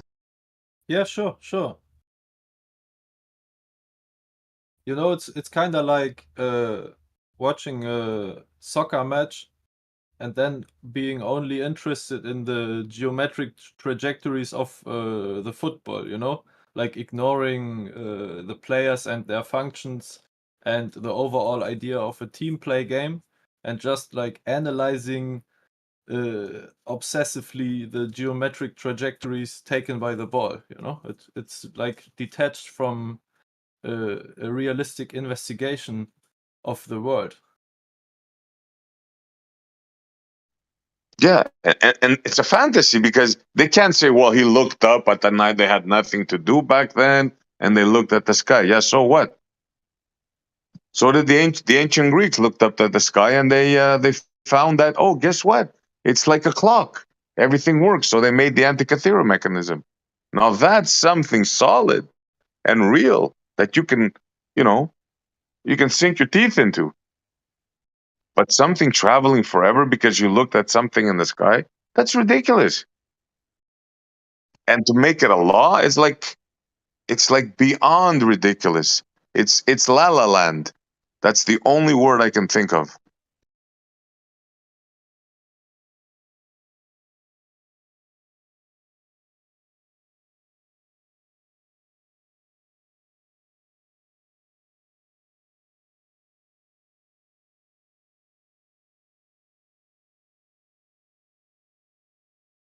I mean, even the second two laws are pretty basic. I mean, I know there's equations and things that go along with it. And I'm not saying none of it links to physical reality.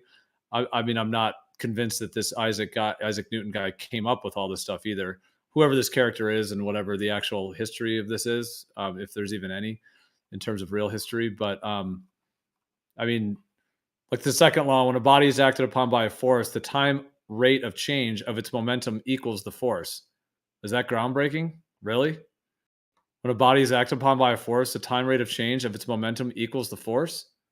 Seems pretty Yeah, basic. that's miraculous. Like, it's mind blowing. Like if I hit a cue ball in plain English, if I hit a cue ball hard, it's gonna move really fast, like along. If I hit it slowly, it's just gonna move a little bit.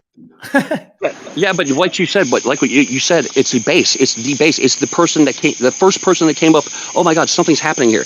That's all it is. And then people grow from it. The base thought is the law. The base thought until it gets denied or until it gets, Yeah, but Tony, the cue ball doesn't travel forever. I know. They're not saying it does either. They're not saying it does either, though. They're not saying it travels forever. They're saying it travels forever until something hits it.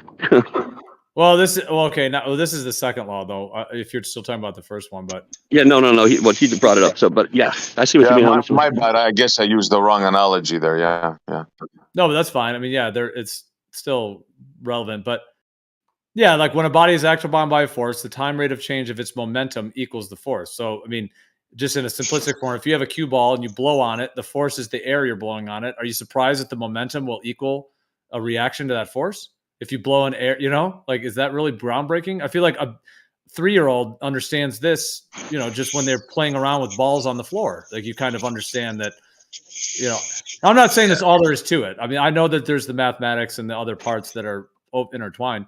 And then even the third law is even more simplistic. If two bodies exert forces on each other, these forces have the same magnitude but opposite directions.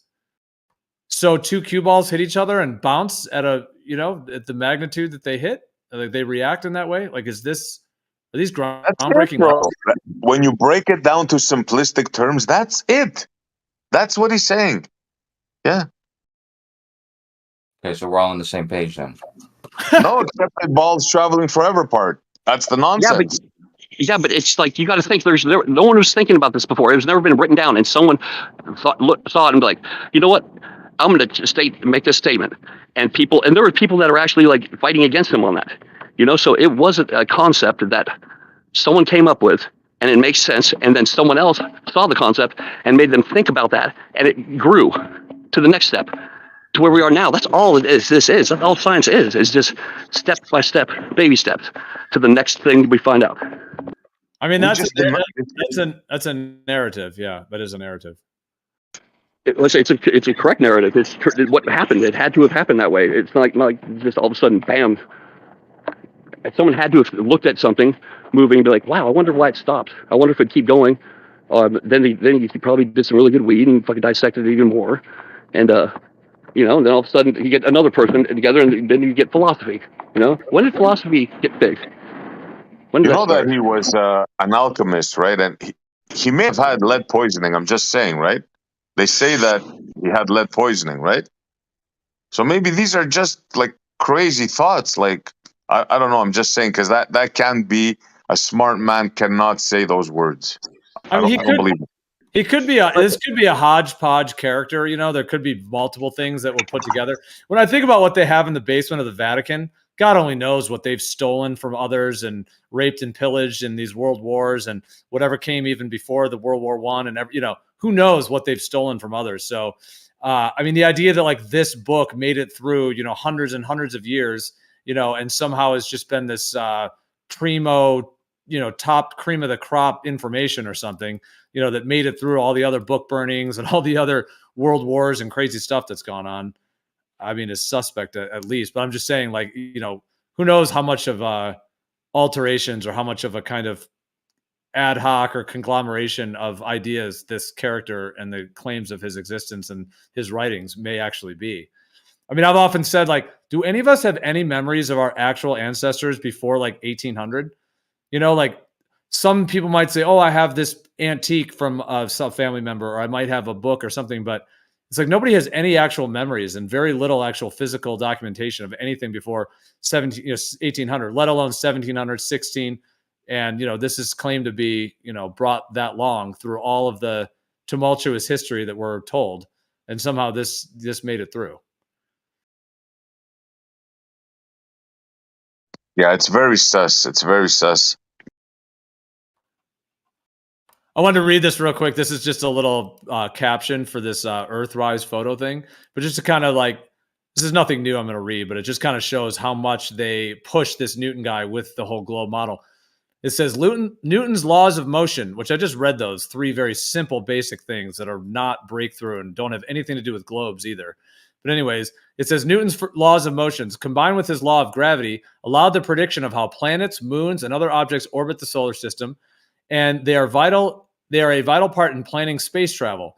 During the 1968 Apollo 8 mission, astronaut Bill Anders took this photo, Earthrise, on their way back to Earth. And Anders remarked, I think Isaac Newton is doing most of the driving right now. So like this, yeah, I heard that before. This figure is so built into their thing. They're trying to say that this, these laws or whatever are what, delineate all these factors. And oh yeah, the first Earthrise, the first photo of the globe. Oh yeah, Isaac Newton is driving the whole thing. It's right in the words, like he's driving this whole globe, in a sense. Yeah. If it wasn't for him saying things travel forever unless disturbed, this would have not been possible. Well, we are a nostalgic race, I mean, like human, Homo sapiens, we do love our history and we do love appointing certain attributes to people that from the past. I don't know, why, what that is, but I don't think Newton was, I don't know, it could have been real. But I'm pretty sure, like, just like religion, it's just a bunch of fucking people trying to control a narrative. Speaking of religion, are you aware that most of Newton's writings were religious? Like, yeah, maybe well, at that time, like, of them? Well, yeah, at that time, well, at that time, if you weren't religious, you could be blasphemy and killed. So, I mean, pretty sure like 95% of the fucking world was fucking of like that community was religious. So that's not really far fetched for me to think of. And of course, you knew he was an alchemist. Well, I mean, at the beginning, then he ditched it, because no, did he? I don't know. Anyways, it's still, people are still trying to do that. I'm not saying that there's anything wrong with that, but they were, as a matter of fact, that's probably the beginning of chemistry and shit like that. So it's not all bad. But he was looking for the what did they call it? Oh, damn it. The elixir of life. There, what was it called? It's at the tip of my tongue. Turning the oil of Olay. Turning lead into gold. No. That of course, but the thing that keeps you alive forever. Elixir of life. The fountain of youth. The elixir. Fountain of youth. The holy grail. There's a name for it. It'll come to me. In other words, they were looking for how to make you live forever. That was the ultimate goal of this alchemy. Yeah, fountain of youth, right? Oh, I think it's called an elixir, right? Yeah, it's an elixir, but there's a name for it, bro. It's at the tip of my. It's pissing me off. I'm sorry, I can't think of it now. Well, thanks a lot. Now we all don't know what's going on. Shit. No, but it's an unachievable thing, bro. It's to make you live forever. Elixir of life. Yeah, no. There's it is that, all that, right? Fountain of youth, whatever. But there's a name. There's a name to it. Some of the Philosopher's Stone. Philosopher's Stone. The never-ending story. The never-ending story. Fraggle Rock. I think it's the Philosopher's Stone. Thinking that if evolution were real, we would have evolved to want to live forever, right? Yeah, but we have too many factors like fucking oxygen and fucking other variables that destroy us every day. Solar fucking rays. Wasn't Yeah, but something we were made beyond from that. alchemy. Like, why does everything have like a very specific life cycle? Yeah, but we've been able to extend ours like a lot,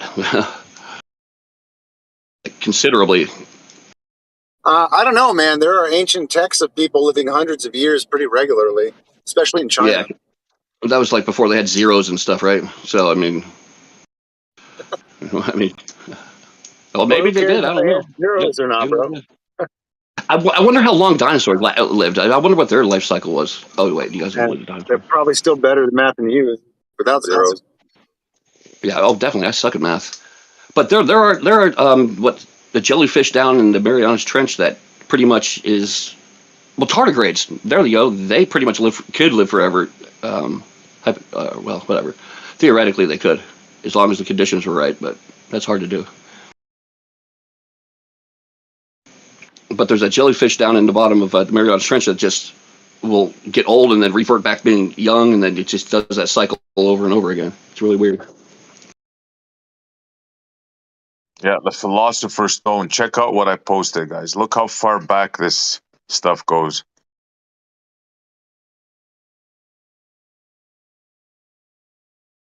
But if there wasn't for alchemy, we wouldn't have alloys. In Yeah, I reality, said we before, wouldn't have it's not all alloys. bad. We Yeah. have chemistry. Yeah, some good came out of it for sure. But their ultimate goal was to find the Philosopher's Stone, along with turning lead into gold, right, for riches. But the ultimate goal was to extend life forever. That's what their goal was.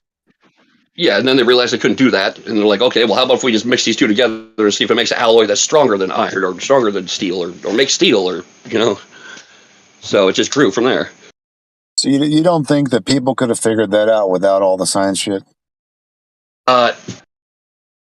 You don't think someone could figure out how to make a friggin' wheel? Wow, why did it take so long to make fire?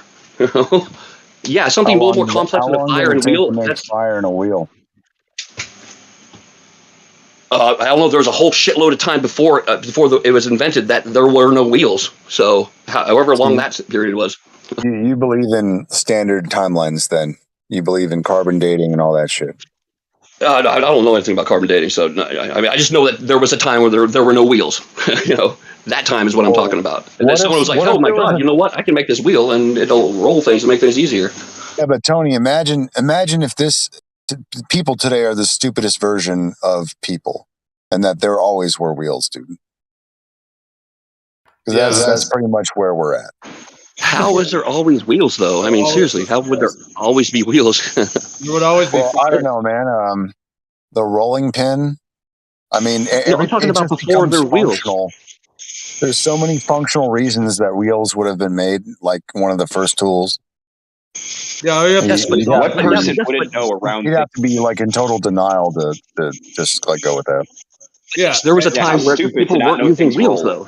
Yeah, all you You'll would have to see see is a rock rolling to realize that that's a functional thing. It would be. What is that movie? Day One, that movie with like Michael Cera and Jack Black. You would know that on day one. And think about fire too. I mean, lightning creates fire. There's forest fires. It's not that hard to create a fire with a stick and with friction and little leaves. The idea that humans never had fire, I think, is absurd as well. I think it's absurd to think that at a primitive stage of our life that people should just know to rub two sticks together for about a minute and a half and it'll get hot enough and friction happens. What do you mean by primitive? What do you mean by primitive? What, do you think that we are the same intelligence now that we were then, or what? Yes. Obviously, we. Oh, never mind then. We had the potential to be this smart. I don't even know about that. Really. Yeah, I guess we had the same brain. I don't know. Tony, are you on meth again? What's going on here? I'm on meth again. No. You're very excited. I'm on mushrooms right now. No, well, I knew you're on something. No, I'm just kind of excited. Like tomorrow, I've got to do something. That's great. cool, man. There's nothing wrong with excitement. I just noticed. But yeah, dude, I really think that we are probably we're not stupider today. We're just we are neutered from a full gamut of life experiences, and that removes a lot of what do you call it? Instinct and just basic learning that we should have had at a very young age that we would have built on our whole life. I think there's humans on this world that are experiencing that right now, what you just talked about. Like, I think you're just talking about people that are on here or something, because there are people that are doing exactly what you just said. I mean, shit, when I was younger, like, we didn't even have a house. We lived off the land for like 3 years probably. And walking uphill both ways. instinct is definitely a big thing. Yeah. I think it all depends on what your surroundings are, the culture you're in, or who you're, the intelligence of the alpha in the group. I don't know, man.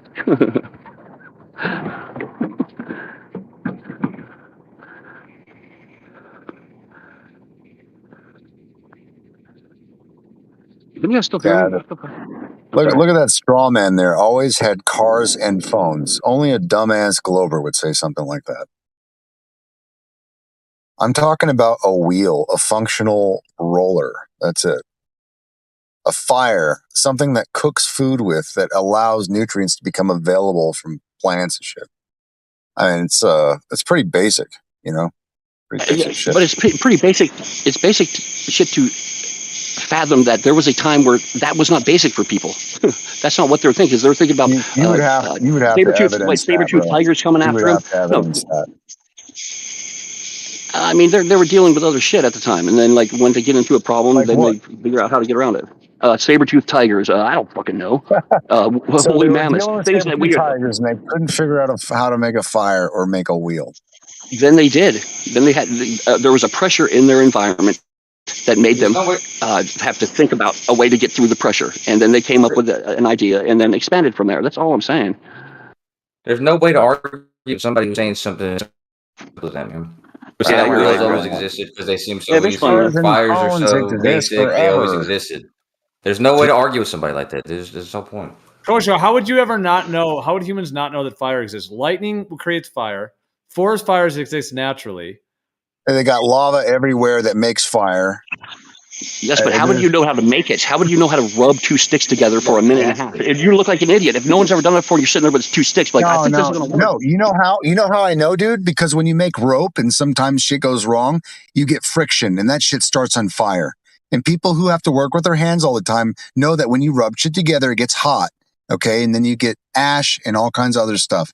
Fire is a consequence of living a life, just living a life. The same way that a wheel is a consequence of living a life. But you don't know this because you haven't had to go out in the wild and do your own shit your whole life. Yeah, I just told you I did in Hawaii for like 3. Yeah, I mean, I made fires with sticks and stuff. No, I'm I understand talking what about you're saying. living on your own out in the wild, like, you know what I mean? You also can like smash rocks together and make sparks as well. That you can right. You smash. I have crystal. I have quartz that I smash together, and I make light all the time. Piezoelectric. Yeah, there was a time where no one knew that you can make light with crystals, and then someone did it, and like, oh my god, look at this, and then they expanded from it. Yeah, I'm talking about the first person, the base. Until that We're one talking about time. base. You think the first person might have seen lightning create a fire? You think that maybe that's how man got the gumption of fire? Well, Do you no, think he it took captured the millions fire of and years? protected it. No one's talking about them not knowing what fire was. We're talking about people making fire on their own. We're talking about people making wheels, things that don't exist in nature. There's no point arguing with somebody who's honestly thinks that everybody always knew that. I just made a case for it. If you're making rope and you're tying it together and you're using it functionally, sometimes you get friction. Friction creates heat, and then you get fire. It's really that basic. So why didn't you know? Wait, why didn't you know how to do all this stuff when you were a baby? Then isn't there a growth to our It's thoughts? because I was a baby. Exactly, and we were yes, and mentally we were fucking infants at that time when it came to logic and stuff. I mean, seriously. I mean, you think that all of a sudden God just gave fire? Like, this is how you make fire. This is how you do this. There's a wheel. This shit was just there. They walked upon it. I agree with Kosho. I mean, no one's going to win this argument, but I think it makes far more sense that fire and wheels were accessible and available and understood far before you guys think they were. Yeah, and Tony, I wouldn't say a baby is making fire. I mean, a 1-year-old is not sparking up a fire, so it's not really about a Yeah, baby. I know that. I know that. Adults, teenage men, women, etc. I mean, it's not very difficult to figure out, and you don't have to have. It's not like every single person has to figure that out, as it were. Because I mean, you do have to rub sticks together. There's a little process to do it. Dude, you can burn your hands just trying to make materials. Like the concept that something would start smoking is not inconceivable. You can burn your hands, but your hands aren't going to ignite from friction. If it did, that's going to be one hell of a friction. You got to show me a time when someone was rubbing their hands together really fast, and then all of a sudden their hands ignited.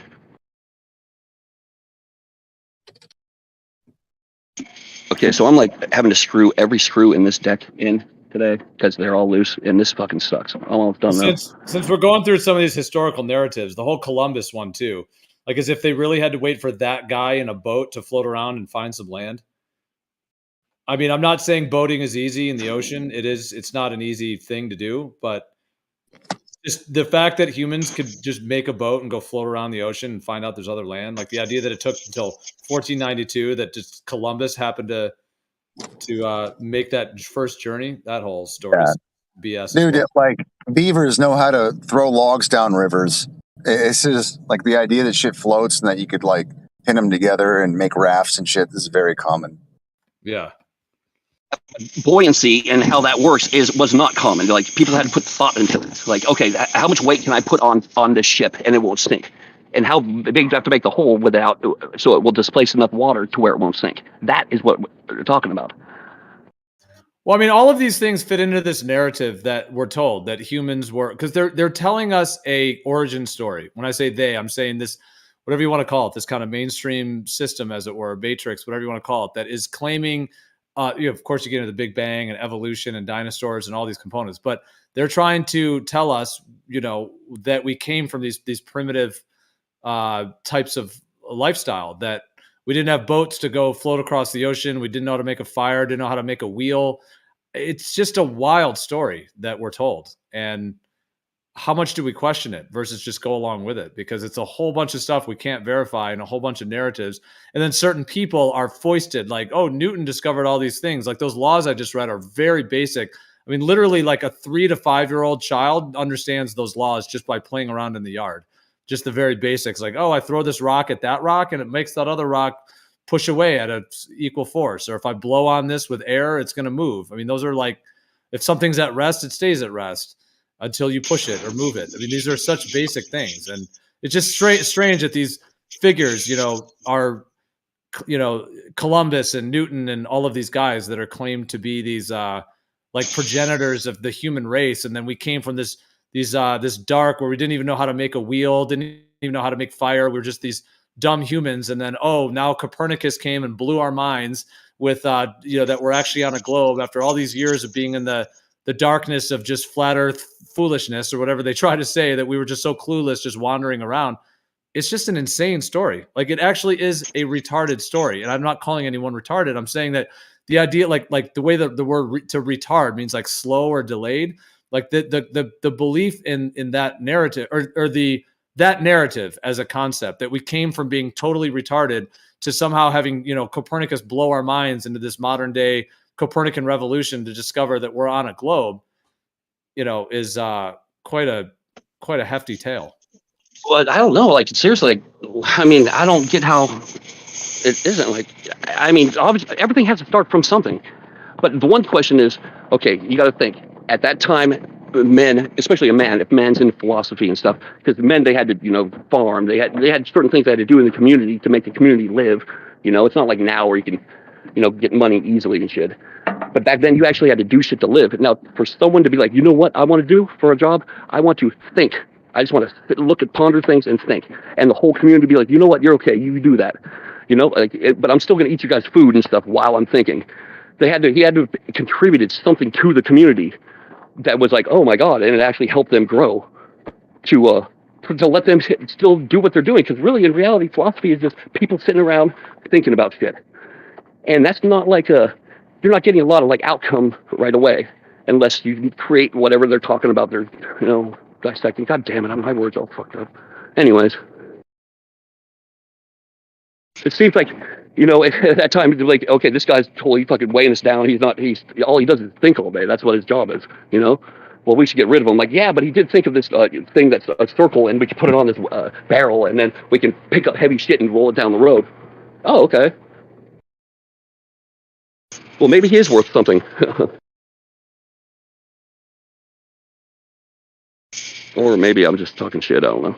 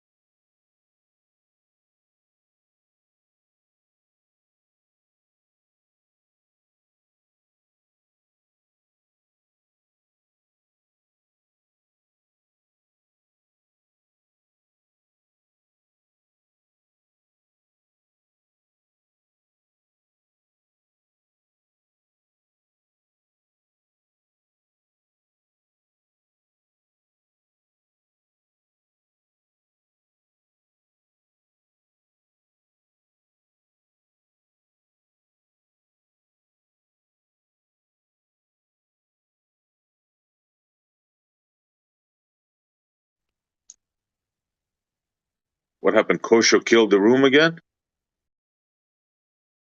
No, I just got back. I had to Oh. leave. Yeah, you guys were arguing whether or not fire was always a thing, or fire was always utilized, or wheels always existed. So I had to get out of here. Somebody has his thing on. I don't know if you're doing it on purpose or not. The video. Yeah, Brian, your camera's on, man.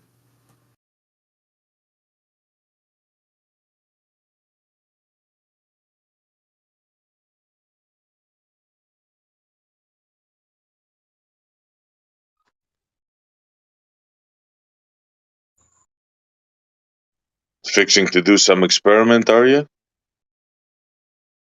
Man, I just was making a new compost pile. I got a bunch of coffee grounds. A customer, I'm doing a lot of concrete work actually, but I told him that I composted because he had some veggies and shit growing out back, and he's like, here. I didn't even ask him. Like an hour later, he brings me like a big Walmart bag full of coffee grounds and shit, and I just made a new compost pile like 2 days ago, so it's still kind of fresh, and I was like, hell yeah. So I just got back from work and I was adding all that coffee grounds and different shit to it. Yeah, they say coffee grains is supposed to be good. Yeah. Yeah, fortunate. How long do you let compost sit before you use it? I never made mine. I should, but here in Canada, we usually just buy it. Yeah, I buy it too, but I don't like buying it. It's like a fucking, when I buy it, I'm like, man, I really ain't buying it. No, and all I gotta do is a stack of fucking leaves. You know what I'm saying? Like, damn, how lazy do I gotta be, man? But I do get lazy. I ain't gonna lie, but it hits me in the soul. Like when I know all I had to do to make good soil is literally just make a stack of leaves and leftover food. Yeah, but I'm saying, how long do you let it sit? I'll tell you what, man. I'm looking at 2 piles. This one I let sit for about 2 months, man. And this one I let, before I started getting compost out of it, this one I let sit for about 5 weeks before I started getting shit out of it. But yeah, it just turns into dirt. Like the longer you let it sit, the less leafy it is, like stems and shit like that. The longer you let it sit, the more that turns into dirt. Would you ever throw like old cigarettes in there? I'd pull them out if I seen them. Maybe What if it was? tobacco, I guess. Yeah. What if it was what was a roach like from weed? Like there's like a weed joint, like the end of it. That'd be crazy. Or you wouldn't use that? It'd be compost. The worms probably wouldn't bias toward tobacco or marijuana.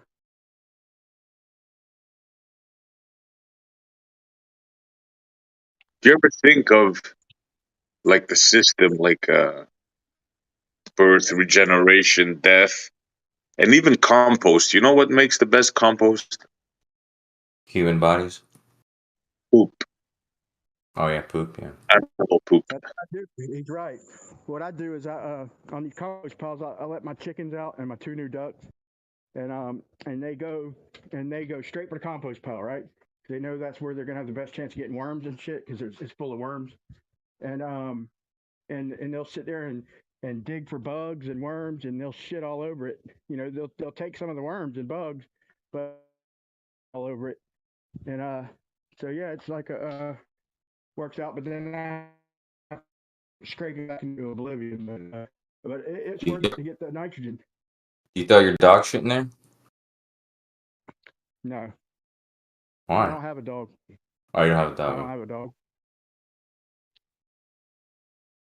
You know the lead singer of Tool, Maynard. He has a vineyard, and he used the ashes of his mother to fertilize his vineyard. So, if you ever buy his wine, you're drinking his mom's ashes. Well, shit, dude. That's crazy.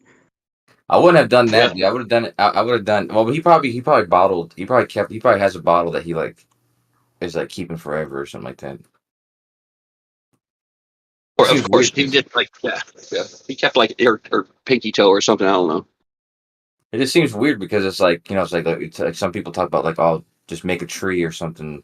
Those last a long time, but if you're making grapes, like those grapes, you're gonna that plant's gonna be dead in less than a year, right? Yeah, but you'll be able to fertilize it. It'll be in the soil for a couple yields. But Yeah.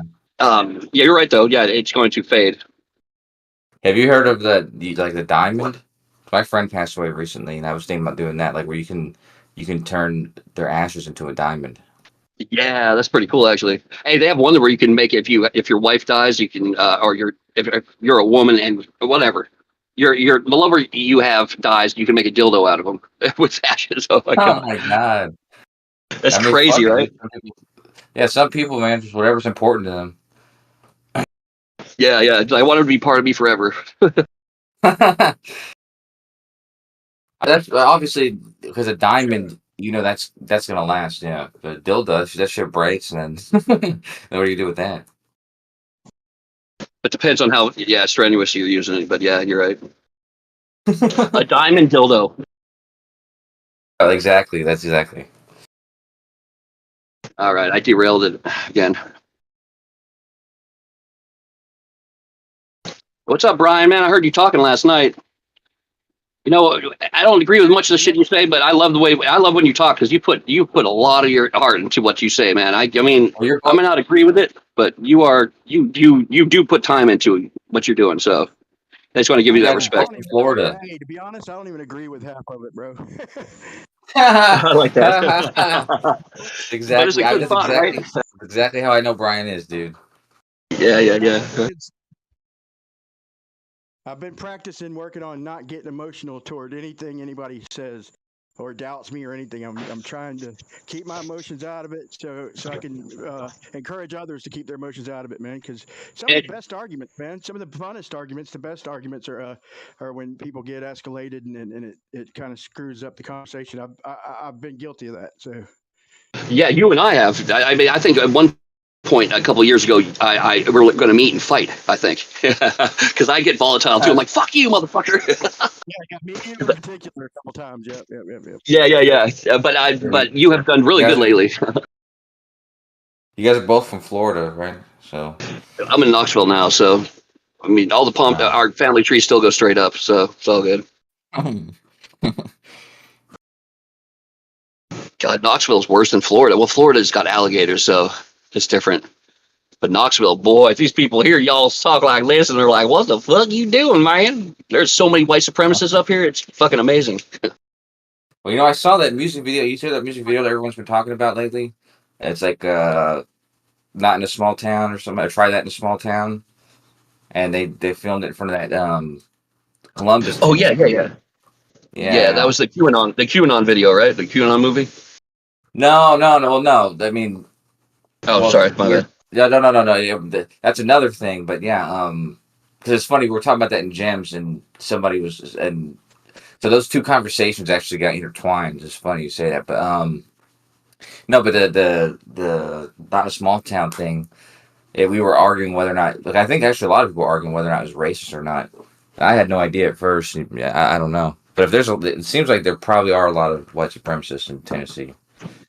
There are, but I think they're okay. So I went to jail not too long ago for like a month, and I can tell you here in Tennessee there were maybe 2 black guys and maybe a couple Hispanics and 1 Chinese, and the rest were just white. It's crazy. But if you go to Florida and go to jail, it's like I'm the minority, the white minority, and then it goes from there. Yeah. Because in Texas it's just like that. In Texas it's like probably maybe 20% African American, maybe less, and then like half and half Hispanic and white. I think it has to do with the correlation of how obviously your population and the demographics, how they split up. Like by obviously you're gonna have a percentage of people that are bad in each group, or not bad, or just make wrong decisions. But then you also have to think of the politicians that are in control and what's their narrative this cycle. Sometimes it's getting rid of the dark people. Sometimes it's fucking prop up these people. Sometimes it's it's fucked up. Well, Austin's become pretty lenient lately, especially with drug charges. It's like they'll drop like almost any drug charge. It's Yeah, crazy. marijuana charges in Florida, they don't do much. But I'm Yeah, not. well, in I'm Tennessee, not even talking about Tennessee's still marijuana, illegal. dude. No, I'm not talking about marijuana. It's illegal here too. It's illegal. It's illegal in here, but I'm not talking about just marijuana. I'm talking about like drugs in general. It's still illegal though, but I mean how can they really enforce it when I could go to I went to the, I mean, not me specifically. I don't smoke weed. I used to, but so me specifically, I went to the wrong building to get it.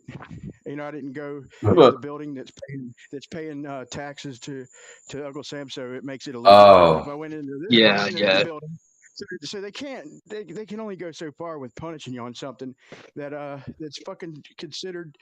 You know, I mean, it's natural. I don't even see how it ever got. But in reality, but in reality, the way they have it down now, because the government just needed time to figure out how they're going to tax this and regulate it, and what's going on is they have gone back to chemistry, science. They have altered the DNA of the fucking a molecule of the strain of weed and turned it into Delta 8 or Delta 10, and all it is just like if I take Percocet, okay, I want to go get generic Percocet. That's all that this Delta 10 and Delta 8 are, just generic weed, but it's still fucking weed. They did it with food though too, a long time ago, right? Like you can't fucking like you have to use their seeds, Monsanto seeds, right? Otherwise, Yes. it's illegal. And if their seeds drift into other farms that aren't using Monsanto's, they can sue them for growing a crop of their stuff, which is crazy as fuck. One day it's only going to be like one type of weed, like one, like basically that, but with weed. Yeah, exactly. It's just gonna be like you want. Oh no, there'll be two. They'll be like you want the indica or you want the sativa. Yeah. But it'll be the hybrid, the best you can make of it, you know.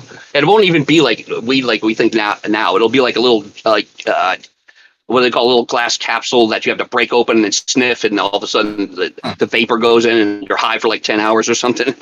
It's just weird because it seems like if somebody would tell you that they can do that with plants, you'd be like, no, dude, you can always just grow your own. You don't gotta buy that shit. But it's true that with you know most actual vegetables or whatever, it's actually really hard to do that. You can't like just you can't find your own shit and grow it. It'd be hard to find your own seeds. Like for carrots or something like that. Like where are you gonna find carrot seeds that aren't like Monsanto? Yeah, right. And they've got like a lockdown on it. Called Baker Creek.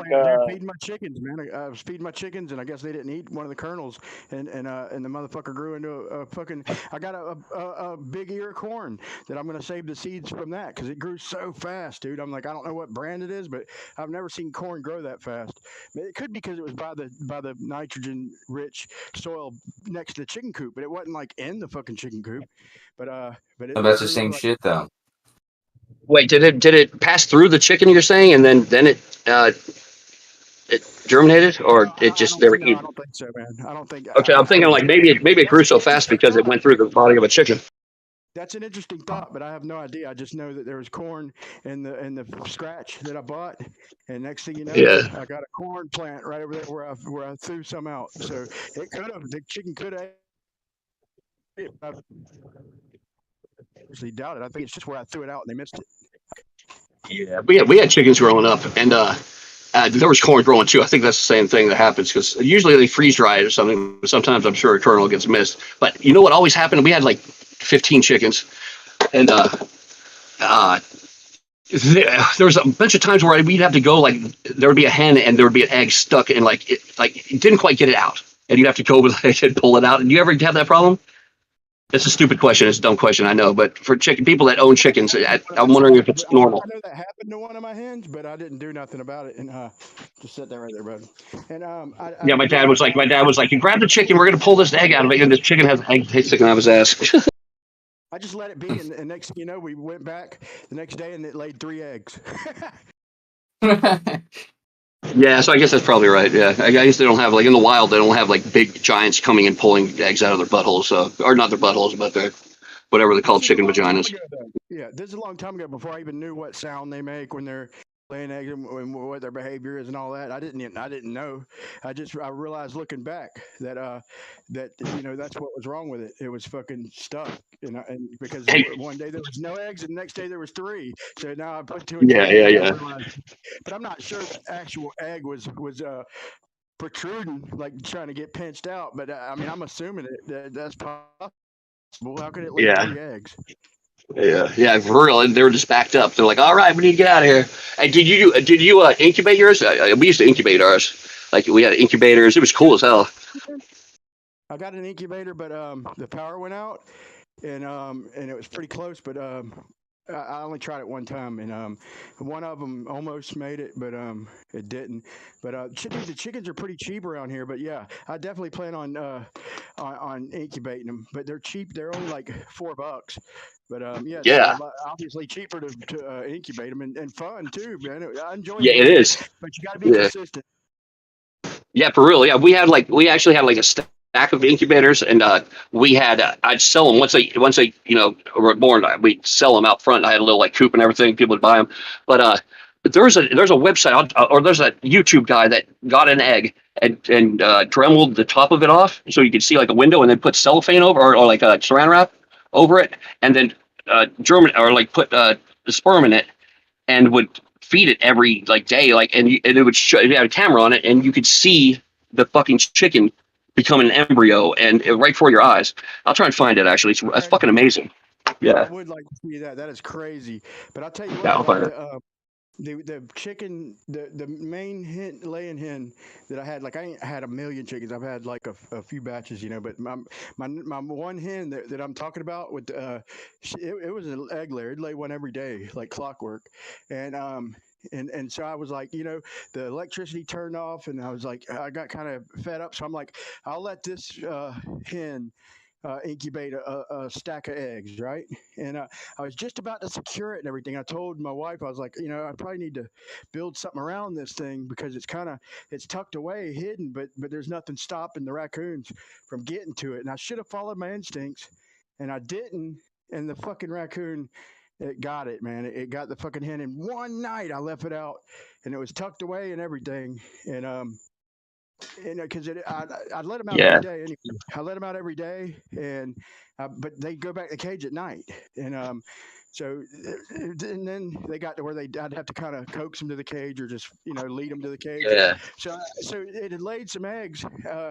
In this spot, and it was a good spot, and then we had to find them. Actually, to be honest, I'm like, where the fuck are the eggs? It's laid them during the day, and we found them. It was a little stack, and that's where she disappeared to. And she was, sitting on them and shit, and I yeah. guess, She and knew what was up. He was sick of fucking so the let her hatch raccoon them, and fucking taking her raccoon shit. got her ass. Yeah, Raccoon got see, her ass. we had rabbits too. We had rabbits. So we had little bunnies. They'd have like give birth to a few bunnies, and they go underground. But our neighbors had a fucking Doberman, like 2 Dobermans, and they would crawl underneath, and we'd wake up in the morning, and there'd be fucking rabbit, fucking blood everywhere, and it was fucked Yeah, up. The problem with raising animals that are small, you have to have a good guard dog that you just keep outside. That's the key to actually good keeping them idea, alive. actually. Yeah. Good idea. Yeah, like a Uh, sheepdog or something big and like something or lights or just spotlights out there. But Cured those though, fuckers, you gotta think like it's like a grocery store for them. Yeah, it's like a grocery store for them. You're raising a bunch of animals and they're like, okay, let me go to the store, honey. I'm gonna bring back some chickens. you can't just throw up anything, and them raccoons are crafty, dude. They'll find any weak spot, dude. I'm telling you, they're probably one of the craftiest fucking nuisance animals there is. But so Yeah. I only really liked one of these birds ever, and it was this duck that I had. I got it probably about, I don't know, a year ago or whatever. It wasn't even quite full grown. And it was but for some reason it was in between chickens, right? When the raccoon had got the chickens, I had like a couple males, and they just hauled ass. They didn't have any females. Don't blame them, right? I didn't care. I didn't really want them either. Blah blah. But anyway, so I was in between chickens. I got a few of them, and I got a duck. I mean, and then the raccoons got them, right? And I got a duck, um, and I think To protect them. they were out of chickens, right? Yeah, let me. I remembered because they were out of chickens. but they had a duck or something. I forgot what the fuck, but I wound up with just one duck all by itself. And I was looking at it and it says, it was my first duck. And so don't leave them by yourself, they say, you know, and I was just, so it was real little. So I just kept it. I had it in my room where I do all my tests and all this shit, like my little lab room, basically my attached garage thing. And Yeah, I love it that. spent time with me, right? And it followed me. And so it wasn't scared of me, dude. So I don't know. I just kind of developed a whatever kind of bond where this fucker followed me around everywhere Yeah. until then I got some chickens, right? And they were way littler than the little duck. The ducks grow way faster, you know that. But then it finally got to where it would it heard the other little chickens and it wanted to be around them and not me. But it lost its fear toward me, and it never got scared of me, dude, because it was already used to me, and it was cool, dude. I could go up and pick this duck up and shit, dude. That's not very common. Even ducks, Yeah. you know, when you try to grab them, Ducks, they move. yeah, ducks are smart. Right? Ducks are smart. Like we had a billy goat. Billy goats are one of the smartest fucking animals. Like I used to go on the teeter totter with me, like you know this whatever the seesaw, that fucking pendulum thing, or the fucking whatever seesaw, or no, yeah, whatever. Anyways, but he would go on that with me. He had little horns and everything, and like he would. My dad would be like, "Go get Tony," and he'd come and like buck me in the ass. Like, no, I shouldn't have said buck. That sounds like okay. He'd hit me in the ass, like he'd bump me in the ass with his horns, and like pretty much coax me inside. They're really smart. They were cool as hell. I could have made a joke, but I'll spare it. But anyway, I know. I fixed it before, but okay. And to end this whole conversation, I just want to say this. That's why the Earth's round. Okay, that's it. That's joking. That's hilarious. Well, no, check this out. So this duck, dude, I actually like this bird, dude. I don't hardly get attached to any fucking animals, dude. My daughter's got cats, and I don't care much about them at all. You know, anything could happen. I'm not going to get emotional. I don't hunt and kill animals and shit much, really. But I don't get emotionally attached. And but anyway, point being is that I got these ducks. So the chickens got older, and this was just a few months ago, and they got a little bit older, and the duck was bigger, and I got them trained to where they go to their own cage at night. All you got to do is go close the door before it gets too late, like about 9 or 10 o'clock. You know, not too long after dark. Just got to close the door, and one day we forgot to close the damn door, and the raccoon. I mean, one damn day. It's like this raccoon's just been sitting here waiting for 4 months, watching me or something. One day, just a few hours, so I slipped. I was taking a nap or something. I woke up and it was like 1 o'clock or something. And just like that, dude, the fucker was gone, dude. This raccoon ate the whole fucking duck, dude. I found a leg, a wing. Oh my god, man. Oh fuck, that's fucked up. You know what? That's fucked up. Dude. So I tracked Yeah. it. I'm like, fuck that, dude. I was pissed. That's my buddy, dude. One animal I ever get attached to. The raccoon gets it. So I set a trap, one of them traps where the door comes down. I put a piece of bologna in that bit, and I caught it. And the raccoon had a big fat belly too, dude. I know it was the one, dude. And Yeah. it was like Fuck, that's fucked up. raccoon coming back trying to get the chickens. Now it done got a taste for it, and I got Yeah, he wants dessert. He wants dessert now. in the cage, and I'm wondering what to do with him, dude. And I was so pissed off, dude. And I usually don't do shit like this, but I threw his ass in the lake. And Hopefully you have made a hat out of it. You have a hat. I would have made a hat out of him. Fuck it. Hey, okay. I did in my garden after the next day. There you go. Hey, that works. Hey, that's justifiable. Hey, I felt bad. Hey, you know what my dad used to do? My dad used to we'd get like lesser, like smaller chickens, like cheaper ones, and then have them like easily accessible to wildlife, so that they would get them. Eventually, that's what he did. Like we'd have a bunch of like decoys. Yeah, decoys. Yeah. It's almost like your canary chickens, like to see what you learn what's gonna get them Yes. and when and all You that. can trap them. Yeah. Yeah, but they got my fucking buddy, man. I'm upset about it, and I felt bad what I did to the raccoon afterwards. But any other ones that if I trap now, I'll relocate them or stuff like that. But that one, it was personal, dude. That fuck. Oh yeah. fucking piece of shit, dude. I throw chicken bones out there and whatever, way over, so they don't come up here, and it's like you just get greedy. They don't care. They'll walk right past. They'll eat what you feed them and Yeah. still come eat they'll kill every one of your chickens, dude. Even if they don't eat them all, dude. They're fucking pieces of shit, dude. But yeah, well, you're decoying them with bologna, and they're like, well, I don't want bologna. I want fucking filet mignon. And they're going to get the good shit. Yeah, right. But I can't believe, man. But I seen Yeah, the but struggle, dude. I seen the crime, dude. I seen the trail of feathers, and I seen like a big pile, and then a little bit further down, it tried to make it to the front. If it could have made it to the front, it would have been fine. And you could see where it tried to get to the front, and it just fucking, man, it's like a crime scene, dude. It was, and then I found a leg, and I was like, oh, this bitch is done for. right. I'm not laughing at you. I'm just laughing like the situation's fucking crazy. I found a web foot. I'm sorry, not a leg. Well, now he's fertilizing your lawn, so that's good.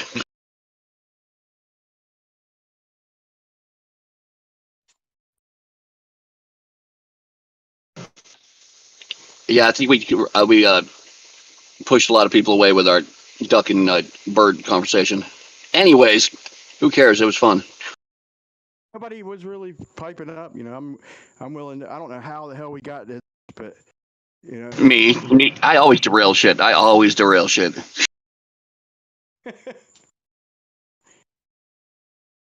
Great. Oh, that's what I was going to say. Like, so I got in trouble, and tomorrow I have to turn myself into the police for 43 hours. I have to be in jail for 43 hours. That's my crime. That's my punishment for my crime.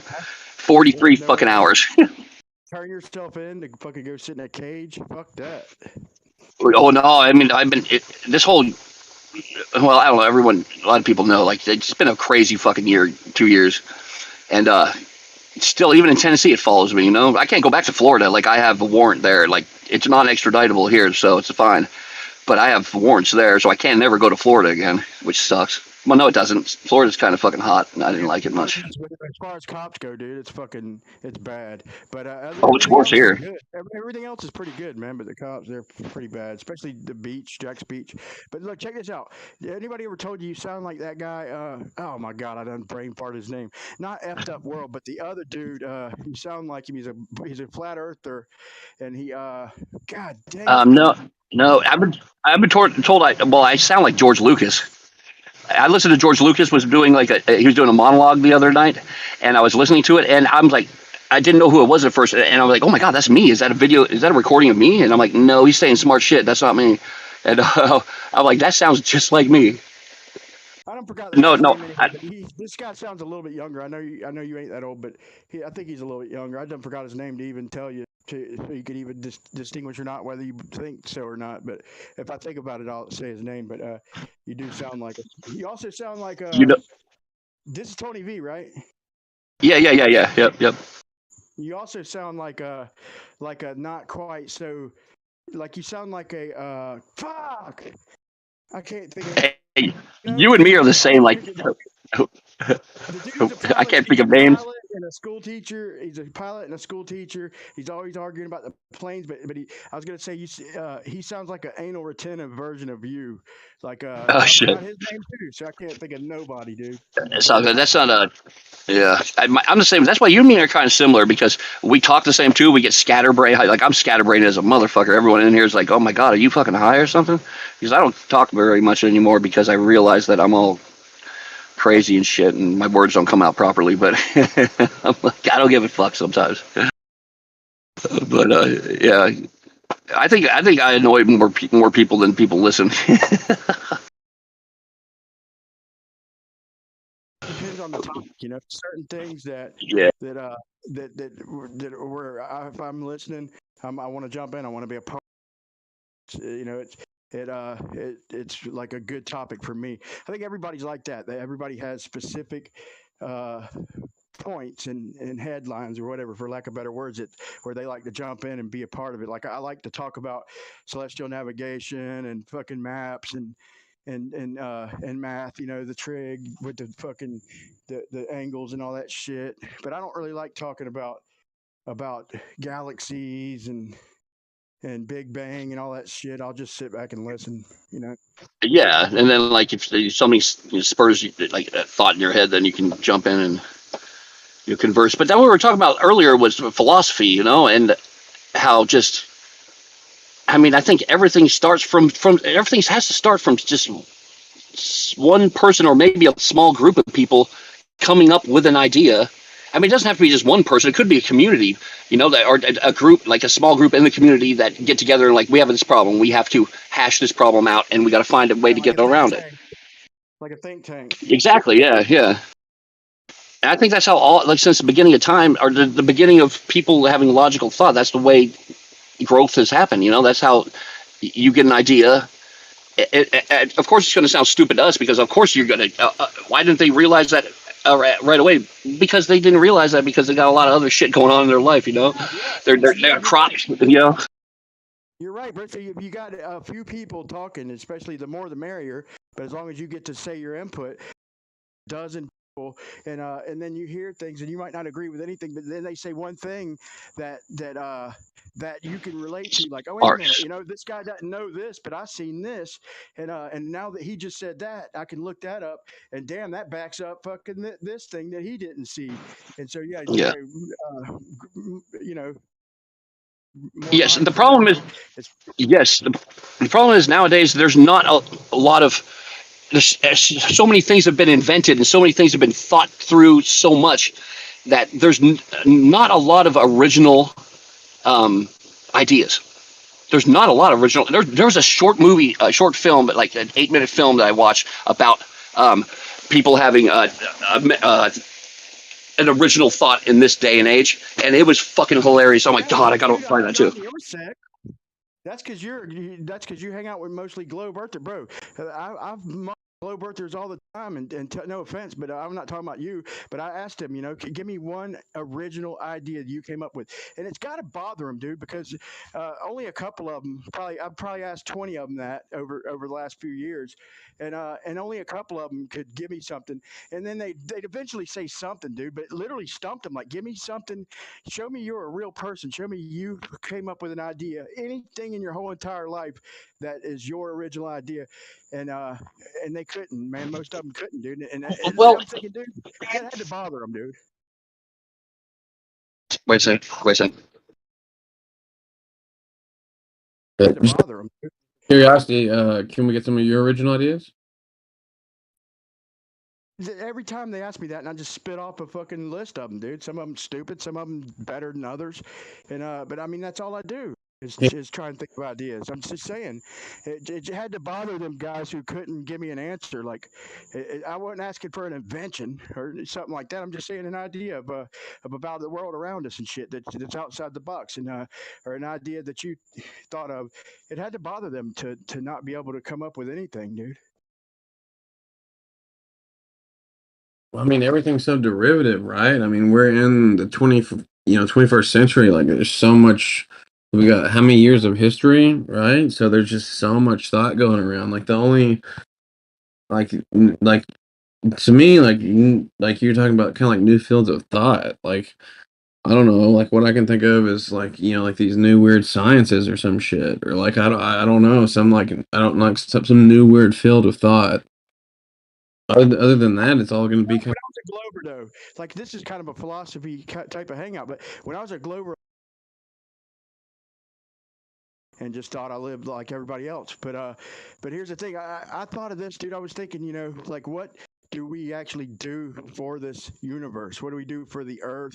I've heard like people talk about virus. I was like, I don't think like that. I was thinking like what do we do? Okay, you know what? I think that Earth might be a young star, and people are placed here maybe because what we do is we put out the star, or we weren't put here, we were maybe put here to put out the star, because look, we breathe in oxygen, which is flammable, and we exhale unflammable gas. We fucking burn all the trees that make the oxygen.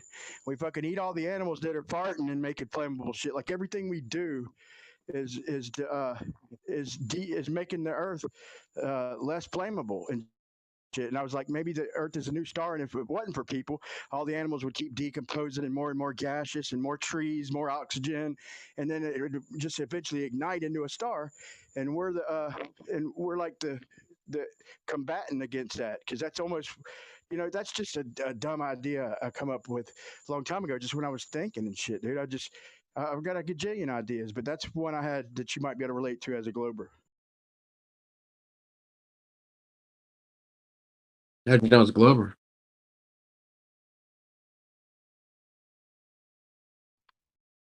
Correct me if I'm wrong. I just assumed.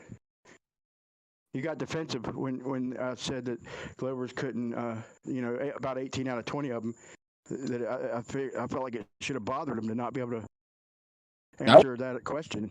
We're talking 50-year-old men and shit, never had a fucking idea of their own. That's scary, bro.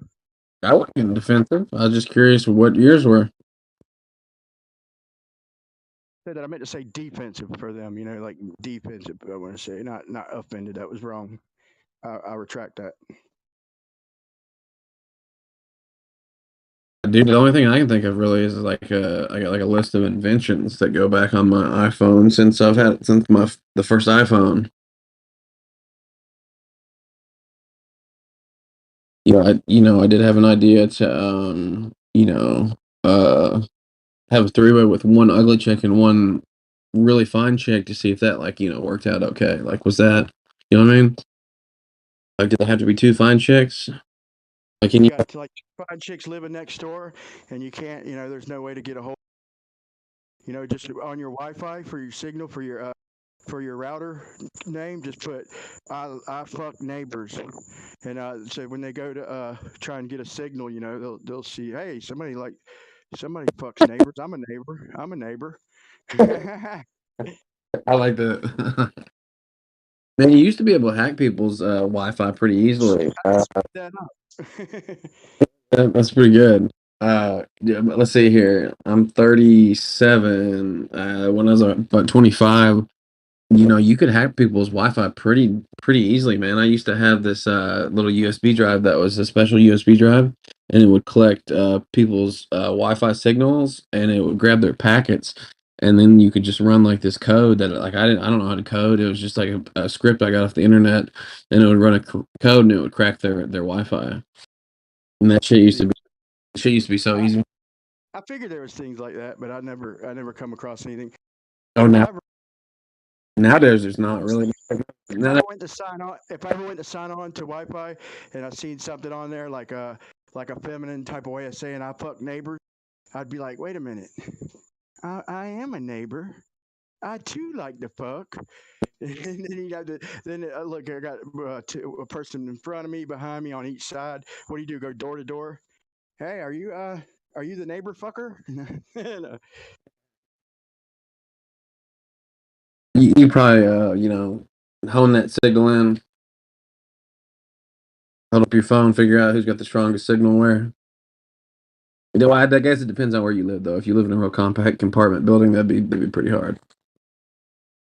Shit, dude, I never thought of that. So so I get a few signals of people that I'm assuming are people close by, obviously. But I never thought of that. If you live in especially like a small compact apartment complex, like in New York or something, like you'd have a ton of signal, dude. It'd fill up a couple screens, maybe even. That's crazy. Oh yeah, I mean, I don't even live in. I live in a rural / suburban community in a college town. Whenever I go to the college town, like it's literally like 2 pages long, like 20, 30 different like Wi-Fi networks you can see. So here's what I did. I just got my neighbors. They just texted me. They took a picture of their router and sent me the code in case mine went down.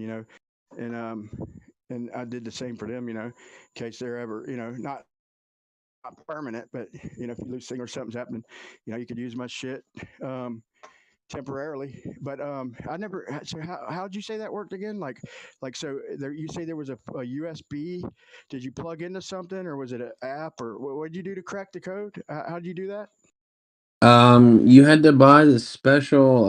It was a special Wi-Fi antenna, right? Like, so if you have a computer, there's a chip in it that processes the Wi-Fi, and you had to buy a special You had to buy a special one of those, but it was really cheap, man, like 10, $15. And all you had to do is connect your Wi-Fi through that, identify the networks, the neighbor's network, and then you ran like a script which you just got off the internet, and it would collect packets. And then after, like, 24 hours, it would collect enough packets, and then you run another script, and it would just crack it for you, and you'd have the password. And I got free internet like that for like 3, 4, 5 years. Oh, dude, I had free internet, man, and I wish I'd have never stopped it, bro. I had an old iPad, right, and I had a fucking I had an iPad and one of them adapters. It was like $50, but it was money well spent because I spent a lot of time away and in hotels and stuff, so I could plug in any Apple device onto TV. Which I still don't think they've made that for Android, but there's different ways of doing it. But a long time ago, there was just a simple adapter. You just plugged it. It was a HDMI to Apple Lightning Connect, and it was $50, but then you could just plug it into anything that was HDMI. So, and I had this site called Playbox HD that I got from one of my nephews who's young and into all that, free shit. And so I had a box, a Comcast box, and I turned off the cable for a while. It was off, but for some reason they never turned off internet. So I had Wi-Fi. And so forever and it had all movies, man. And it even had like movies that you can't get anywhere else, but it'd be low definition, but it'd have brand new movies. It was really good at the time. And so I had pretty much free Wi-Fi, free movies. I never paid any internet bill. I just had to use my iPad, and I didn't have to go to Playbox, but that's just the one I was at the most. And finally, I forgot. I finally called Comcast to like get actual cable and internet and all that stuff. And I'm looking back and I'm like, dude, that was the dumbest thing I ever did, man. That router gave me free internet. They never turned it off. They weren't billing me.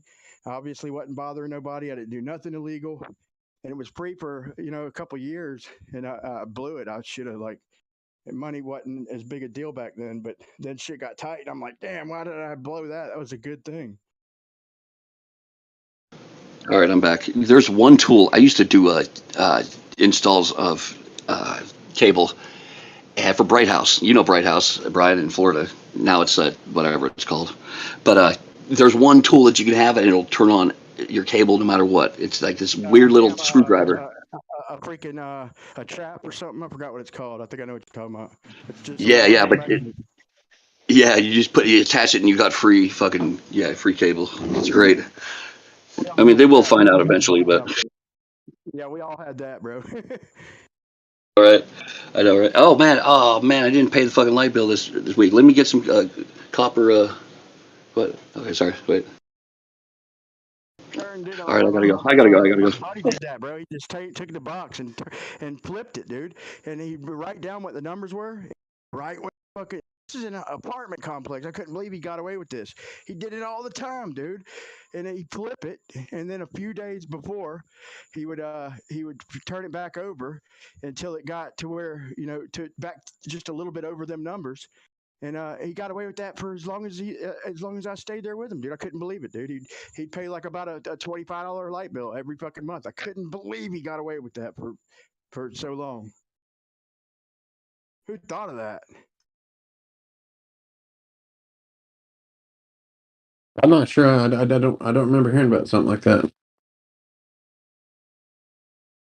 With induction, we could just take a PVC pipe, and at the end of it, put a big coil, and just put it right next to the damn power wire. I mean, how?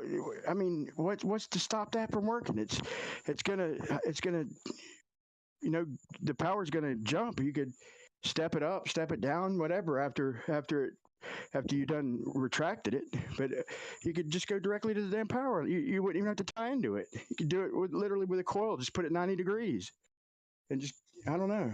I'm surprised people don't do that. I've seen in like other countries where they tie into the power wire, like you got all these homemade wires running to old box houses and like sheet metal 2-story fucking like plateau fucking condominiums.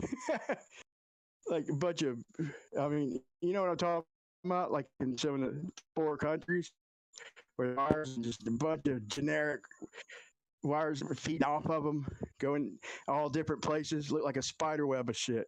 But I was thinking, dude, would you really even have to do that? You should be able to do it with induction and just a coil, not even have to risk touching it and getting shocked and shit. Well, once you get that induction, you'll get shocked. They do that shit in Cuba though with satellite. Like if you know we're about Cuban culture, like they get satellite. That's how they get their TV because the government can't really prevent them from getting a dish and pointing it wherever they want to point it. You know. Yep, I still got a dish on top of my house. They didn't never come back for it. They wanted the box and all that other shit. They You don't ever care much about the dish. Dish is worthless you ever use it? to them. No, I thought about it, like to do like a parabolic mirror and all that, but I've got like so many Fresnel lenses and they're better. So it's like I don't even need to. But I thought about making like a parabolic mirror and some shit with it, or doing something else. Like you could actually expand signals. It's great for catching signals other than satellite. Even like you could probably get Walmart's Wi-Fi if you just put an antenna up. If you're close enough, you could get line of sight or anything near it. You could probably with one of them dishes. You could probably with a fucking Coke can and a coax cable. You could probably get Walmart Wi-Fi from a couple miles away. Probably. There's a couple cities now that are like progressive and fucking thinking about the future, and actually the whole town has fucking Wi-Fi they give to everyone, which is great. Yeah, that's called Like it's community Wi-Fi. Yeah. Yeah. In Florida, they have a couple. Yeah, they have a couple towns like that. And so, what's your theory on how the satellites work? Like, if you're a flat earther, what do you think going on there? I don't think. Well, let me just start with this. Okay, I don't think that we're using anything that's like going 17, 18,000 miles an hour. What good would that do? What good would connecting to a satellite be if it cuts out every fucking 10 minutes? So maybe they have shit like that, but not for us. And then so a satellite to me, they call it an orbit. To me, that's kind of deceptive. It's just sitting there, and they say, well, it's just sitting there, meaning it's spinning with us. Well, I don't believe that we're spinning. So to me, it's just fucking sitting up in one spot. They call it like a geostationary orbit. That's not an orbit. That means fucking right above a spot.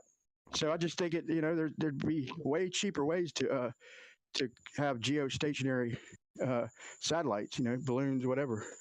There's a few different ways. I could post a couple of my old videos, and then I just looked at some older videos, and I've seen I was one of the first ones to dive in about the satellites on balloons and shit. I ain't gonna say I was the first, but I was one of the first to look into it real deep, and I found where I'm the one who found that that the whole damn the whole freaking what you call it network, LTE network in South America was ran and off of balloons, just like less than a dozen of them. The whole continent, the whole LTE network, and this is like back in 2016 or 17, and you can't even find that shit now. And then I seen where they were doing these little CubeSats, little tiny satellites, and this is when it was still a proposal. They're going to make these little satellites and put them up, strings of them, literally put up strings of these little cube satellites on balloons. It's in my video. I just seen it. I looked back through some older videos. I'm like, what the fuck?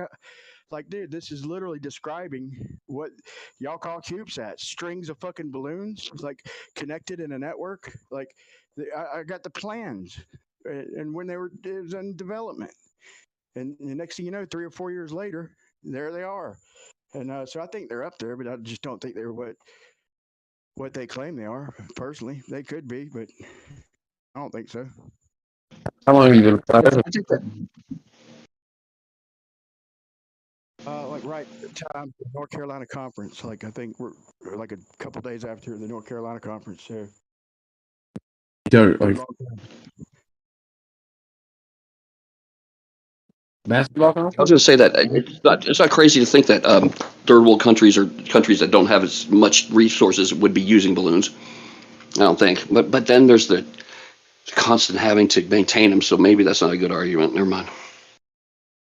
I don't know, man. I mean, to even think that they got what good? What are we for?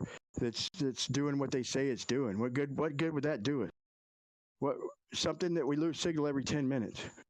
Literally, what good would that do Well, us? that's why they have a bunch of them. They have a bunch of them up there so they can link up and just keep on transmitting. Exactly, It's like networks. So hopscotch or whatever it is. exactly, networks. So if you've got less than a dozen balloons that runs the whole entire continent of South America, the LTE network, the cell phone network, and less than a dozen, I think it was like 7 or 8, but I don't want to sound like a liar, but it was like just right under a dozen or right under. Forgot the exact number. I can pull it up for you. But yeah, so the whole entire continent. And so you got networks, these balloons and shit. And like you said, they're networks, man. It's possible. So how so you've been a flat earther? I don't know when the conference was. How many years? 2016, man. Oh, okay. It was before the international conference and before the Dallas, obviously before any of the Flattoberfest conferences. So I think it was late 2016. You Like think late 2016, early 2017. you think I wasn't instantly a flat earther. It took me a couple months, man. I'm sure. What's your thoughts on the dome? You think there's a dome? Yeah, I do. I like talking about the options. You know, let's say we can recreate it with acceleration.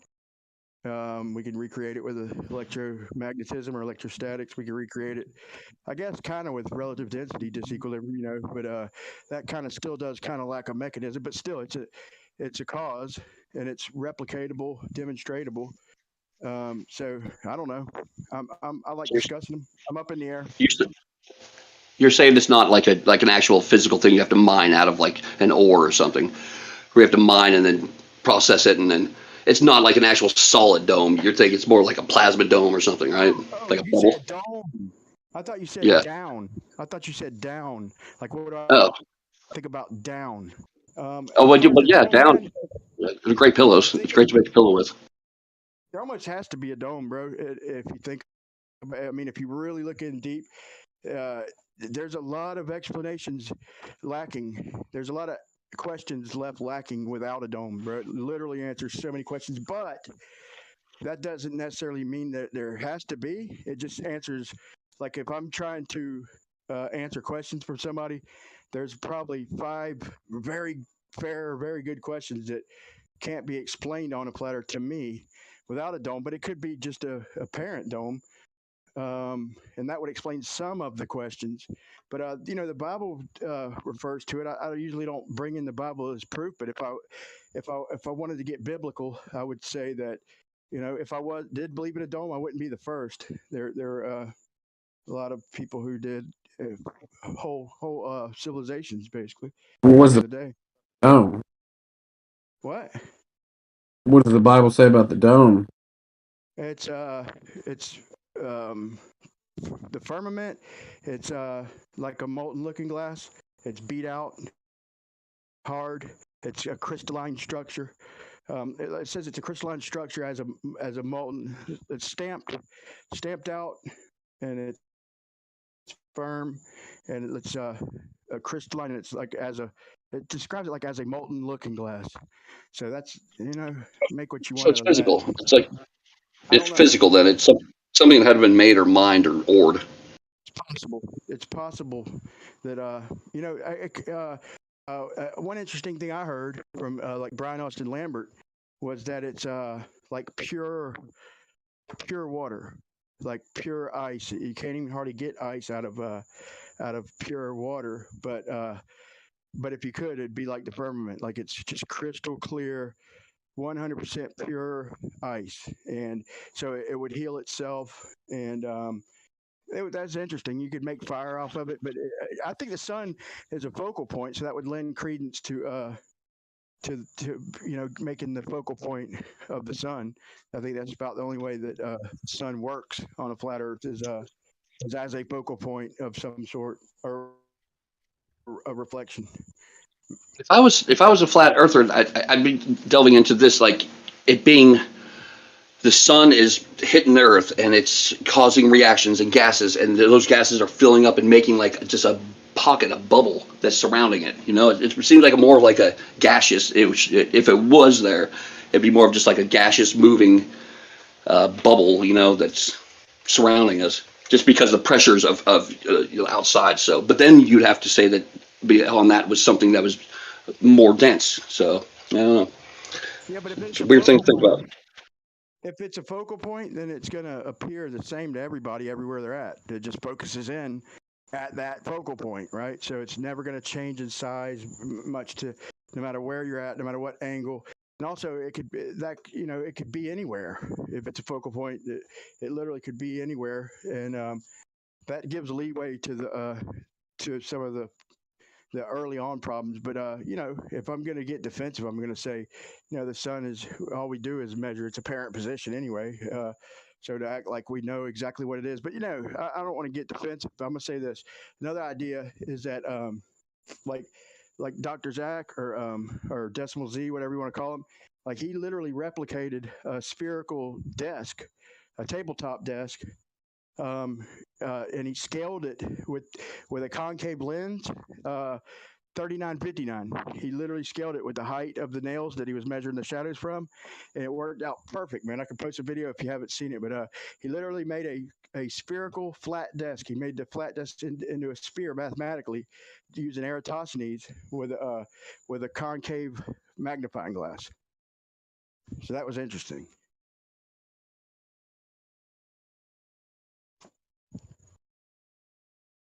Yeah, I guess I don't get that with a concave magnifying glass. I'm not sure what. Yeah, he shined a light through he shined a light above the tabletop desk. He shined it through actually he used like a concave, like a bowl of water, and shined the light through that and measured the shadows, and he scaled the size of the size of the nails that was casting the shadows and the distance apart, and he scaled them, and he replicated literally on his desk 69 miles per degree with a bowl of fucking water and a lamp. Oh, that's interesting. I'd love to see that. That ought to be some pretty solid shit. I'll post it. You can watch it later. It ain't a joke. He literally demonstrated it. But then, I mean, we've also, if the atmosphere is it's humid. We know that it's water vapor, and the further you look, the more you're looking through it. So if you're looking thousands of miles, you're looking through a whole lot of water vapor. But even locally, it seems to magnify shit. And we are at the bottom. So if you look through the bottom side of any magnifying glass or Fresnel lens, you're going to lose the bottom. If you back something away, it's going to look like it's going down, just like the sun. I mean, and it's going to literally not shrink in size from the magnification as it goes further away. And so that's a very, I mean, it just shows that there's different ways to show how this works fine on a flat Earth. And even lines up with reality, with the atmosphere and the magnification that we do get. And on days that I go out and I do get obstruction, which is not every day, but some days, a lot of days, but it's always accompanied by magnification. It seems like, the horizon always appears closer and things appear bigger. Every time we get this obstruction, it seems to be accompanied by magnification. So it's a fair argument, man. But I'm gonna post that video real quick. I can listen, but I probably won't be able to talk. Okay. I like the idea of considering different possibilities, man. So I'll throw out some ideas and stuff. And but if anybody give me good enough evidence for a globe, dude, I would buy it, dude. There's a couple tests I think they can do. I don't know why they ain't doing them. If it was a globe, they could easily prove it. And I don't know why they're not doing it. It wouldn't be that expensive. It would satisfy me. I feel like if they could, they would. But maybe they will. I try to keep an open mind for anything. Yeah, I can tell you what I tell pretty much most flat earthers is, I've probably been looking at this private since the same time you have, maybe a little bit later, maybe like 2018. But the thing I tell people is, like I've made a list over the years of probably 26 things that can all be explained by basically two things. One, the Earth is a sphere and that's tilted. And flat Earth they can't explain more than one thing at one time. So if you come up with an explanation for one thing for flat Earth, it doesn't apply to like another part of flat Earth. You have to have individual pieces applying for explanations for different pieces of flat Earth. So that to me is the strongest evidence that you can explain so many things with one idea. That tilted rotating right. Yeah, that's true. That's true because a lot of flat Earth, like you can't get two of them can't work on the same plane. I guess in their words. Yeah, I don't think I've ever heard somebody come up with to explain one thing explain more than one phenomena. But as a I post that video for anybody who wants to save it and watch it later about he literally lines up shadows, does the math, does the trig, and just the basic trig. But what did you say about the phenomenon and the problems with the Can you repeat that? Give me a short version. The short version is that a tilted rotating globe can explain 26 things in one go, and a flat Earth has to have one explanation for each individual 26 phenomenons. So I've never heard anybody explain more than one phenomenon with more. I've never heard anybody explain two or more phenomena with one idea in flat Earth. Yeah, I don't quite follow. I mean, I think I get the gist of what you're saying, but that's pretty vague. Like you say that a tilting, wobbling globe. Yeah, of course. First it was a globe, and then they had to tilt it, obviously, to get it to work, and then they had to wobble it. Then they had to wobble it again, then wobble it again. Yeah, they'll do whatever they need to with it. And they had to add gravity before that to get us upside down because we had to be spinning. Yeah, they've built a pretty decent model, man. They've made some, but if you think about it in retrospect, it's fucking kind of crazy, bro. If we were born on an island and we're buddies and shit, and our parents died, and we just grew up fishing and old enough to survive, dude, we never fucking think we live on a damn ball upside down with people. That's crazy. But yeah, as far as explaining some shit, they've over the years. Like you was talking about the think tanks and shit. Like Kepler invented all these ratios and shit, but he never applied them, dude. He just used Tycho Brahe's fucking data, and then you got Newton, who fucking didn't agree to anything about gravity, and he supposedly comes up with this formula, and he never applied it. And then you got Cavendish, who supposedly come up with the shit to lead to Big G, but he never applied it. And it's like, dude, you got all these people not applying shit, so it's got to be these think tanks in between. Either it's a story or it's just think tanks, because everybody said that they really didn't agree with the shit. Not everybody, but it's a hell of a story, man. But yeah, it could explain a lot of the phenomenons, man, mathematically. But common sense, I don't know. I do the first couple. Okay, shadow on lunar eclipses, boats over the horizon. Typical distance to the horizon can be calculated using globe math. Star trails. Question.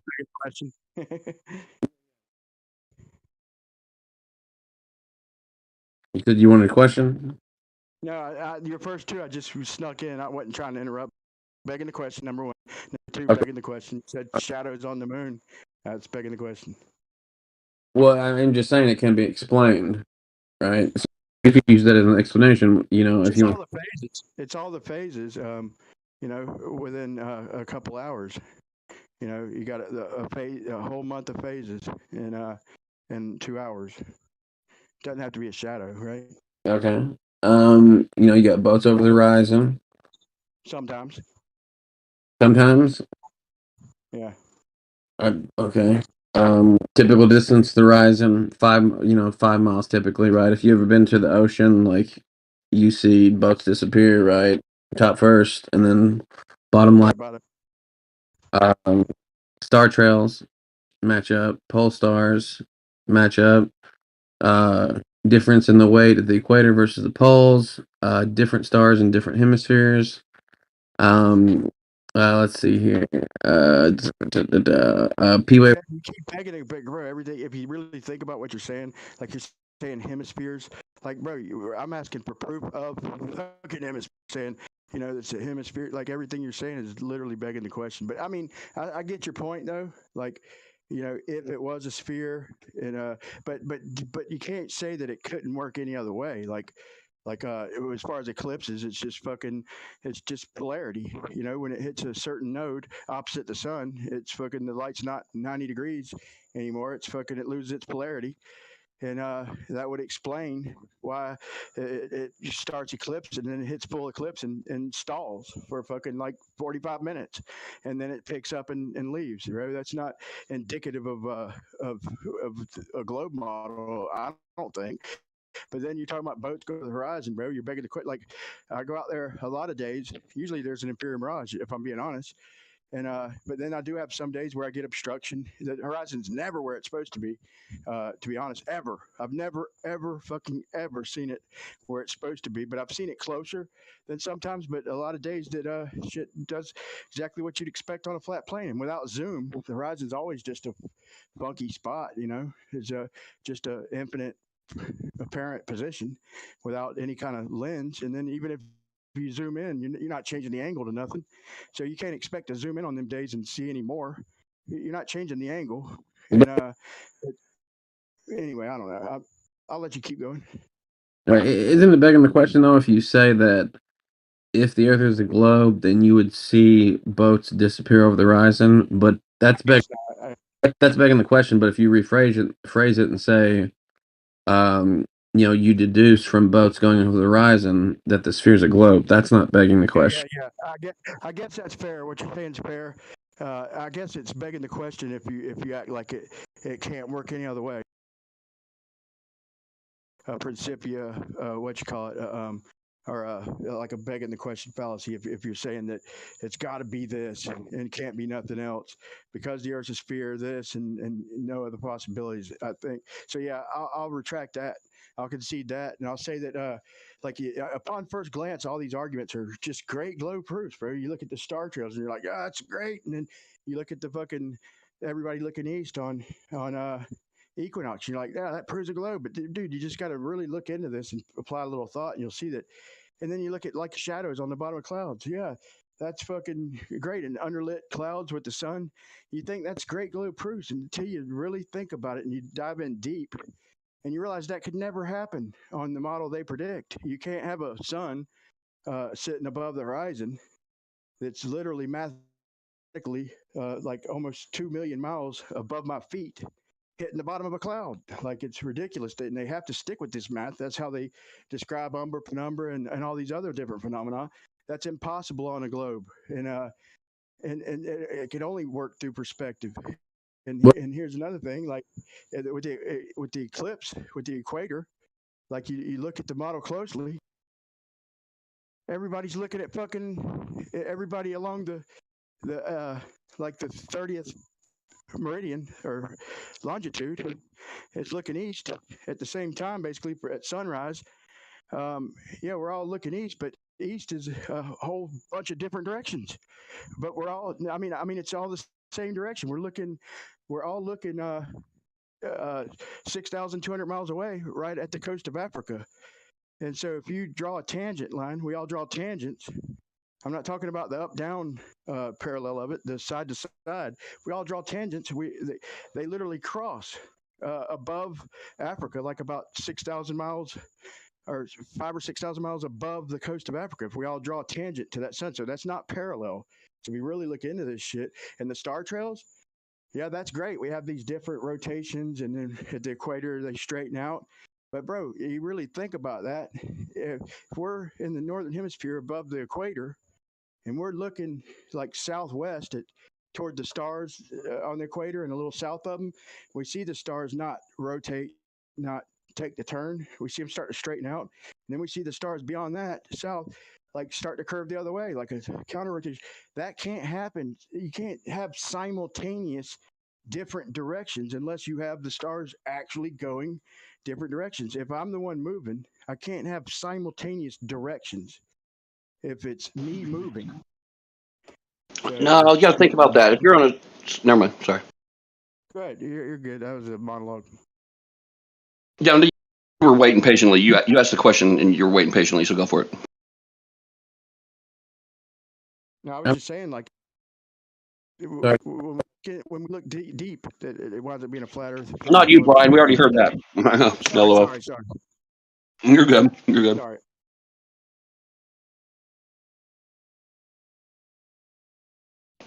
Wait, who were you talking to? See, I interrupted again. God damn it. You're fine, dude. You want to jump in here? Jump in here, man. The only way it could work is on a sphere. Like, just got to think like you're on a sphere, and there are infinite, just like a shit ton of like spots of light all around you, encompassing your whole field of vision, and you're rotating. And now, when you look to the side, there's going to be a point where they look like like the stars are rotating. I think it's because it takes a long time. You have to have like photography and time lapse and stuff to see it, but of course that's the way it would work. And the way that the I'm not thinking right now. God damn it! Just the way that they make circles in the sky makes it look like it's on a bending fucking plane. I'm not talking anymore. Good night. You're fine, dude. No, shut the hell up. No, I'm just kidding. You can talk however you want. However much you want. Yeah, no, but I'm getting distracted by my girl, and she's trying to flirt with me and stuff, and I don't know what to do. Uh-oh. Your neighbor? No, my girl. That'd be cool though. I work for an ISP. I see all kinds of crazy shit, all kinds of Wi-Fi names. I see a lot. It's like FBI or some shit like that. Yeah, FBI van. FBI van. That one always gets me. I'm like, motherfucker. Funny, bro. FBI van. That's a good one. That's everywhere too.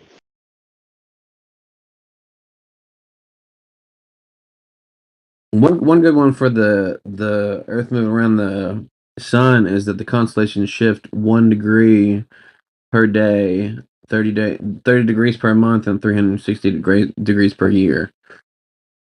That's a good one. Yeah.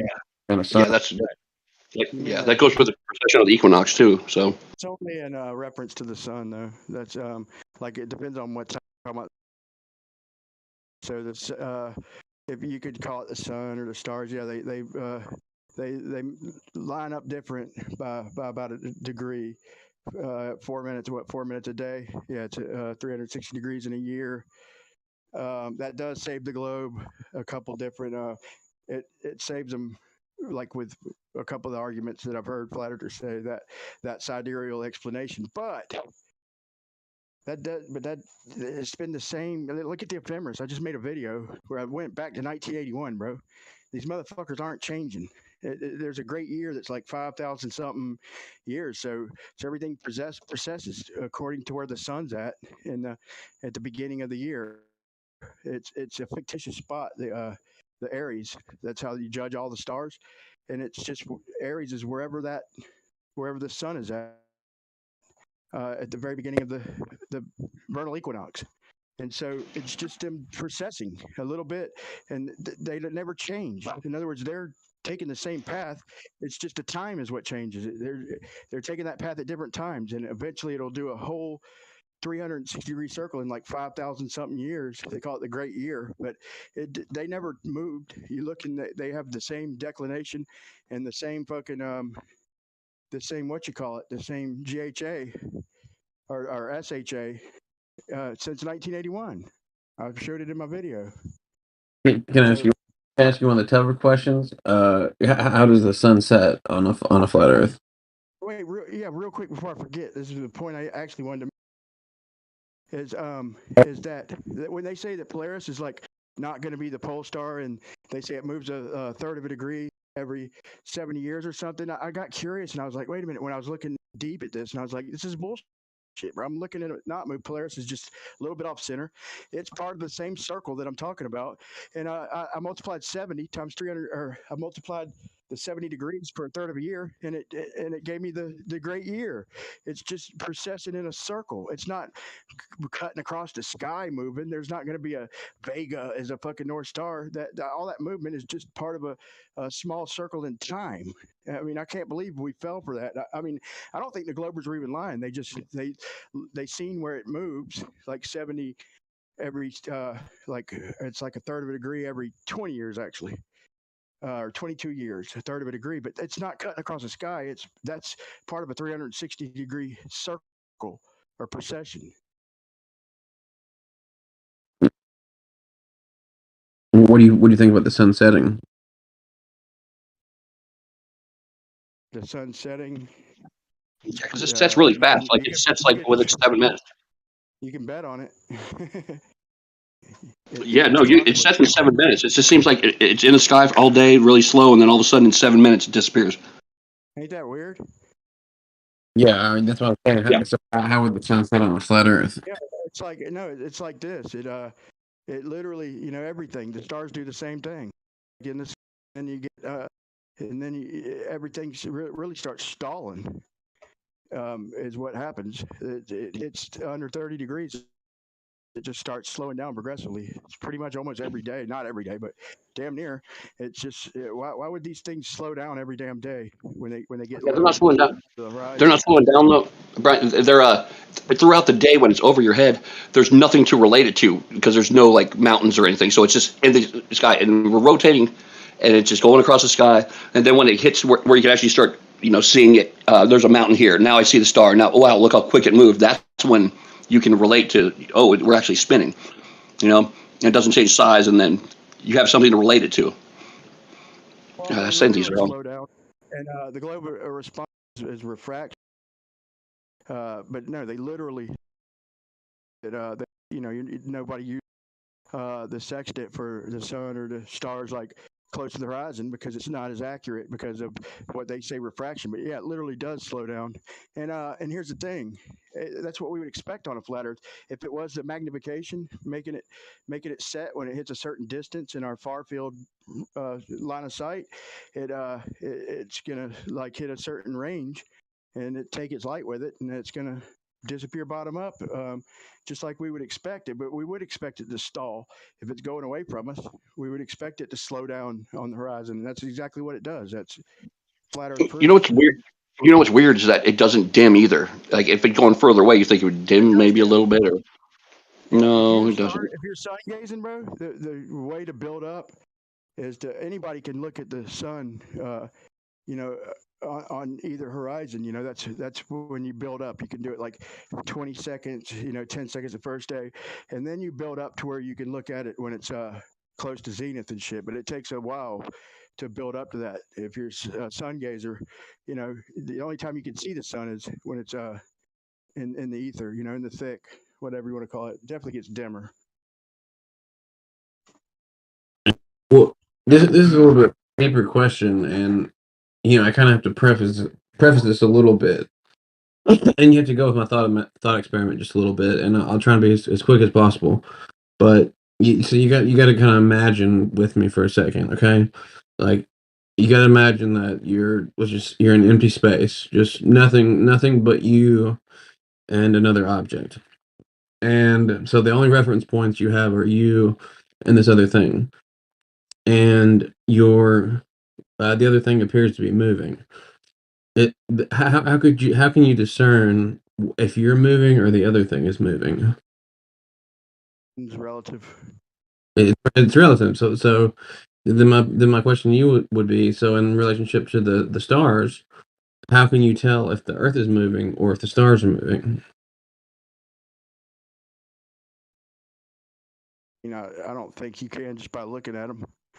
You really, and the real answer is it's not really one's moving in relationship to the other. It's that they're both moving in relationship to each other. Yeah, it could be both of them. It could be us moving and the stars, or but yeah, the motion's relative. So I agree that's not gonna that we're not going to prove. Well, you got to give me this though. It is like the default position. Even when we're talking about it, bro. I realize we say atmosphere sometimes, but all the time we hear y'all talking about the sun moving, the stars moving across the sky. I mean, it's the default position that is what we see. But yeah, as far as proving anything, I'm good with saying that prove it. I think that you can judge at night what's moving because if I'm thinking wrong, parallax would be a thing, and all the stars in the sky would have to be on the same distance plane. Otherwise, the further ones would be trailing trailing a little slower. The closer ones, just like when you're driving in a car, the mountain away from you doesn't feel like it's moving, but the signs are moving there. It'd be the same thing with the stars, it seems. I think, right? I think. I might be wrong though. You could make But that it seems like argument. yeah. But I would say that if it's a perspective dome of vision, or if it is or whatever it is, it's just doing the same thing. And my main argument would be this against that is to kind of throw it back on you and say that when I did look into this and realized that Polaris wasn't moving across the North Pole, the central point, or nothing like that. It's literally just processing in a circle, very, very, very slow, like every other star. They're all doing it together. They don't change position relative to each other. And at least since 1981, they didn't. And I showed every year in the ephemeris, like every third year I'd show, and showed where they don't change in relation with each other. So eventually, if we're doing all this motion, eventually, man, we're going to have to get some sort, especially if it's a third of a degree every 70 years, like was originally claimed by Globers. That would be something, or every 22 years, a third of a degree. We'd easily be able to measure that in 20 years, but it's just doing part of the same circle that it always does, always has, always will. But if we're moving the way they claim, I know that distances are far, but fuck, dude, we should be able to get different constellations and shit eventually, right? Yeah, I'm pretty sure. If it progresses the way it's said to, that yes, not only would the constellations change in the sky, but the location of the Milky Way, the bars in the Milky Way, they would change. It seems like they maybe not. I don't know. That's a good. Like when we see the Big Dipper, at some point on Earth, we could see it in every orientation. It's near the center. If I'm in Russia, see it up the handle. If I'm in America, I could see the handle right side up. And if I'm over in, like, let's say East Coast, UK or something like that, I might be able to see it sideways. Somewhere on Earth, I could see it in every orientation, the Big Dipper. But the bowl feature of the Milky Way, I call it the dome section. I think it's called the bowl. I don't know what it's called, but you see that arch. That's called the arch. Okay, it's about the same.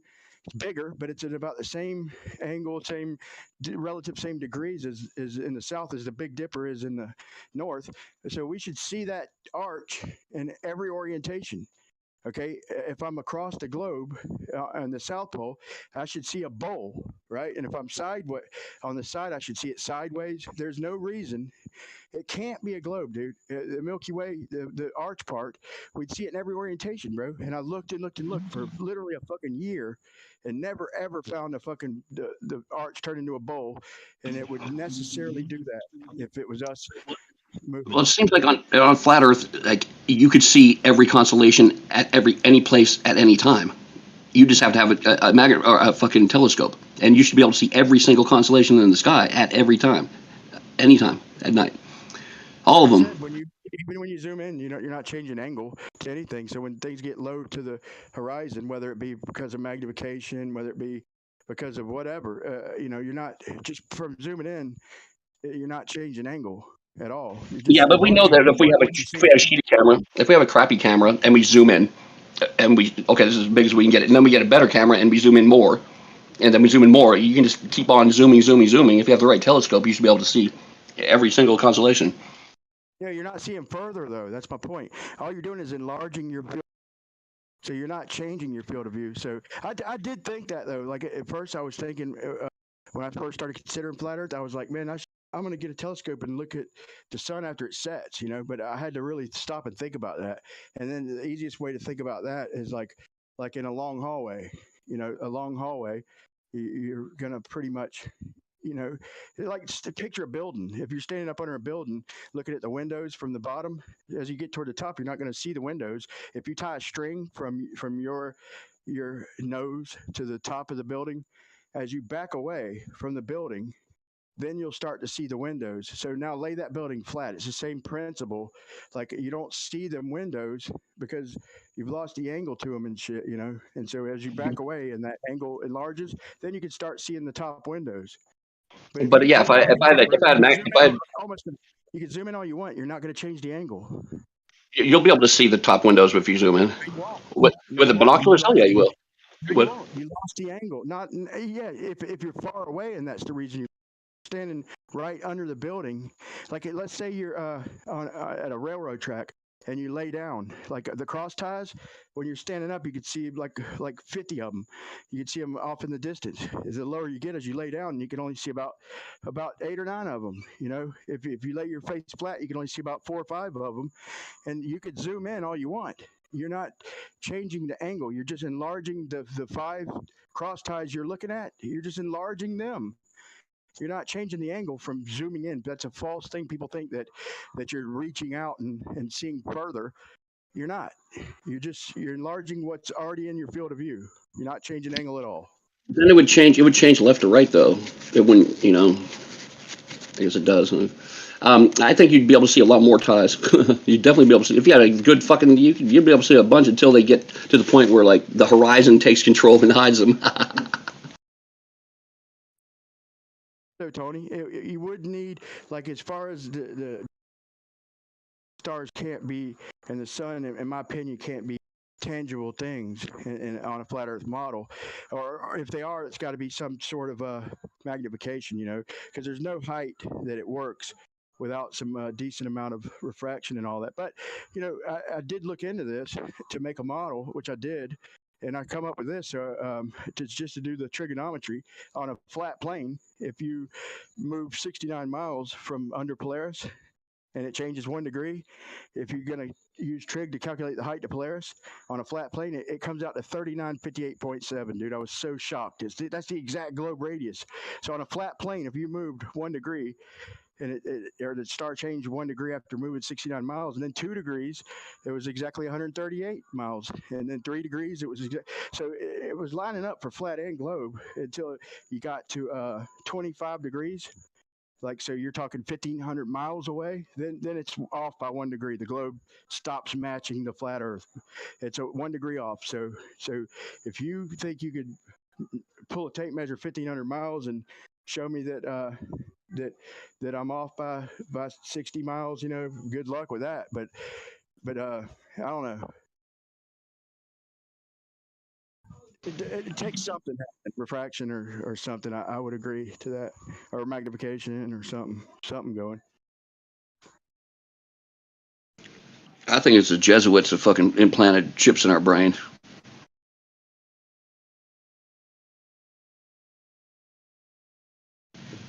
Goddamn jesters. I mean Jesuits. I think it's the TV, man. I think it's like the program, and some of us can break through it and just go against the common belief, bro. Some of us can go against it, man. Whether we believe it or not, even like we can think outside the box and consider other shit, dude. And here's why I like debating it, bro. It's because they act like they're so damn sure of this shit. And it's like, to me, man, I don't think nobody knows what the whole world is. They're being, and I think they programmed us, they indoctrinated us, and I like to keep an open-minded stance of it could be anything. I like to think of what it could be and talk about it. You know, it's fun discussing what could Yeah. be up there in the sky, like twinkle twinkle little star. How I wonder where you are. Not twinkle little star. We know you're fucking 5 light years away and you're a gas giant. You know, it's just ridiculous. Yeah, the distances are hard to fathom. The distances are, but I don't know. I think both sides are equally convinced that they're right. You know, I mean, like I might say that I'm open to everything, but I have certain ideas and certain beliefs or whatever that I think that it would be really hard for me to switch my how I think about it. So, but I could. But the older I get, the more that idea gets solidified in my brain, and I get more evidence. And It's really hard to change someone's mind when you're like past 30. Hard. It's really hard. Teaching old dogs tricks, right? They say that, but I was kind of upset with myself for, let's say, even if it isn't flat, just the very real possibility that it could be. Okay, stars and all the shit out of it, just the measurements, and all the just the local arguments and stuff. Just the very real possibility, and the fact we measure it flat on local levels and shit, like what I've been measuring my whole life, up close within a mile or less, like I was upset with myself for not realizing that possibility. Like I never even fucking considered it, dude. I was so upset with myself. Even if it wound up being a globe, I still will look back. I feel you. Even if they do what I said would prove it to me personally, which they have. But I'm upset with myself for not considering that very real possibility. And that got me thinking, like, why is everybody so locked in? Like, they're so fucking sure of everything. And even me, I'm open-minded as they get when it comes to philosophy and shit like that. And I try to be anyway. But we're so sure of it, and just laugh it, and then have us get all emotional and shit. Like, why the fuck?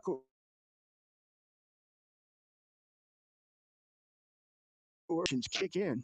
It's ridiculous, dude. Somebody's making a legitimate argument, and I'm getting emotional with them for no reason. I feel you. Yeah. Oh wait, I'm sorry, Brian. Hey, it was nice talking to you. I gotta go though. I gotta head out. But it was nice talking to you guys. It was a cordial conversation too. This was a nice little conversation. Yeah. All right. See you, shithead. No, checking. I needed to be mean at the end somehow. No. All right, man. I'll see you. Yeah, I think I'm trying to go get a blowjob. I don't know if it's gonna work out, but hopefully it will. Nice talking to you, man. Crazy, dude. How you could, like, I could even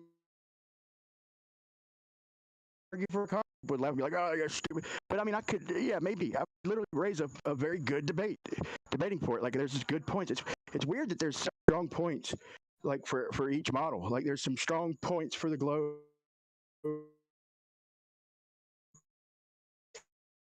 which some flat earthers flat out, and then same thing with globers. The honest ones will tell you, like, there's certain things that are tougher to argue against, coming from a globe stance, and like concave, I could argue, them experiments they did where they dropped the. Yeah, but before I go, I'd tell you, What's wrong? it's the preponderance of the evidence for most of us. It's the fact that so many things can be explained by one thing. Like if you thought about a court case and you had 26 pieces of evidence that all pointed to the exact same thing, like that would be a killer case. So it's just the preponderance of the evidence. That's the strongest it's the strongest thing in my book. But hey man, it was nice talking to you. You said something about your girlfriend flirting with you, so hopefully you'll get a blowjob too. But anyways, I'm out, man. Nice talking to you, Playboy.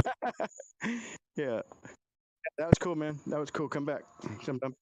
Man.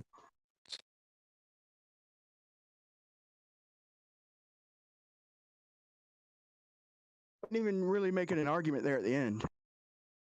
Like I mean, concave earth.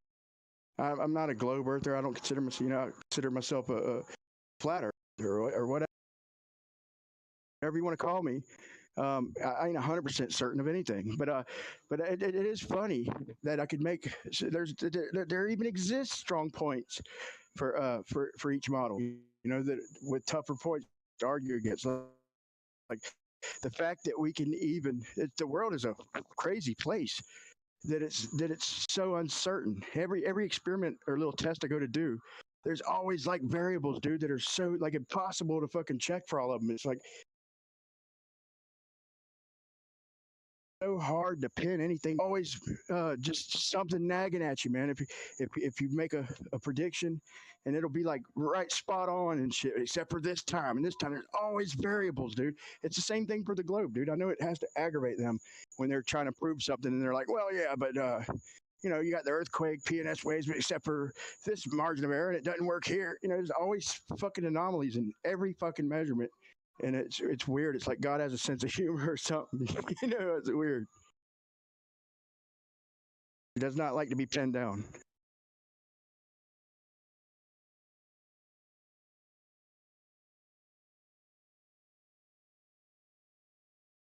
Saying that is there's always multiple explanations that you can rationally have. You know, there's 99 out of 100. There's they all sound decent. You know, they're all possible, and that just baffles me right out of the gate before I even get into the argument. The fact that there's so many different explanations for so many different.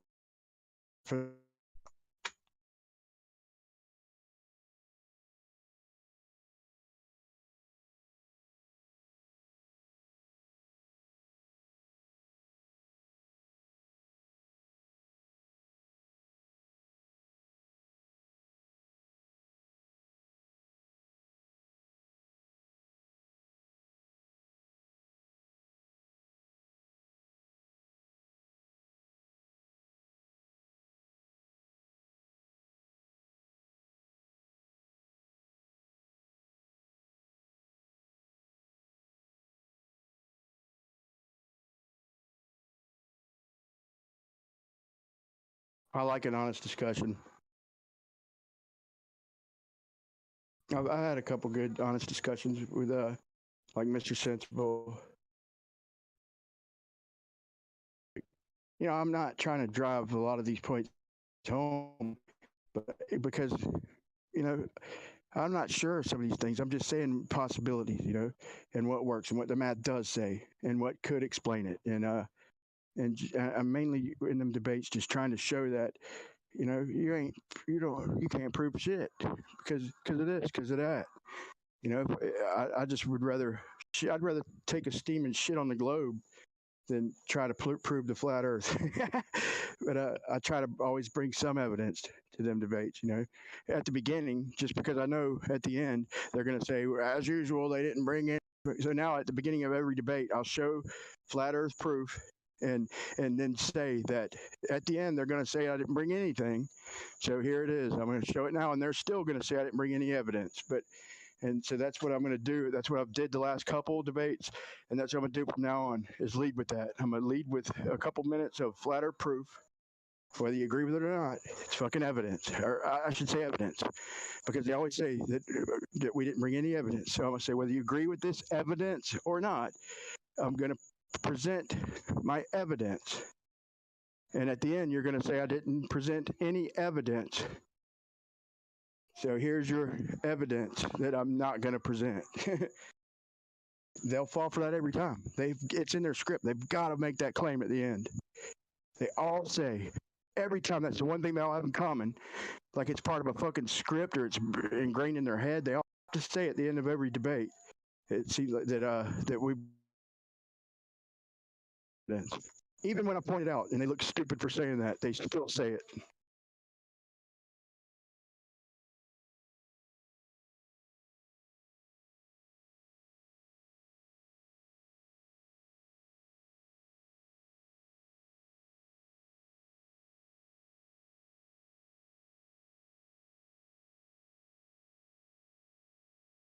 Gio, man, I'll come holler at you later, brother.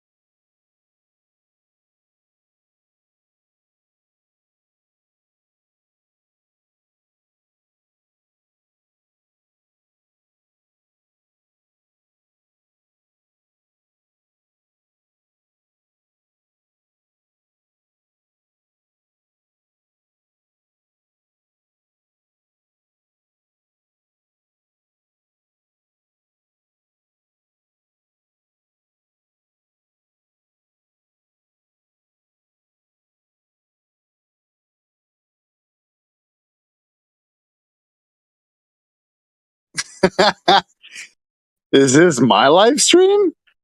Am I the live stream now? Am I live? That's right, motherfucker. Who's flat Earth now, bitch? Who is flat Earth now? Not one baller showed up. We win by default. That's what's up.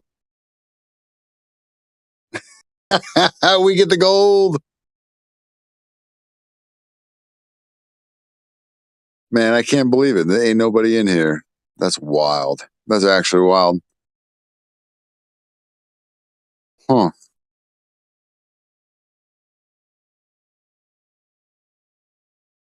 Oh, they went over to medicinal mass media. Well, that's where all the Globers are anyway.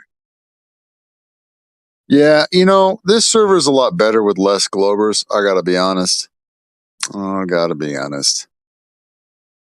I'll give somebody 30 seconds to show up, and then I'm gonna head over there. I gotta represent.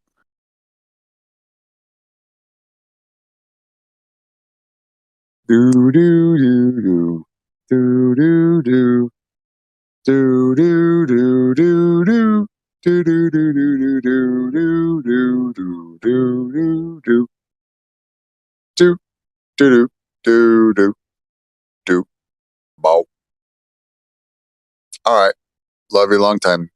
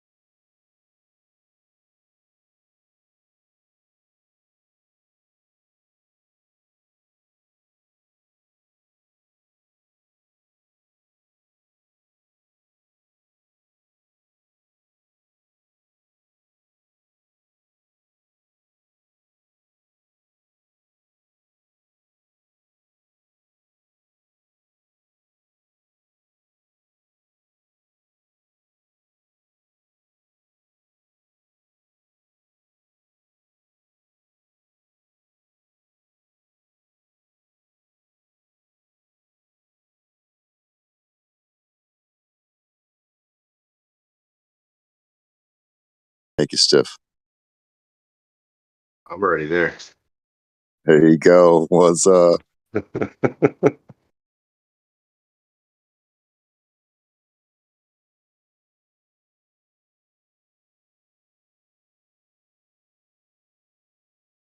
Oh, sick, man. You got lots of moves.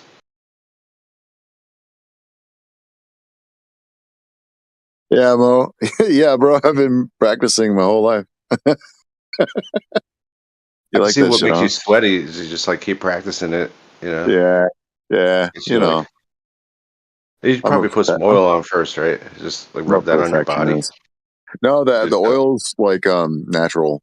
So natural. Okay. yeah, yeah. I just You might just see the doctor. no. I just I just get this I have this bottle of Crisco. I just kind of down it before I dance.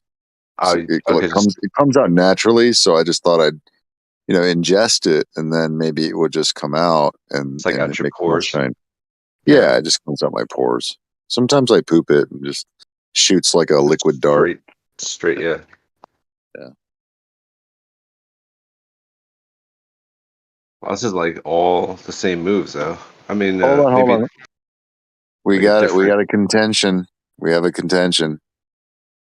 New York sky. Wait, skyscrapers went from tall to super tall. Tall to super tall. What? What am I? He says explain this on a flat Earth. Okay. Let me look at the claim again real quick.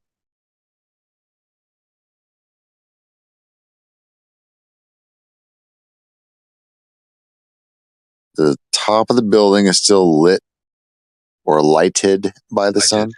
Still lighted by the sun. Okay. But rest of the building is Rest on of Earth it is shadow. shad poo. Shad poo. Okay. Shad Consisting poo. goes away and do not goes behind Poo. horizon. Shad poo. Shad poo. Earth shad poo. Right. I don't know about that. Is that a mistranslation? Aristoteles. No. Yeah, Aristoteles. Yeah, I said it right. Aristoteles. Yeah, my friend. I don't know if you can't speak or whatever, but the interesting thing about light is that the lower area of light it tends to extinguish. I'm sorry, the lower part of the atmosphere tends to extinguish light. It literally cannot penetrate through the dense medium. Literally, just can't get through it. It extinguishes. So there is an aspect where sometimes you just can't see it, or not just that, but sometimes there's also something in the distance, something in between that can cause obstruction, like land or all kinds of stuff. Clouds even. But I haven't seen the exact image. Maybe you're talking about. I'm looking at this page, and you're just talking about like the main one in that image, which is just a reflection. So you're saying like the main picture, like this. Here, let me screenshot. I'll post it. So this is just a reflection, my dude. It's not the sun. So unless there's something else I'm missing.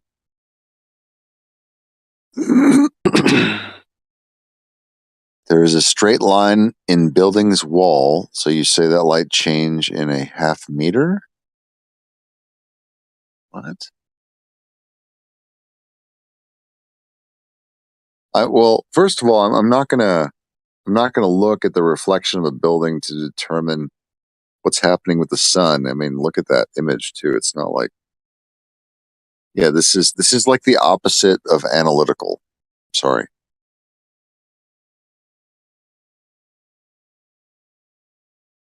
I'm not trying to offend you, but that's not. It's not a. This is not like an argument, I guess.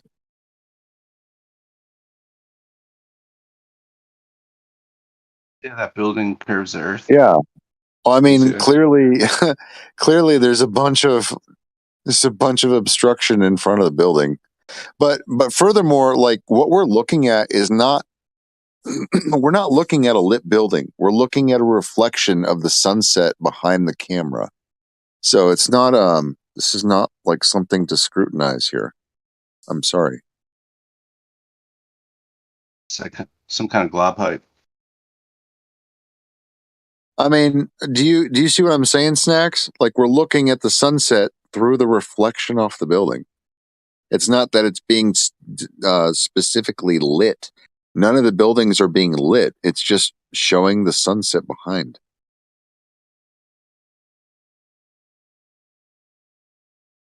To me, man. I mean, I don't know where you live, Aristoteles, but I mean, I stayed in Austin a lot, and this is like a very common phenomena with reflective buildings. So, not sure why you would present this if this is some kind of misunderstanding on your half. Glob could sunset. I stopped calling it sunset. I call it sun go away. Yeah, it's because you tell it to go away every day. Like, sun, go away, Go away, go away now. Bye. It's like, Go away I'll see now. you later. Okay. To get out of your visual frame of reference. I'll be back dear. later.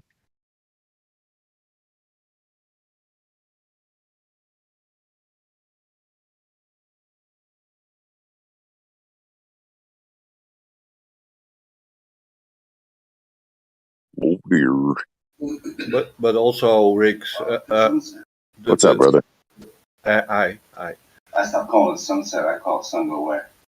It's also.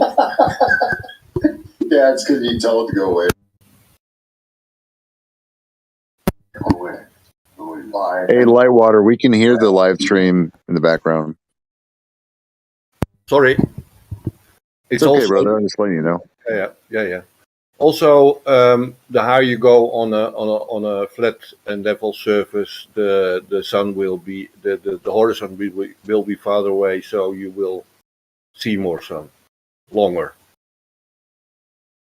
You understand that? So it boils in its essence this approach from Earth is life is the same as the sun can't go under on a flat Earth, right? The apparent horizon is formed at around 0.02 degrees, and the higher you go, the farther away that is, that angle.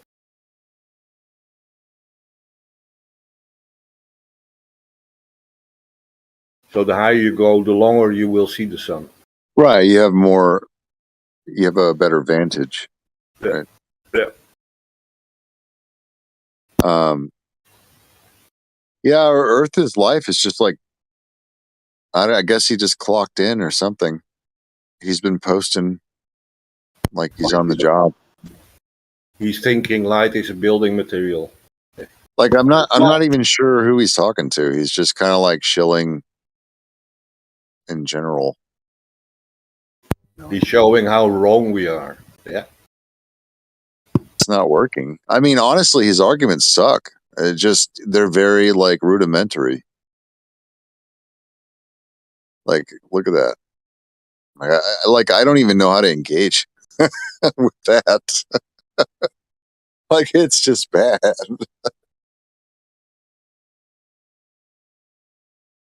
Ever heard of planes before?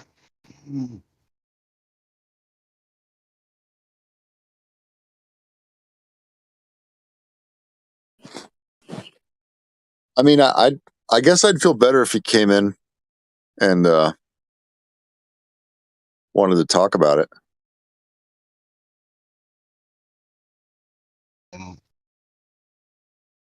Visited the VC. Hey, Aristoteles, why don't you stop strawmanning me? You're making the VC at least. Be a man about it. Yeah, I was just hoping that like he would come in VC. and you're saying like, oh, you just don't have an explanation. I mean, Like, he's in these look at his fucking drawing. Okay, look. First of all, there's a layer of atmosphere on the top of that globe, the little Earth, blue Earth. Okay, and if that were true, and if the atmosphere, okay, was refractive, which it is, right? It would carry it around the ball, would it not? And actually, according to your refraction model, if a parallel beam of light, where that red line is, where it says horizon, came in from the sun, your model of refraction actually states that it would wrap around the globe and all the way around.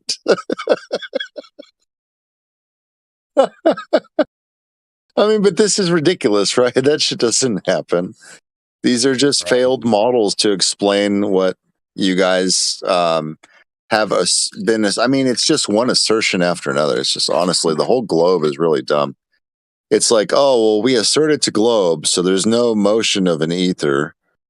And then it just on and on and on. It's like you always like try to find science by making assertions to falsify science on top of it. Like what? Just go back to the base assumption. Here, how about this for a base assumption? And don't say bullshit. Don't say bullshit. We're being nice here. Look, why don't you do this? If you were just like born on an island, okay? If you're born on an island, Aristoteles, and you didn't know shit about shit, right? You were just like, you're Mr. Coconut Man, right? So why the fuck would you ever think that the ground is a sphere? Because let's just go down to Occam's razor here. Base assumption. Why do you think the Earth would be a sphere? I would hypothesize that you would never come to that conclusion in your whole life if you stayed on that island. You would die a flat earther. Damn. all over from not having Occam shaving cream. Got to shave your beard off. I think I and triggered talking him. crazy. I think I called him a flat earther. Now he's mad. Watch, lots of typing. Well, Here we go. now you started a fight. Okay, where the sun goes at night on your island. Well, first of all, it's your island. Okay. And second of all, the sun can escape your position. You know what? You put him That's on simple. Coconut Island, though. Right? Yeah. You Well, know, I did kind of. Okay. He might I did. deduce with his boy mind not having no island daddy. That, No, it's okay. You know, because the coconuts fall out the tree, that he was I'll maybe play living on a God. coconut. That's You know what fine. I mean? You Yeah, feel me? somebody's Like, got to get the maybe coconuts for somebody him. could. I get it. You could think that, right? I live on a coconut because the coconuts are in the trees. You know, some people Yeah. think they live So on a coconut because the moon looks like it might be round. what really kind of strikes me as odd is that all these like Aristoteles and Earth is life are both pretending that on a flat Earth argument there's no atmosphere, but then whenever they're talking about the globe, they include atmosphere. The power. It's just very strange. Like honestly, if yes, light will go further when there's less stuff in front of it. So the higher up you go, the further the light will travel. Okay. This is why you can see light on flying objects like, you know, what you would call satellites or balloons, stuff really high in the air after, like past sunset. You can see that stuff. But then down below, it's dark. And that's because light extinguishes into that denser medium. It does not perturbate as far, it peters out. Okay, it gets absorbed by the water molecules in the air, the humidity. Petering. And what's the rate of petering? It's like 8 inches per Peter per mile squared, probably, right? It's Peter just Pecker picked a peck of pickled vectors. I'm surprised I have to explain this stuff. It's just like they post this image of like this 2D shit, like showing dumb. Like I don't even know how to respond to this. Like, this is such a lack of understanding. I don't even know how to catch someone up from your position. Like, the first thing you posted was a fucking building showing a reflection of clouds. Like, what the It's fuck am I so supposed to say about that? It's so like not anti-target. You know, I don't know. I wouldn't be going over to well, if I flipped the tables, right, and I were the Glober and you were the flat earther, I wouldn't be coming in with that because that makes me look stupid. like all pieces. Like, if I were a Glober, I would just say, you know what? We went to space, bitches. Fucking flag on the moon. I'd be like all about that. But then when you actually address Like a the mohawk. arguments, you just kind of like Like just fail tremendously. It's kind of sad. Neil Armstrong would have like shaved his head into a mohawk and be like, "I'm the greatest man ever. Y'all are bitches. I'm so alpha. I just went to the moon. You didn't even know about it. Yeah, I mean, honestly, I would Bitch, you won't just even ever do that. I would You know be what I mean? rested Feel with me? He'd be like, consensus. "Feel me? Yeah, I never go to the moon, motherfucker." That's what he'd be like. There's nothing wrong with Sorry, consensus if I Neil believe in Armstrong the been globe. cocky as shit. Wait, they don't even have a woman that walked on the moon. What's up with that? They gonna find one. That bitch gonna catch the Artemis rocket. Show That's me, what, and then why they call it the show me, Artemis now? It's the show me woman titties version on of the the moon. Apollo. It's woman Apollo. That's actually that's it's equal gendered now. We have an Show Artemis me rocket. a woman on the Artemis. moon. She got a vagina. Artemis does, Show me. and boobies. Many probably many boobies.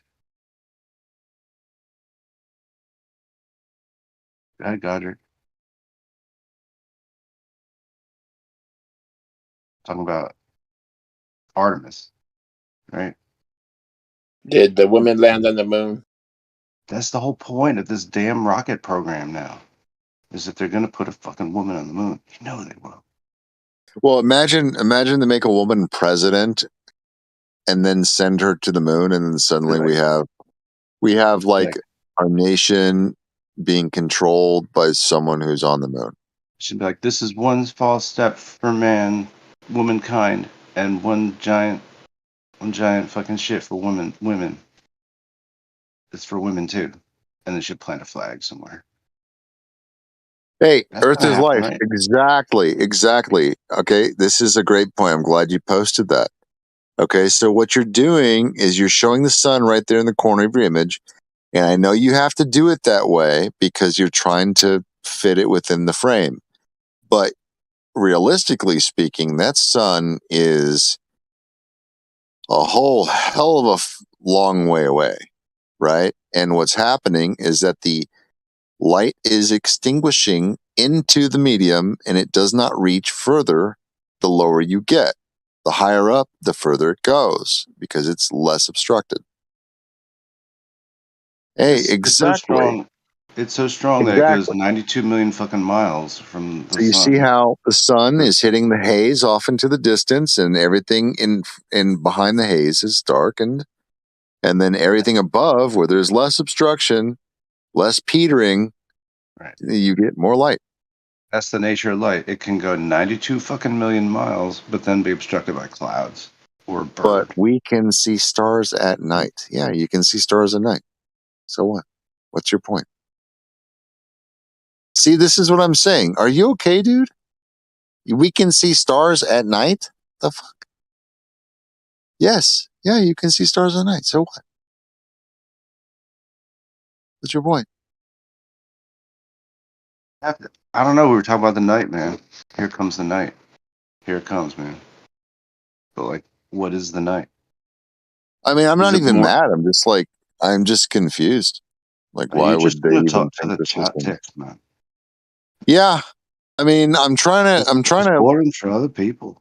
I'll have to start doing some type of accents. Pretend I'm somebody interesting. Fuck.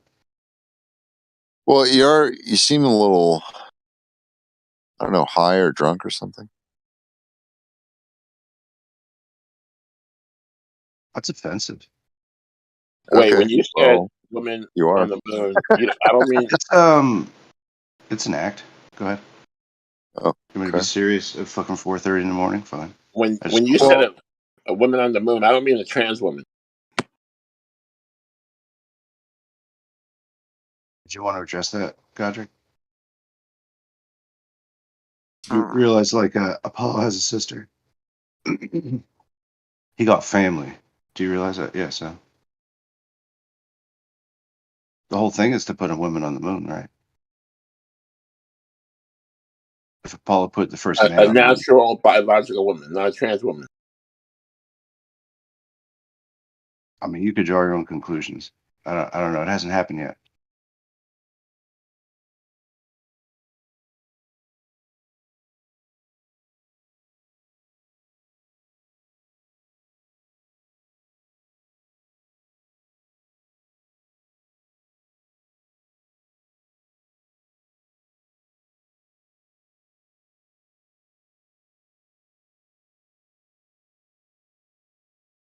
So when is Artemis going to the moon with women? Will be Amazon women on the moon. God damn it! Literally. Are they going to be walking on the moon? Women do Literally not belong in the Amazons, moon. right? Because the Amazons worshipped Artemis, right? Yeah, I don't think a woman has been on the moon, and that's a serious problem It's some for the Wonder Woman globalists. shit, dude, and it will happen. I'm not sure when though. Women don't belong in the moon. Well, when I was in school, they said women could be better at astronauts because their center of gravity is lower. They can float around in space better than men. This is what they taught us as kids. So I want to see the shit. Top heavy, dude. So there's that. Aristoteles, can you speak, dude, or no? Because these guys want to join in, and I'm happy to like fuck your shit up, but I don't want to like be rude to the people in here.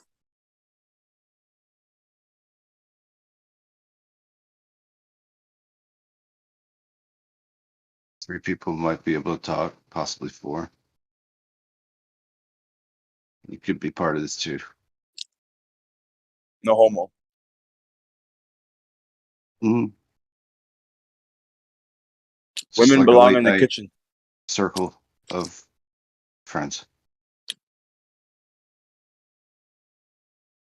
On the East Coast, no less, right? Most of us are East Coast here, except for Lightwater. He's everywhere at once. Nobody East cares about Coast. So Yo, how Snack. about Yo, this heat? Can I just talk really quick about the weather? Would you like to talk about the weather for 1 hold second? on, Snacks. Hold on. Oh damn. I just want to say that shit was mad funny, but I was geeking when the guy said that you were drunk.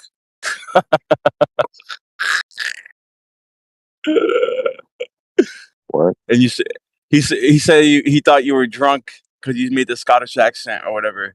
And you're like, dude, it's early in the morning. I just woke No, up no, like no, half no. I just hour ago. mean no. I'm not saying that. I mean like he actually seems kind of intoxicated or something. No, I know. Why is that funny? Because he's not.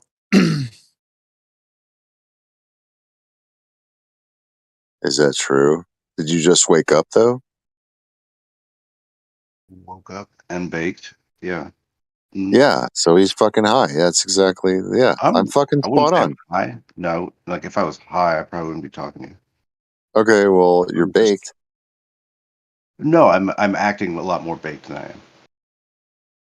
Okay, but Just for I could funsies. notice. I'm just saying I could notice. Okay, can we just leave it at that? How about everybody just say, "Hey, Riggs, wow, you fucking noticed. You're totally correct. Let's move on." Yeah, like Yeah, I'm not why? trying to Why does it hide have to that be some fact. kind If I of was like trying to weird hide that thing? fact, would I be over exaggerating it? Oh well, I mean, you're a little stoned. So what? You're a little off topic sometimes. We're trying to like argue this shit because like I Fucking came in 4:30. here trying to start some Maybe shit with people. 4 o'clock in the morning. I don't know. I think No, it it's usually just actually take like it to outside 2:44 land. here. It's 4:44 right now. Yeah, same here.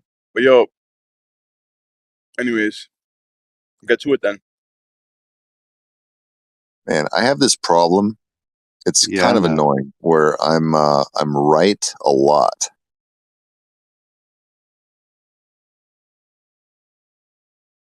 You know how fucking I'm not sure annoying what I that could is? offer you, Riggs. Yeah.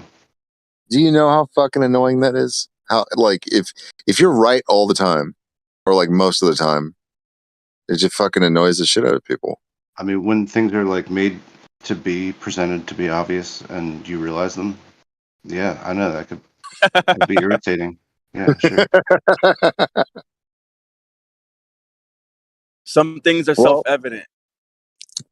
okay, but you're talking about like easy pickings, right? Like I'm right about shit that's not easy pickings. Like intuitive kind of shit. And easy pickings. And just in general. Like I have this being right problem. And it's I actually kind of I wish I was wrong more. It's I'm just communicating to you that I am a little bit stoned, but it doesn't mean that I'm cognitively inept or in any way not able No, you're to not. talk to you. I can already tell the crest of your high is already fucking like worn out. No, Like, no, it's literally I'm like imitating that comic that I can't even remember his name right now. doesn't matter. I'm fucking high all the time, bro. I But realize. really, I was No, I just know trying when to you're high start shit too. with I realize Glovers, and I was hoping somebody would come in. That's all. you're totally not baked right now, and I get that. I have been intermittent fasting and fucking doing crazy shit, and my You're energy harnessing is med chi right now. I through dig the it. roof, dude. I've been up like 2 days because I can't sleep. I've got so This much is a energy. long time. I've slept incredibly well. I got free gummies with the weed that I bought. Great decision. Snacks. Nice. I Yes. just ate a gummy like That's 20 terrific. minutes ago. I'm waiting for it How to many? hit. How many So I'll be milligrams? 10? right on board, bro. Yeah, I've been trying to recover from a little knee injury too, so it's kind Oh, of I'm good that I sorry, dude. actually get.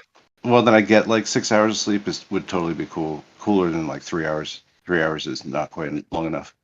I True. think deep repair cycle. I need to get the Wolverine factor going on, which is what you're doing too. You're actually increasing your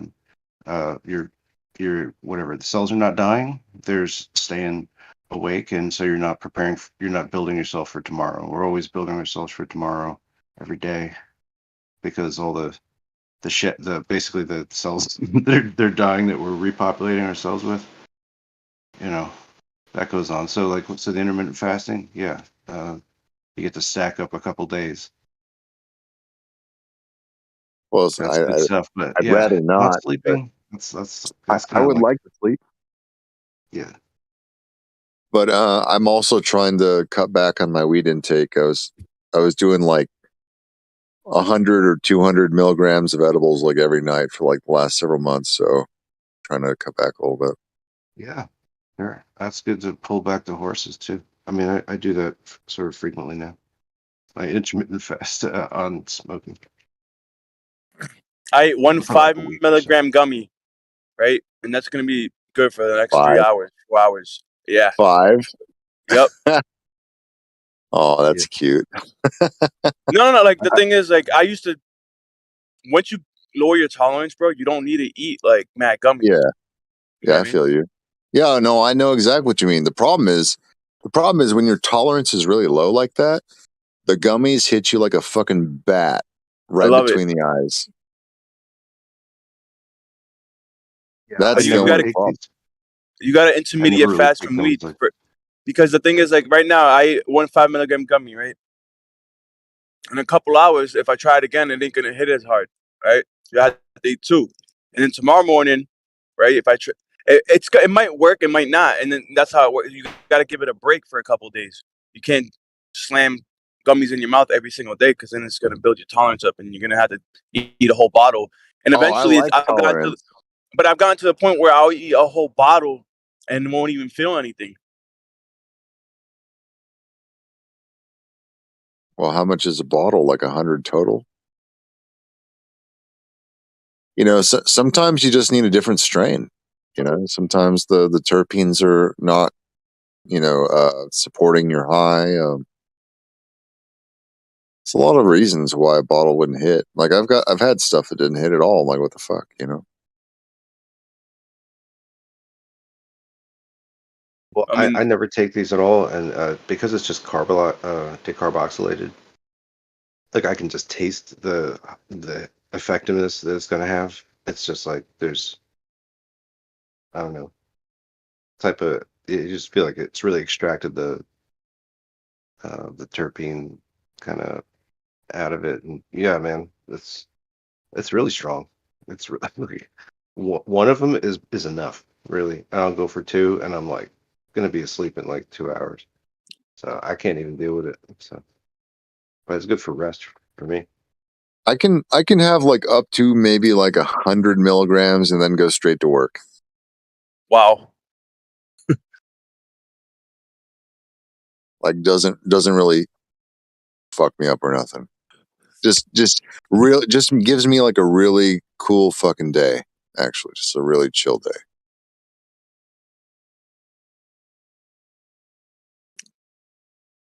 And I don't mean like being planted or anything. I mean like active, like doing whatever the fuck I got to do.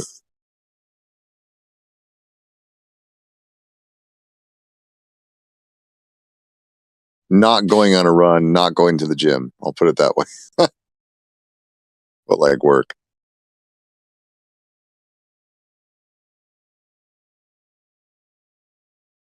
Dude, I gotta be honest, man. This Earth is Life guy is like, he can't be a real person. It doesn't make any sense. Like he's just posting like the dumbest propaganda.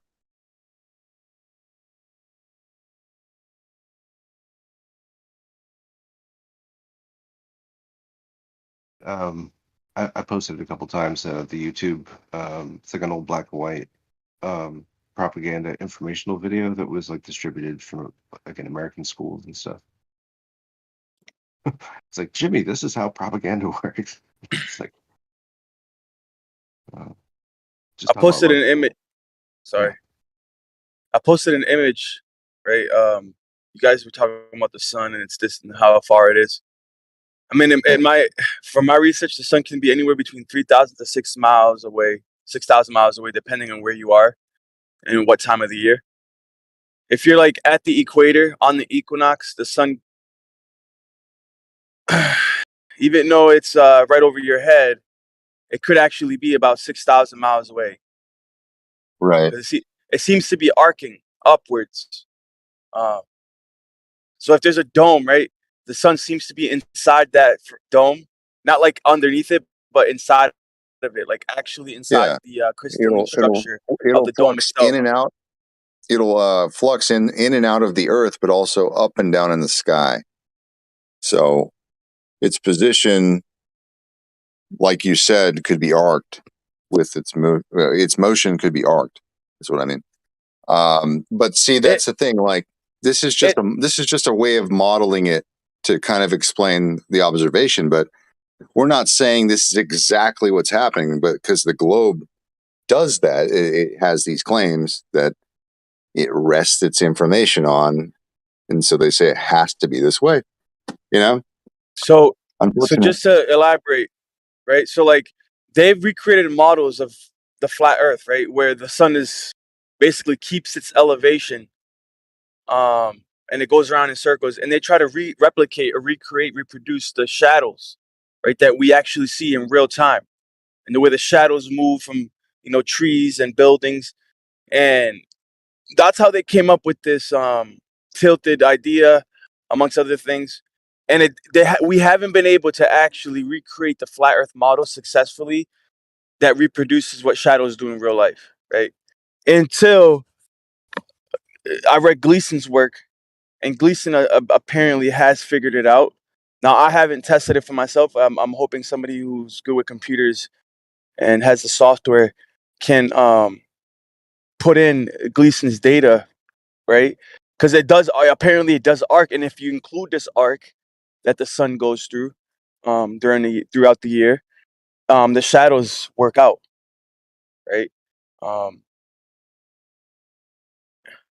But I just wanted to say that I posted this image of the light rays.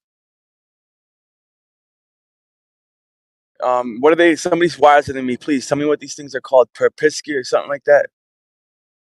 These God rays. Crepuscular. Crepuscular. Like a crepe. crepuscular. All right. So if the sun is 93 million miles away, right? These rays, according to the way that light works, all these rays should be parallel to each other or extremely close to parallel by the time they get to Earth. All the light on Earth should be basically straight because that's how far the sun is, and they're not. So how do you explain the divergence that we see here in degrees with these light rays? That would imply that the sun is a lot closer than that. According to their own formulas that they figure out the distance of the sun using stars in perspective or as reference points. They'll use like Polaris as a reference point, right, to figure out how far the sun is. And the way that works is they use triangulation. They use basic, actually, algebra, Pythagorean theorem. There's some complexities to it because they add arc seconds, and I mean not arc seconds, like arc angles or whatever the hell they're called. But like, bro, like this is not. They can't debunk this, dude. Like with these light rays, like that can't be debunked unless you say that light bends because of the cloud. Or I would give him more respect if they said that the firmament made the light bend or something like that. You know what I mean? What do you think?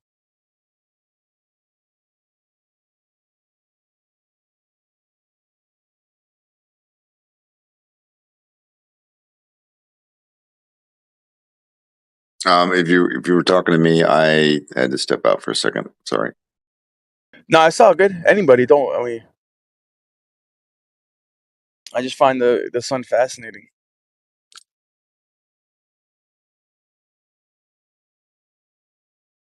It is quite literally the Son of God. You don't want to go down that rabbit hole, dude. It's too early for that.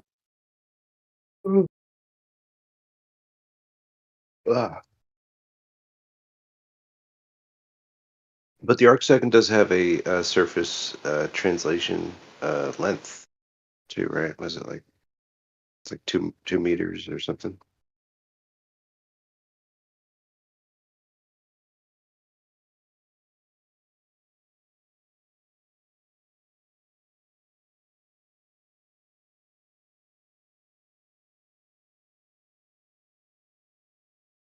Now, I wish Jeremy was in here because I remember a coach or somebody was in here the other day saying that the sun rotates around the earth at 15 degrees per hour.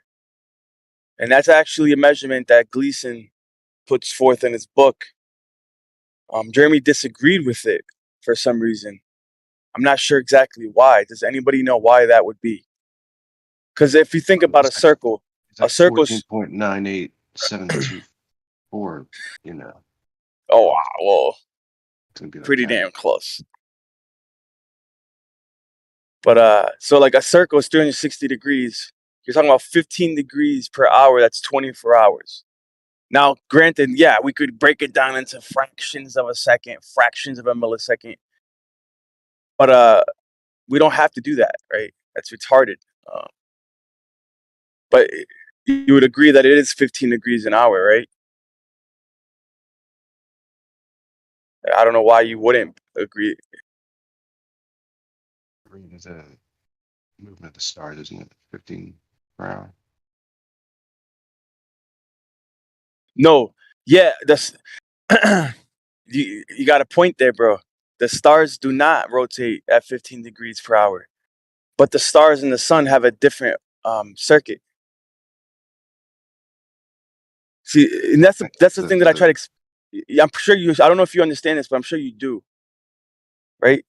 The idea that you can't keep track of time on Earth by referencing the stars because that's not what they're meant for.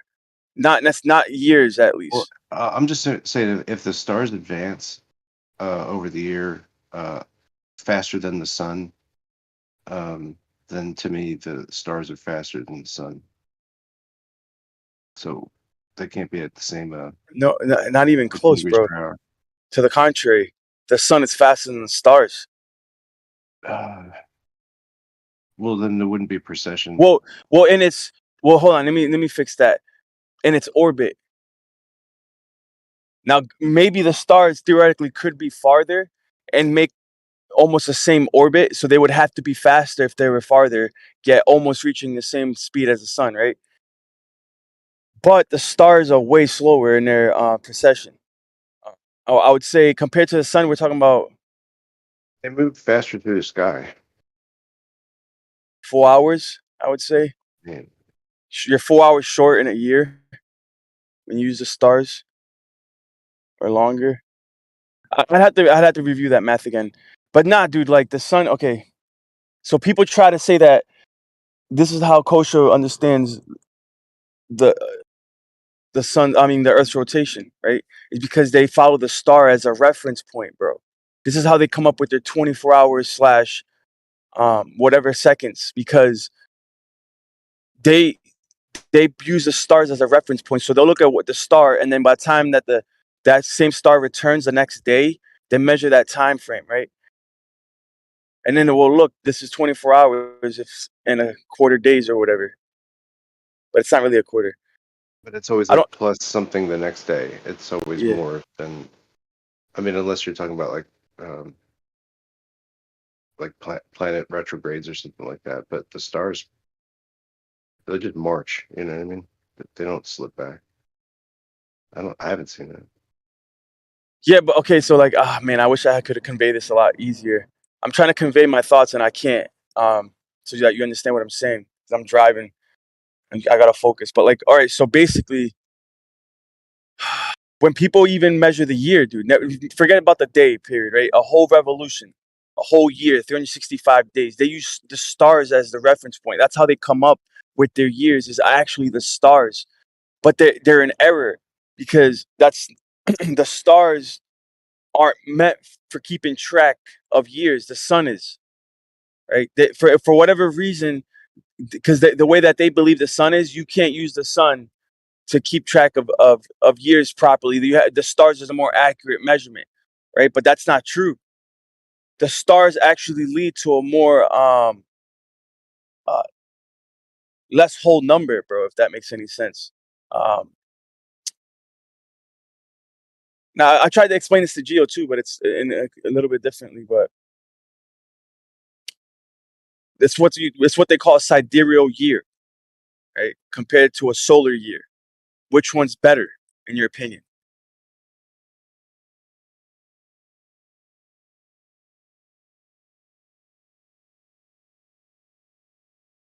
I don't know. It's a good question. A solar year. And the reason being is because you can't accurately measure um, the location of a star, and as it processes over a year. They claim to be able to accurately predict, right? But the way they do that is in reference to the sun. But the sun has an oscillation that they don't actually realize. Um, so it throws off the math, is what I'm saying. So even if you use, like, they have these ancient ephemeриses that they record the processions of the luminaries, but the way that they would actually try to measure its precession, right, is flawed, because I can't really explain it. I have to show you, bro. For example, the sun rotates around the Earth, right? In our model. Well, you measure the sun rotating and returning to the same position the next day, right? In reference to the stars behind it, they're assuming there's a lot of presumption with that arithmetic, and there's variables that are left out that are because they're ignorant to those variables. So when they calculate these arithmetic formulas based on certain assumptions, they come up with these crazy numbers, and they think that that's reality.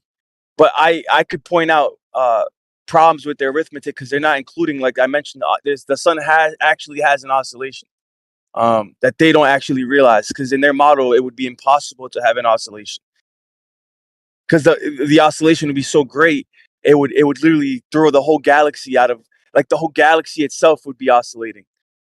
You know what I'm saying? Because we're all like tidally fixed to the sun, for lack of a better word.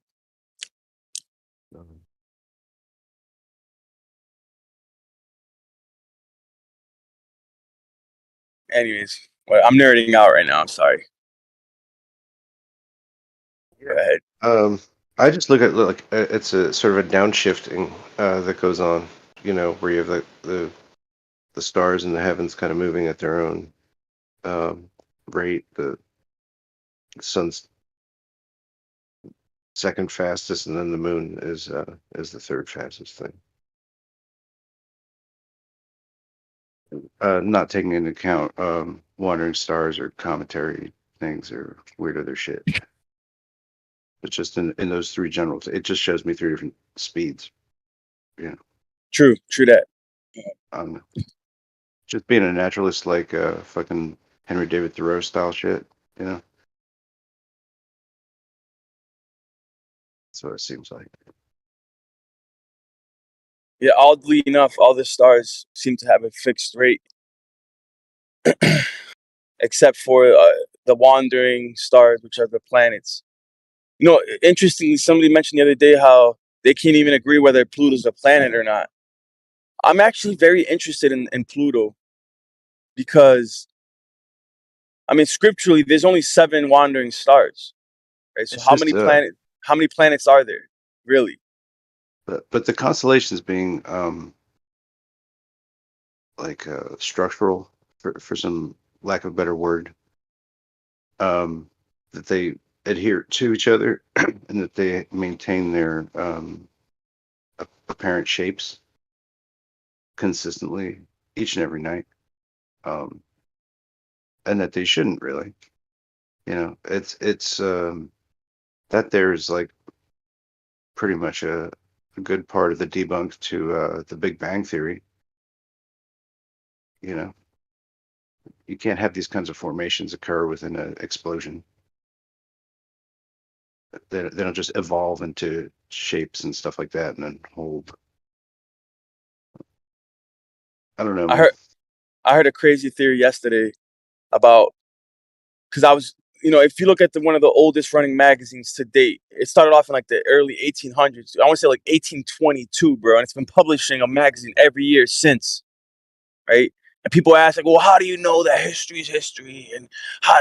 Well, I mean, technically there could have been propaganda in that magazine, but they basically go back 200 years with like credible historical testimony, bro. It's very, you know, I forget the name of the magazine. I'm such a should have remembered it. But basically, they have like these black and white images, and they talk about different electrical phenomena that happen in the atmosphere, like 200 years ago, bro, where people were like seeing all these things. There was so much lightning, all this stuff was happening, and they're seeing balls of lightning, and it was like these things that would show up, and then after these things would show up, like lightning storms, like crazy lightning storms, bro. Like the people would notice like uh meteorites, right? Like things that would perceivably be from outer space, right? And some people believe that these meteorites are actually created by electrical phenomena in the atmosphere that basically produce, in their reaction, produce these heavy elements, which is theoretically could have been a method that the creator would have created these heavy elements in the beginning through some electrical phenomena. You know, that's all how like we end up with like on the periodic table all the heavy elements, probably all the Yeah, elements. I I pretty much believe that that's in my model how we get some of these more complicated things on the periodic table. So that means that there's like something that's constantly generating like precursor material for this to occur, and it's just like a constant, like a cycle, like Yes. just a material generation cycle. It's like the Big Bang is always banging, basically.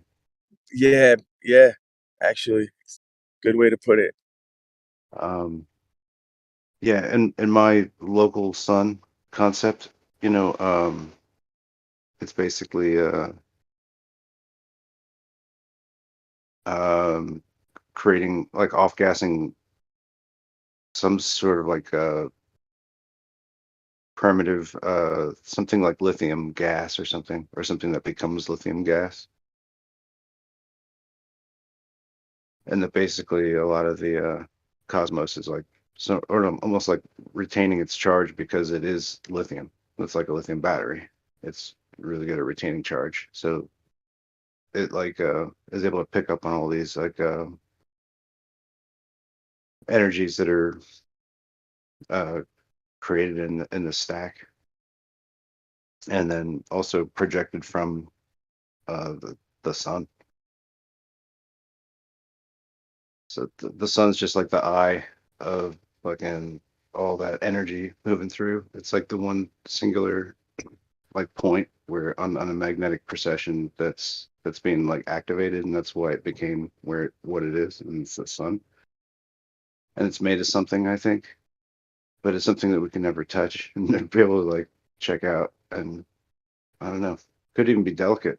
I don't know. It's possible. Maybe even it's possible to pierce the sun. Who knows? Or maybe it heals itself all the time. But anyway, something is creating this offset uh, rhythm with the sun and the moon moving in this kind of pendulum activity. I think that'd be just a best way to kind of talk about it. Not actual pendulums like Foucault, but actual just like that they're running against each other in a sort of pendulumic sort of relationship. You know what I'm saying? Yeah. It's just that 1 hour shifted back all the time kind of creates this offset. The key to time is knowing that the sun and the moon have a dance. They're in a cosmic dance, and the moon is considered to be the female and the sun the male, and they're having a cosmic dance that is consistent. It has patterns to it and a rhythm, but that rhythm is very difficult to actually pin down. But there's a way to pin it down, but it takes great amount of dedication, passion, and research. That's the endeavor that I've embarked on, and I've been studying that for a few years now. And that's why I mentioned that the stars, they're on a precession cycle, right? That's a lot longer, and they're going to deviate to the sun every year, and you can't use them for the years, not according to the Hebraic mindset, because the stars are not meant for keeping track of years, and if you do, you're going to be wrong with the time. Now I can get into the complexities. I can get into the complexities, but I don't have to. I'm just stating that you can do your own due diligence and research it. But the sun keeps an accurate count of the years if you know the count.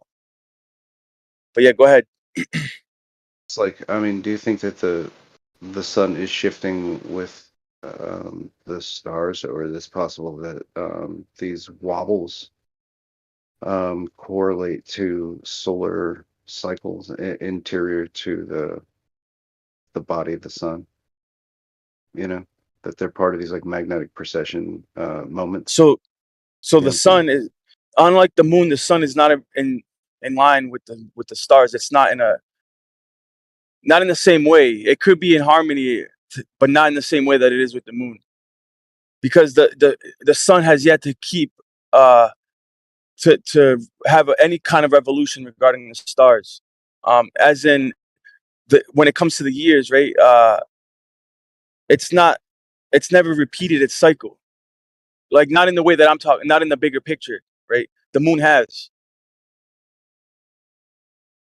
Like, I'm trying to convey It's this just the like best I can. within the galactic model that they've given us, then, you know, if we like say all these little points of light are equal to what our sun is, and that they are indeed sometimes greater in magnitude many times than what we deal with, it sort of undermines the fact that like we never experience any other type of energetic thing in the sky that is more powerful than the sun ever. Right? Like there's Yeah. nothing that's more energetic than that thing ever that we see. It's like, oh yeah, there's that other body that's making it fucking really hot over here. I wouldn't say that. There's nothing. We've never seen anything like that. We can theorize that there would be, but yeah, we don't have any knowledge of that. But yeah, then we assume it because of this galactic model and the sci-fi Star Wars of it all. So When theoretically, essentially, right? like, yeah, it's like, well, are the stars themselves just like node points that are just going to like light up, like sort of like it's a light bright? It's more that those holes are determined rather than there actually being something material there. They're just like we're looking at energetic plasma in the light bright, as it's formed, as its nodal, structure is. Does that make That's a sense? fascinating concept, and I would apply that to all things, not just the stars. Because if you think about it, there's light that's radiating from something, right, in between interdimensionally, and when people say the word induction, right? But when induction happens, it's supposed to already be there, right? So it's actually going through the medium that's already there, and the light's always present. It's just interdimensional, and then until you create this frequency or induction, it shoots through, kind of like what Ken Wheeler talks about, point source energy. But it's because it's radiating from a source that's within, it's interdimensional. Some call it the veil. There might actually be multiple veils, like filters, just like you put with a lens that can filter out certain light, but then you put another filter in front of that in a similar concept. You know what I'm saying? Like a polarizer.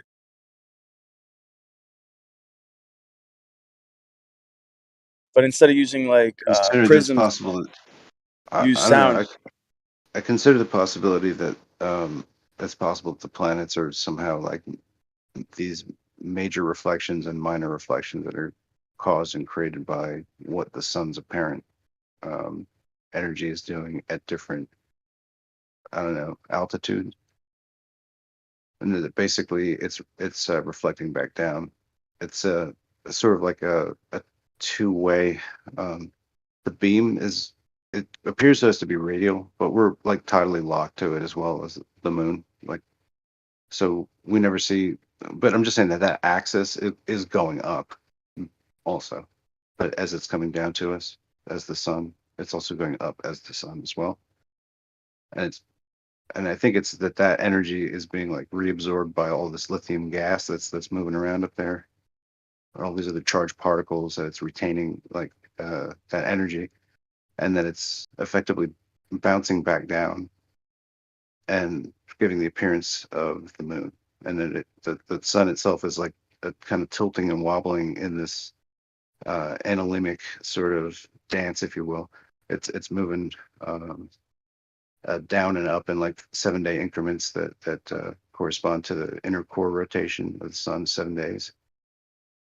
And so it's in this tilt that it's doing that creates the appearance of phase and creates this Wait, appearance you of said tilt. light. Yeah, What that the sun what's itself is tilted? tilting. The sun.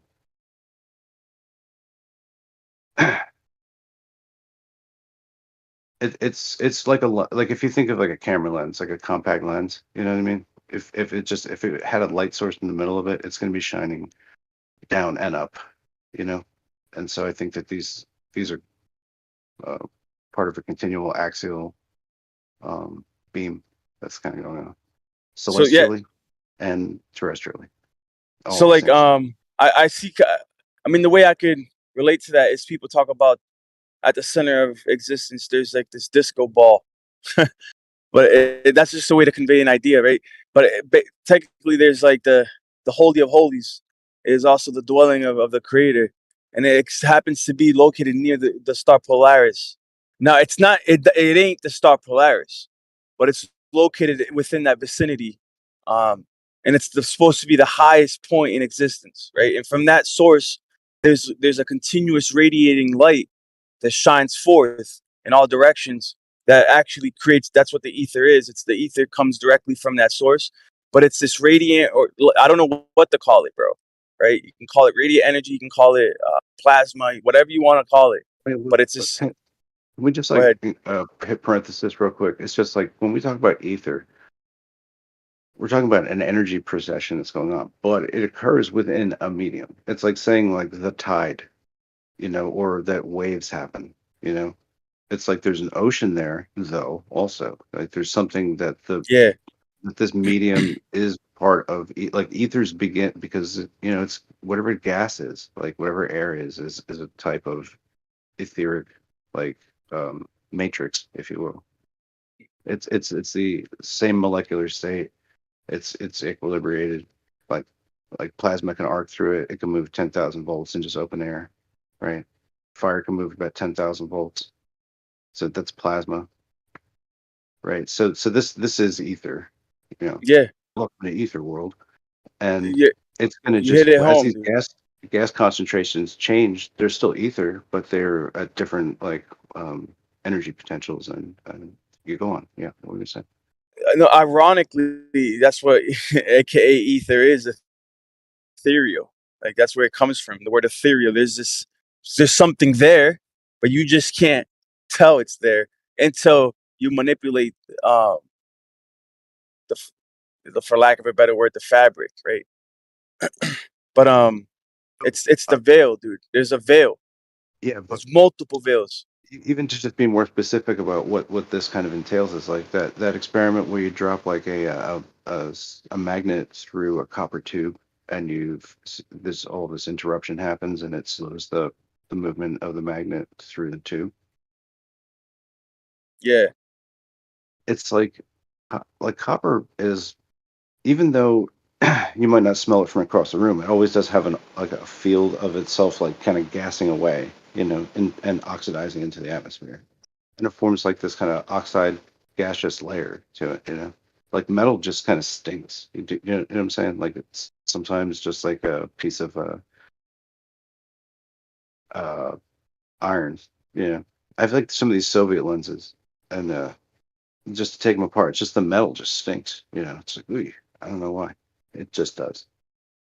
yeah, But it's I because they understand are that. off gassing this thing, and that's like an ether of copper that's around that, and so like that's what this like magnetic interruption I think is partially going on there, and it's like just really fine around like that oxide layer on the exterior. You know, you can scratch it away and stuff, and I guess you could probably do different experiments as far as like if it's helping or hurting the magnetic field interruption or whatever. But anyway, that's an idea that's there.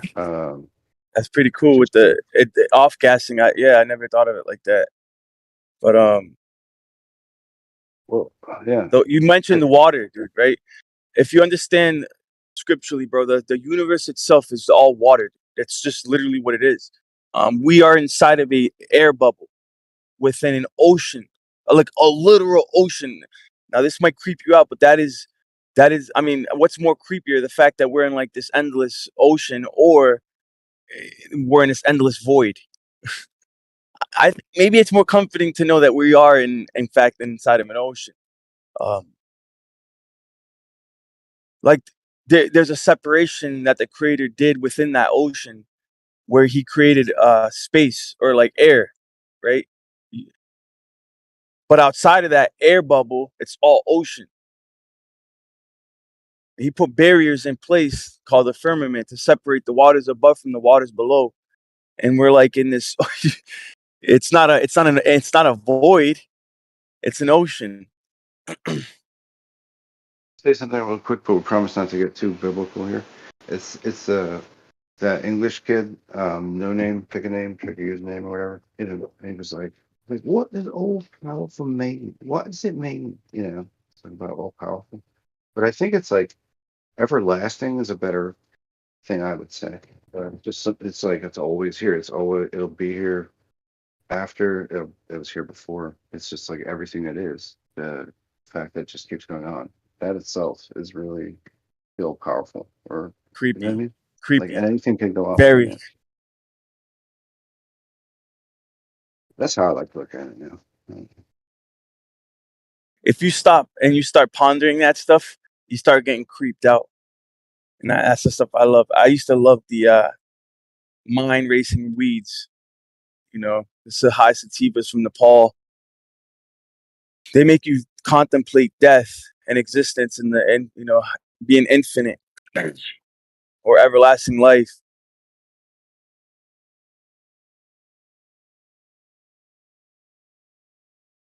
It's a creepy concept, dude. What are you gonna do forever, dude? Like, if you were conscious forever, like what? Like,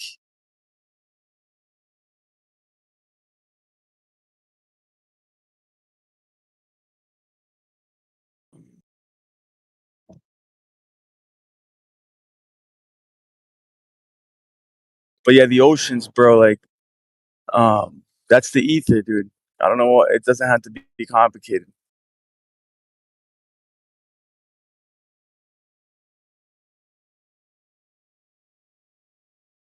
Well, yeah, it's just it's a medium. It's because I think it has its own sort of um, field activities. Let's say, right? Sound travels faster. The way that sound can create light under there because there's so many particular. It's like every element basically. You're just it's the electrolyte of the earth.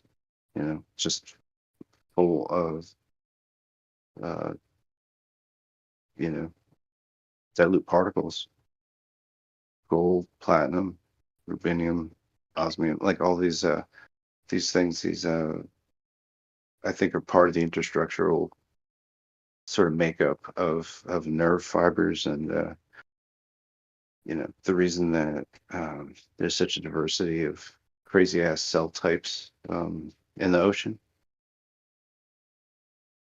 Now let me ask you something, see what you think on it. So people have filmed the stars using their P900s, but other people, they have better setups and they film the stars, and it looks like the stars are submerged, right? They have like these weird wave patterns. But others will argue against that. Oh, it's because they're not focused in their lenses. They're not accurately focused. What do you think? Because you're a photographer. What do you think's going on?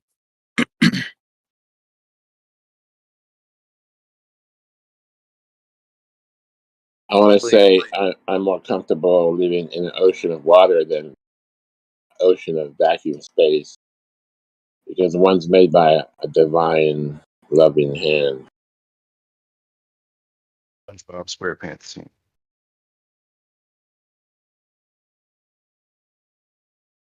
We're living in a pineapple under the sea of some sort of gaseous ocean.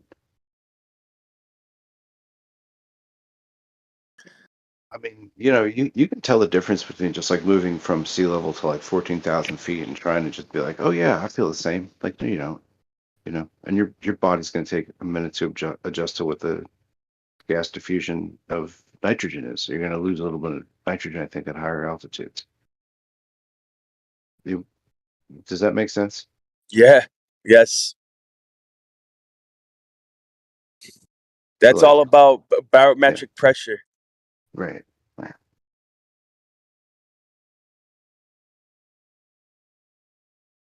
So if nitrogen's enough to like be inside you where you don't want it to be, and it's gonna just like leave you with altitude. I mean, it's pretty interesting stuff, and I think I don't know. Look, how much more up above your head is that? Holding you down at sea level than it is at high altitudes, about 14,000 feet. And then when you get into a plane, like what's that like? And then I don't know how high does it go? Miles and miles of it. I mean, it's considerable to think that the reason that we have like atmospheric pressure is because of this like incremental density blanket that's going on, and the fact that it's penetrating all things. All right, I don't know.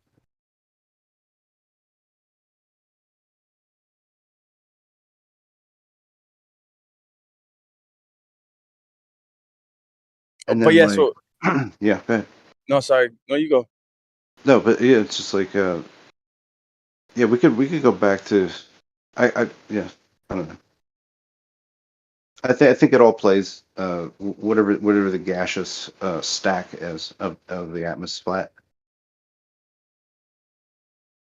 If we really had like good knowledge of that, it would be I think So something we could build like a working model off of, because like there's only like the sun is only going to hide out. Do you think the sun would hide out like where the thermosphere is, and which is like all hydrogen and helium? Don't you think it would want to like be dwelling up in that? You know what I mean? If it was trying to like illuminate or whatever, the things that it does, like like eternally just be on. You know what I'm saying? So so the sun, its habitat is inside the firmament, like inside it, within it, not I underneath it. mean, but that's not physics. Like to me, What it what, but what is well, it? What would the firmament be that the sun would want to be in it? And then could like you reproduce that on Earth? This goes back to what I was saying yesterday yeah, like with you the could make crystals. a helium bulb, right? You can make a hydrogen bulb. You're just But like this, arcing how like do we know that energy. the sun's actually hydrogen? Is because spectroscopy, or how they figure that out? But I'm saying like it would settle out as ethers, right? So like at the top that there's like a little ocean or whatever, some amount of hydrogen up there, you know, for an amount of miles. I would definitely say that hydrogen is the most abundant element in the periodic table. It's the number one element, and it probably pre-exists all the other elements, right? It's apparently that is actually how creation was or occurred theoretically, but I mean I can't prove it, but it was by that order, the periodic table's order of elements from lightest to heaviest. So hydrogen being the lightest element is also the most abundant element, and it's also what makes up water. And water, according to the scriptures, it had already existed, dude, on day one. Like before you even start, dude, it talks about waters. It's a little bit like the ocean is to flat Earth is what nitrogen is to the part of the atmosphere. So it's 78% nitrogen, 78% water, right?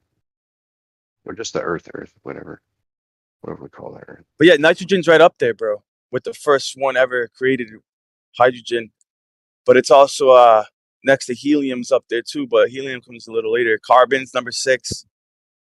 So theoretically, carbon would have come into existence number 6 in the element in the elements, if there's any truth to that. Like just of the gaseous content. I mean, yeah, it's like 24% oxygen, I think, and then it's a little bit of hydrogen. They're talking so.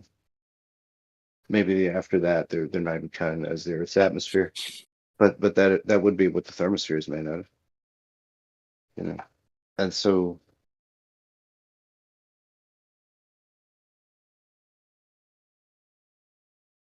like, is there anything beyond that that anybody gets past that band? You know, because you would figure if that is there a place where you're altitudinal to the sun, and if that's a place you wouldn't maybe not want to be there actually because it would just like beam directly at you like in its full like unadulterated energy, which probably is enough to burn you up like a potato chip or something.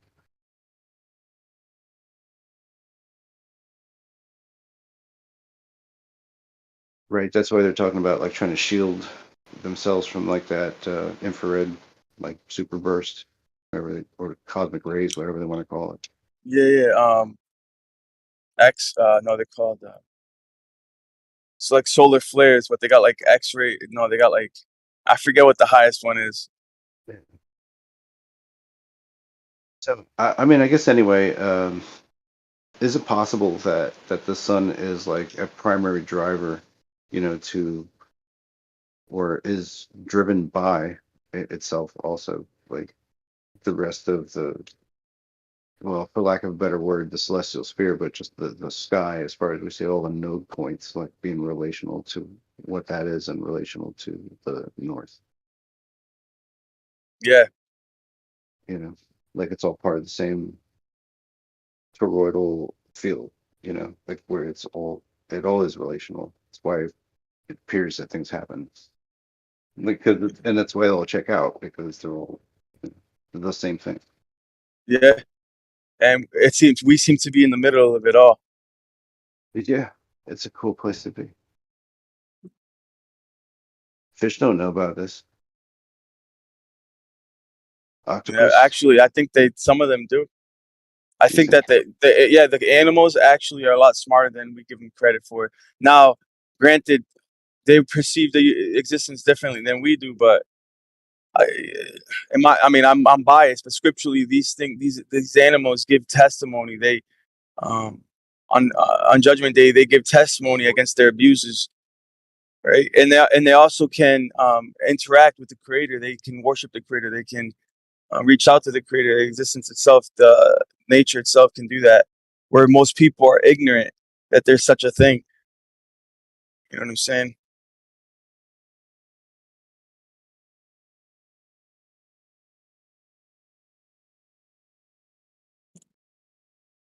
You know, apparently all creation had one tongue at one point. We could all interact like with each other. That might sound like fantasy, but the animals apparently used to be able to, like you've seen. I don't know if there used to be an old movie where like the guy he had like the craziest relationship with his animals that they would listen to him and like he could talk to them and they would do things that most, you know what I mean, most animals. What happened? Dr. Doolittle. Probably. I forgot the name of it. But the idea is that we used to be able to communicate with animals vocally, verbally. Now, like they don't listen. They don't communicate. They can't communicate back. Imagine of restoring existence. You know how many more cooler buddies we'd have? Like, imagine actually being able to talk to a monkey or something. You know what I mean? Existence would be so much more fulfilling. Not that having a monkey already isn't cool enough, but if you could actually talk to it, bro, on like a sentient level, that'd be crazy.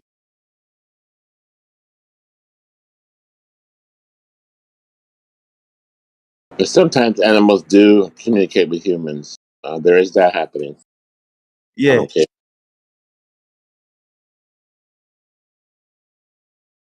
I think animals don't really have the chops. You know what I mean? They don't have the language, man.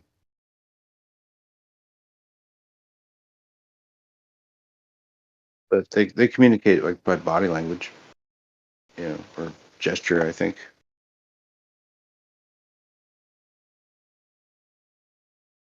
Like even like cows and stuff. I think they're using their feet to kind of communicate a little bit. You know, like they'll stamp the ground, or like kind of do demonstrations, like some shit that they might do. You know, to be like, I might be trying to charge you. I don't know, man. Who knows? Or they'll point down. You know, sometimes weird. I ran into like about like 30 deer in the woods, like a whole family, just like in between like little condos, in this area, man. And I thought I was like nature Jesus for a second, you know, and I was like, oh, okay. So I'm just gonna go up to this deer and be like, what's going on, man? You know, and I was like, I'm just gonna walk the walk. It's gonna be okay. But the deer like did this thing where it's just like it planted its foot like twice, you know. And I was like, and then it just kind of like flicked its head a little bit. Got attitude.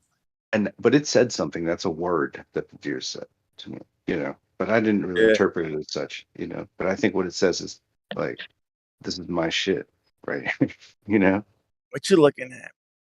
And I tried to like just do mimicry, you know, to it, like because I don't know what it's really trying to tell me. Like I don't understand it. But then I did the same thing to it, you know. Like I just like planted the ground.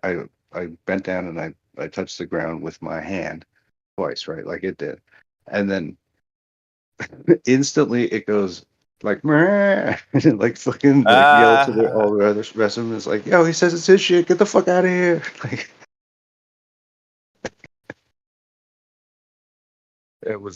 I was so crazy. Like instantly when I did that, and I'm like, it's nothing threatening about it. You know what I mean? That should make them like freaking bug out. You know, or the one to react to me. It's like so crazy.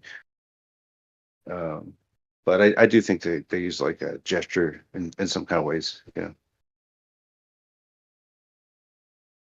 I don't know. But then yeah, like it did yell out, you know, to the other deer, which, you know, that recognized to be like an alarm sound, and like, you know, get the fuck out. Fuck out, deers.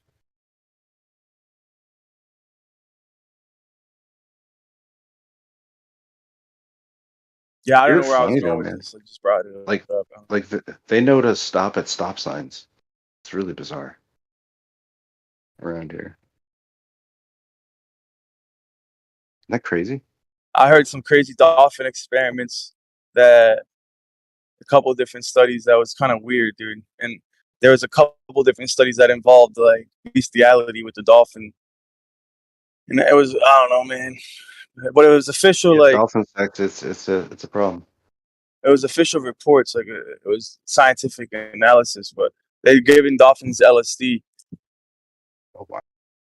and the dolphin like aroused the biologists. I don't know, dude. Weirdest. Very strange. Very strange.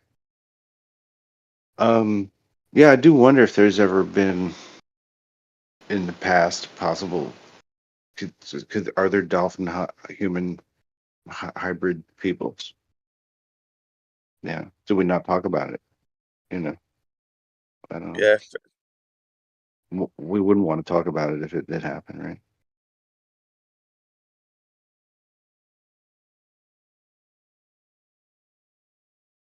Don't know, man. Is there a way that people were combining themselves with animals in the past? That sounds crazy. Or, being able to combine animals with animals.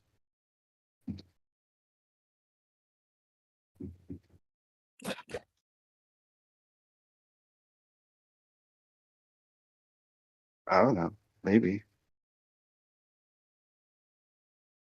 there used to be a cartoon called Batman and Beyond, and they had like in that I don't know if it was a certain episode or the show itself, but they had like chimera people. It was so cool. That show was like the coolest back in the day when you were a kid. Yeah, that was the episode where it became like a fashionable thing to just like genetically alter yourself and become like some other kind of creature. I did see that. Yes. Yeah.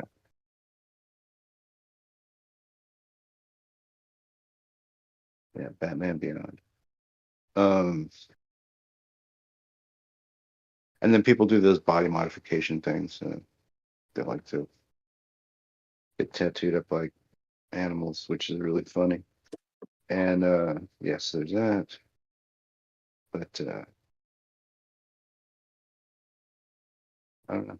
I wonder if there's like transitive properties like for like allele expression that have to do with like proximal development in DNA. You know, that being like, if you just continually are eating the same, like from the same like bunch of goats, for like 20 years, and then like your kids raised on the same goat herd, and then you're just like, then they have a baby, and that, what I mean, aren't they just genetically normalized to all the milk from the goats and meat from the goats and stuff like that? Like, does that start to switch the genes on? Dude, there's some weird stuff regarding genetics. Uh, I've read a couple of studies where they were testing people who had recent blood transfusions or organ transplants, right? And they're starting to realize that if you do receive blood from another person, their blood can somehow, or it's more probable that if you got an organ transplant, this would occur, but it would still occur with blood transfusions.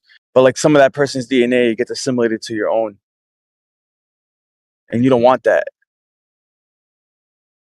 because there is some sort of complications that can result, which is new to us because there's a lot of blood donations that go on with the Red Cross and all that, and it's never really been talked about. But there was a guy who was convicted of, or he was being accused of murder, and he went to jail, and I don't know the exact story and all the details, but the guy got out of a murder charge, bro, because he was reading into this stuff, and they did a DNA test on him, and it didn't match the DNA on the scene.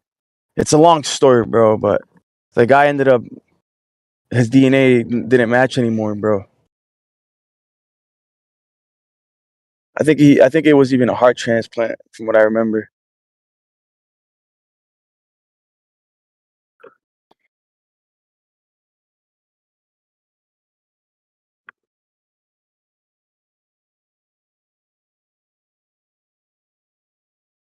I wonder when they're going to make significant advances in like 3D printing organs, because I don't know. It's going to be interesting once that occurs.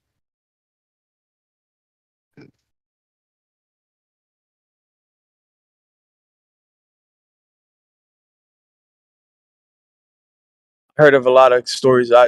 There's no credibility to these stories, but I've heard of people getting heart transplants too, and they'll have like memories that they never had, or like things they'll start. They feel like they've changed, but it could be a placebo. Who knows? You know what I'm saying? Like with 3D printing and basically you can just do different samples of different cell populations. For every for your heart, that there's a certain amount of cell groups that maintain that, you know.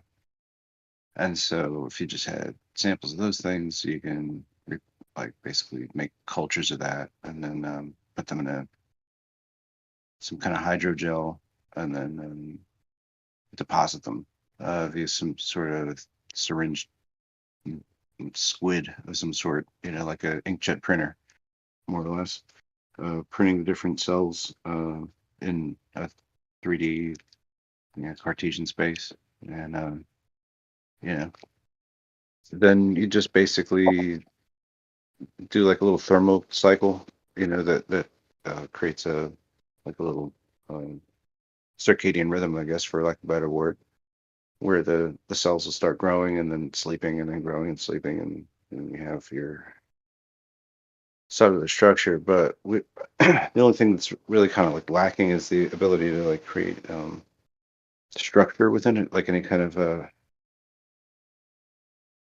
the real structure that holds cells together. Like I think we could Dielectricity. like we could create lettuce, right? Like I think by just depositing the cells and stuff, but it's not going to be crispy. You know what I mean? Yeah, I don't know. I don't I don't really. mean to That trigger stuff you with grosses me out, dude. CRISPR Cell technology, 'cause cultures. it's not gene editing, but it's like, yeah, just like extract like a head of romaine lettuce or whatever, take out the different cell populations, be able to like I don't like that. inject them into a matrix, and I could make some like it could look like Abraham Lincoln, but made out of lettuce. But even though it's those cells and that they'll start populating right, I don't think that they're going to have the type of cellular structure that's going to make it like crispy like lettuce. Like it won't have the function because we don't know how to create that fine cellular structure for the. It grosses me out, Yeah. dude. I've looked Yeah. into that stuff. Like they use all like cloning and like genetic engineering and all this weird. So like they like print because it's like a meat substitute, bro.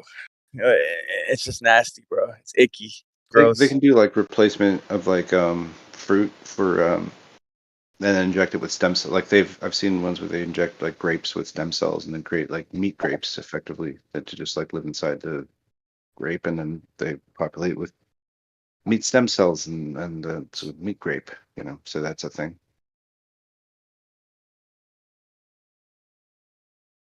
Yeah, no, it's just that there's like all these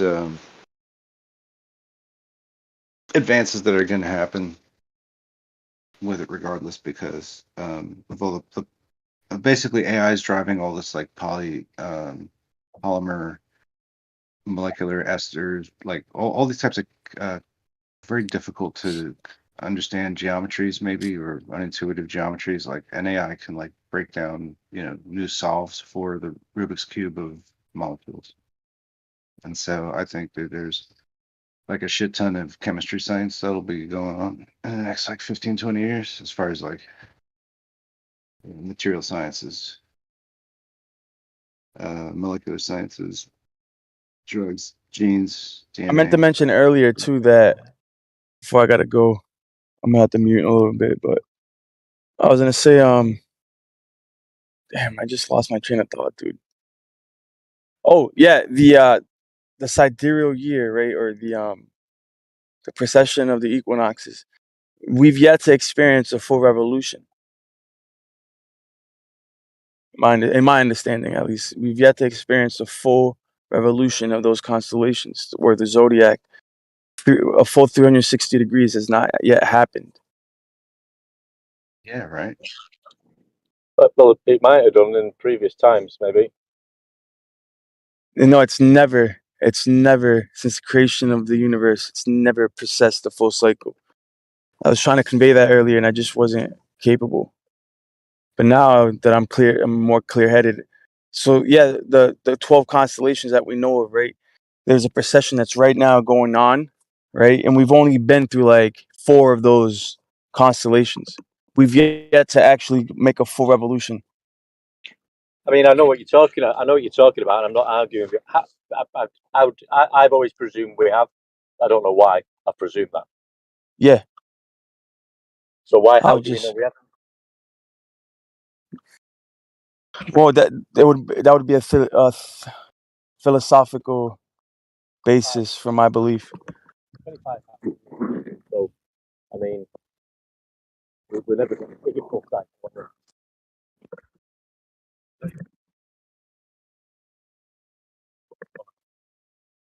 Like, where going on? I don't know. I mean, depends how the head is in there, doesn't it? Like it's around 1,000 times the size.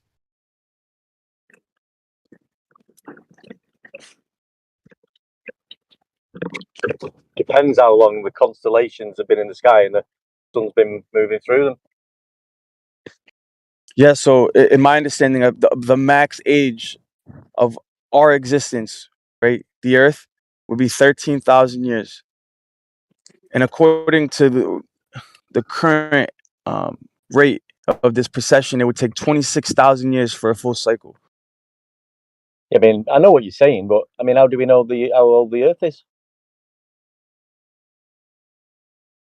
We don't know, do we? I will.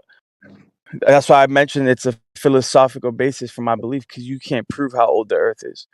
But according to my understanding, it's 13,000 years old. How old do you think it is? I haven't got a clue. Not got a clue. Just throw a wild guess. You don't have to be right or wrong. You can't. It's just No, your no, opinion. I wouldn't. Constellations, the luminaries. I know about the particularly equinoxes. I mean, how long have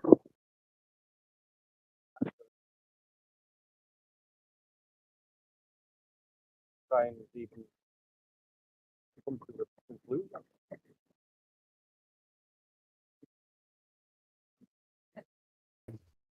But if we know there is a procession of the equinoxes, the sun moving through 12 constellations, it must have already done it. Or if we're just guessing about that.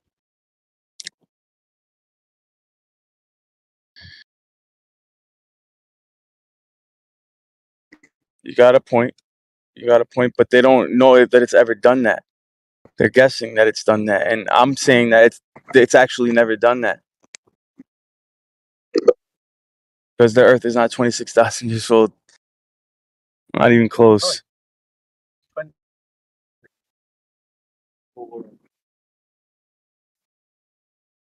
Yeah, 126. Is this guy? Can you hear him? No, I can't. Okay, I've it's been like every ignoring time he starts talking, it. this goes on. It's really, it's like a running gag.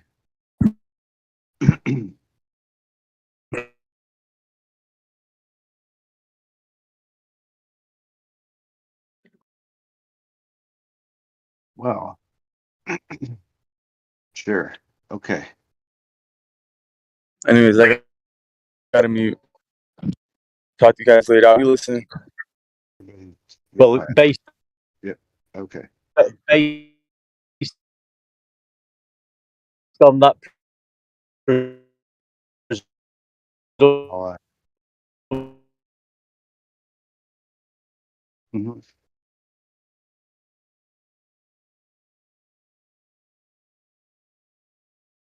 Go ahead, Mr. Robot.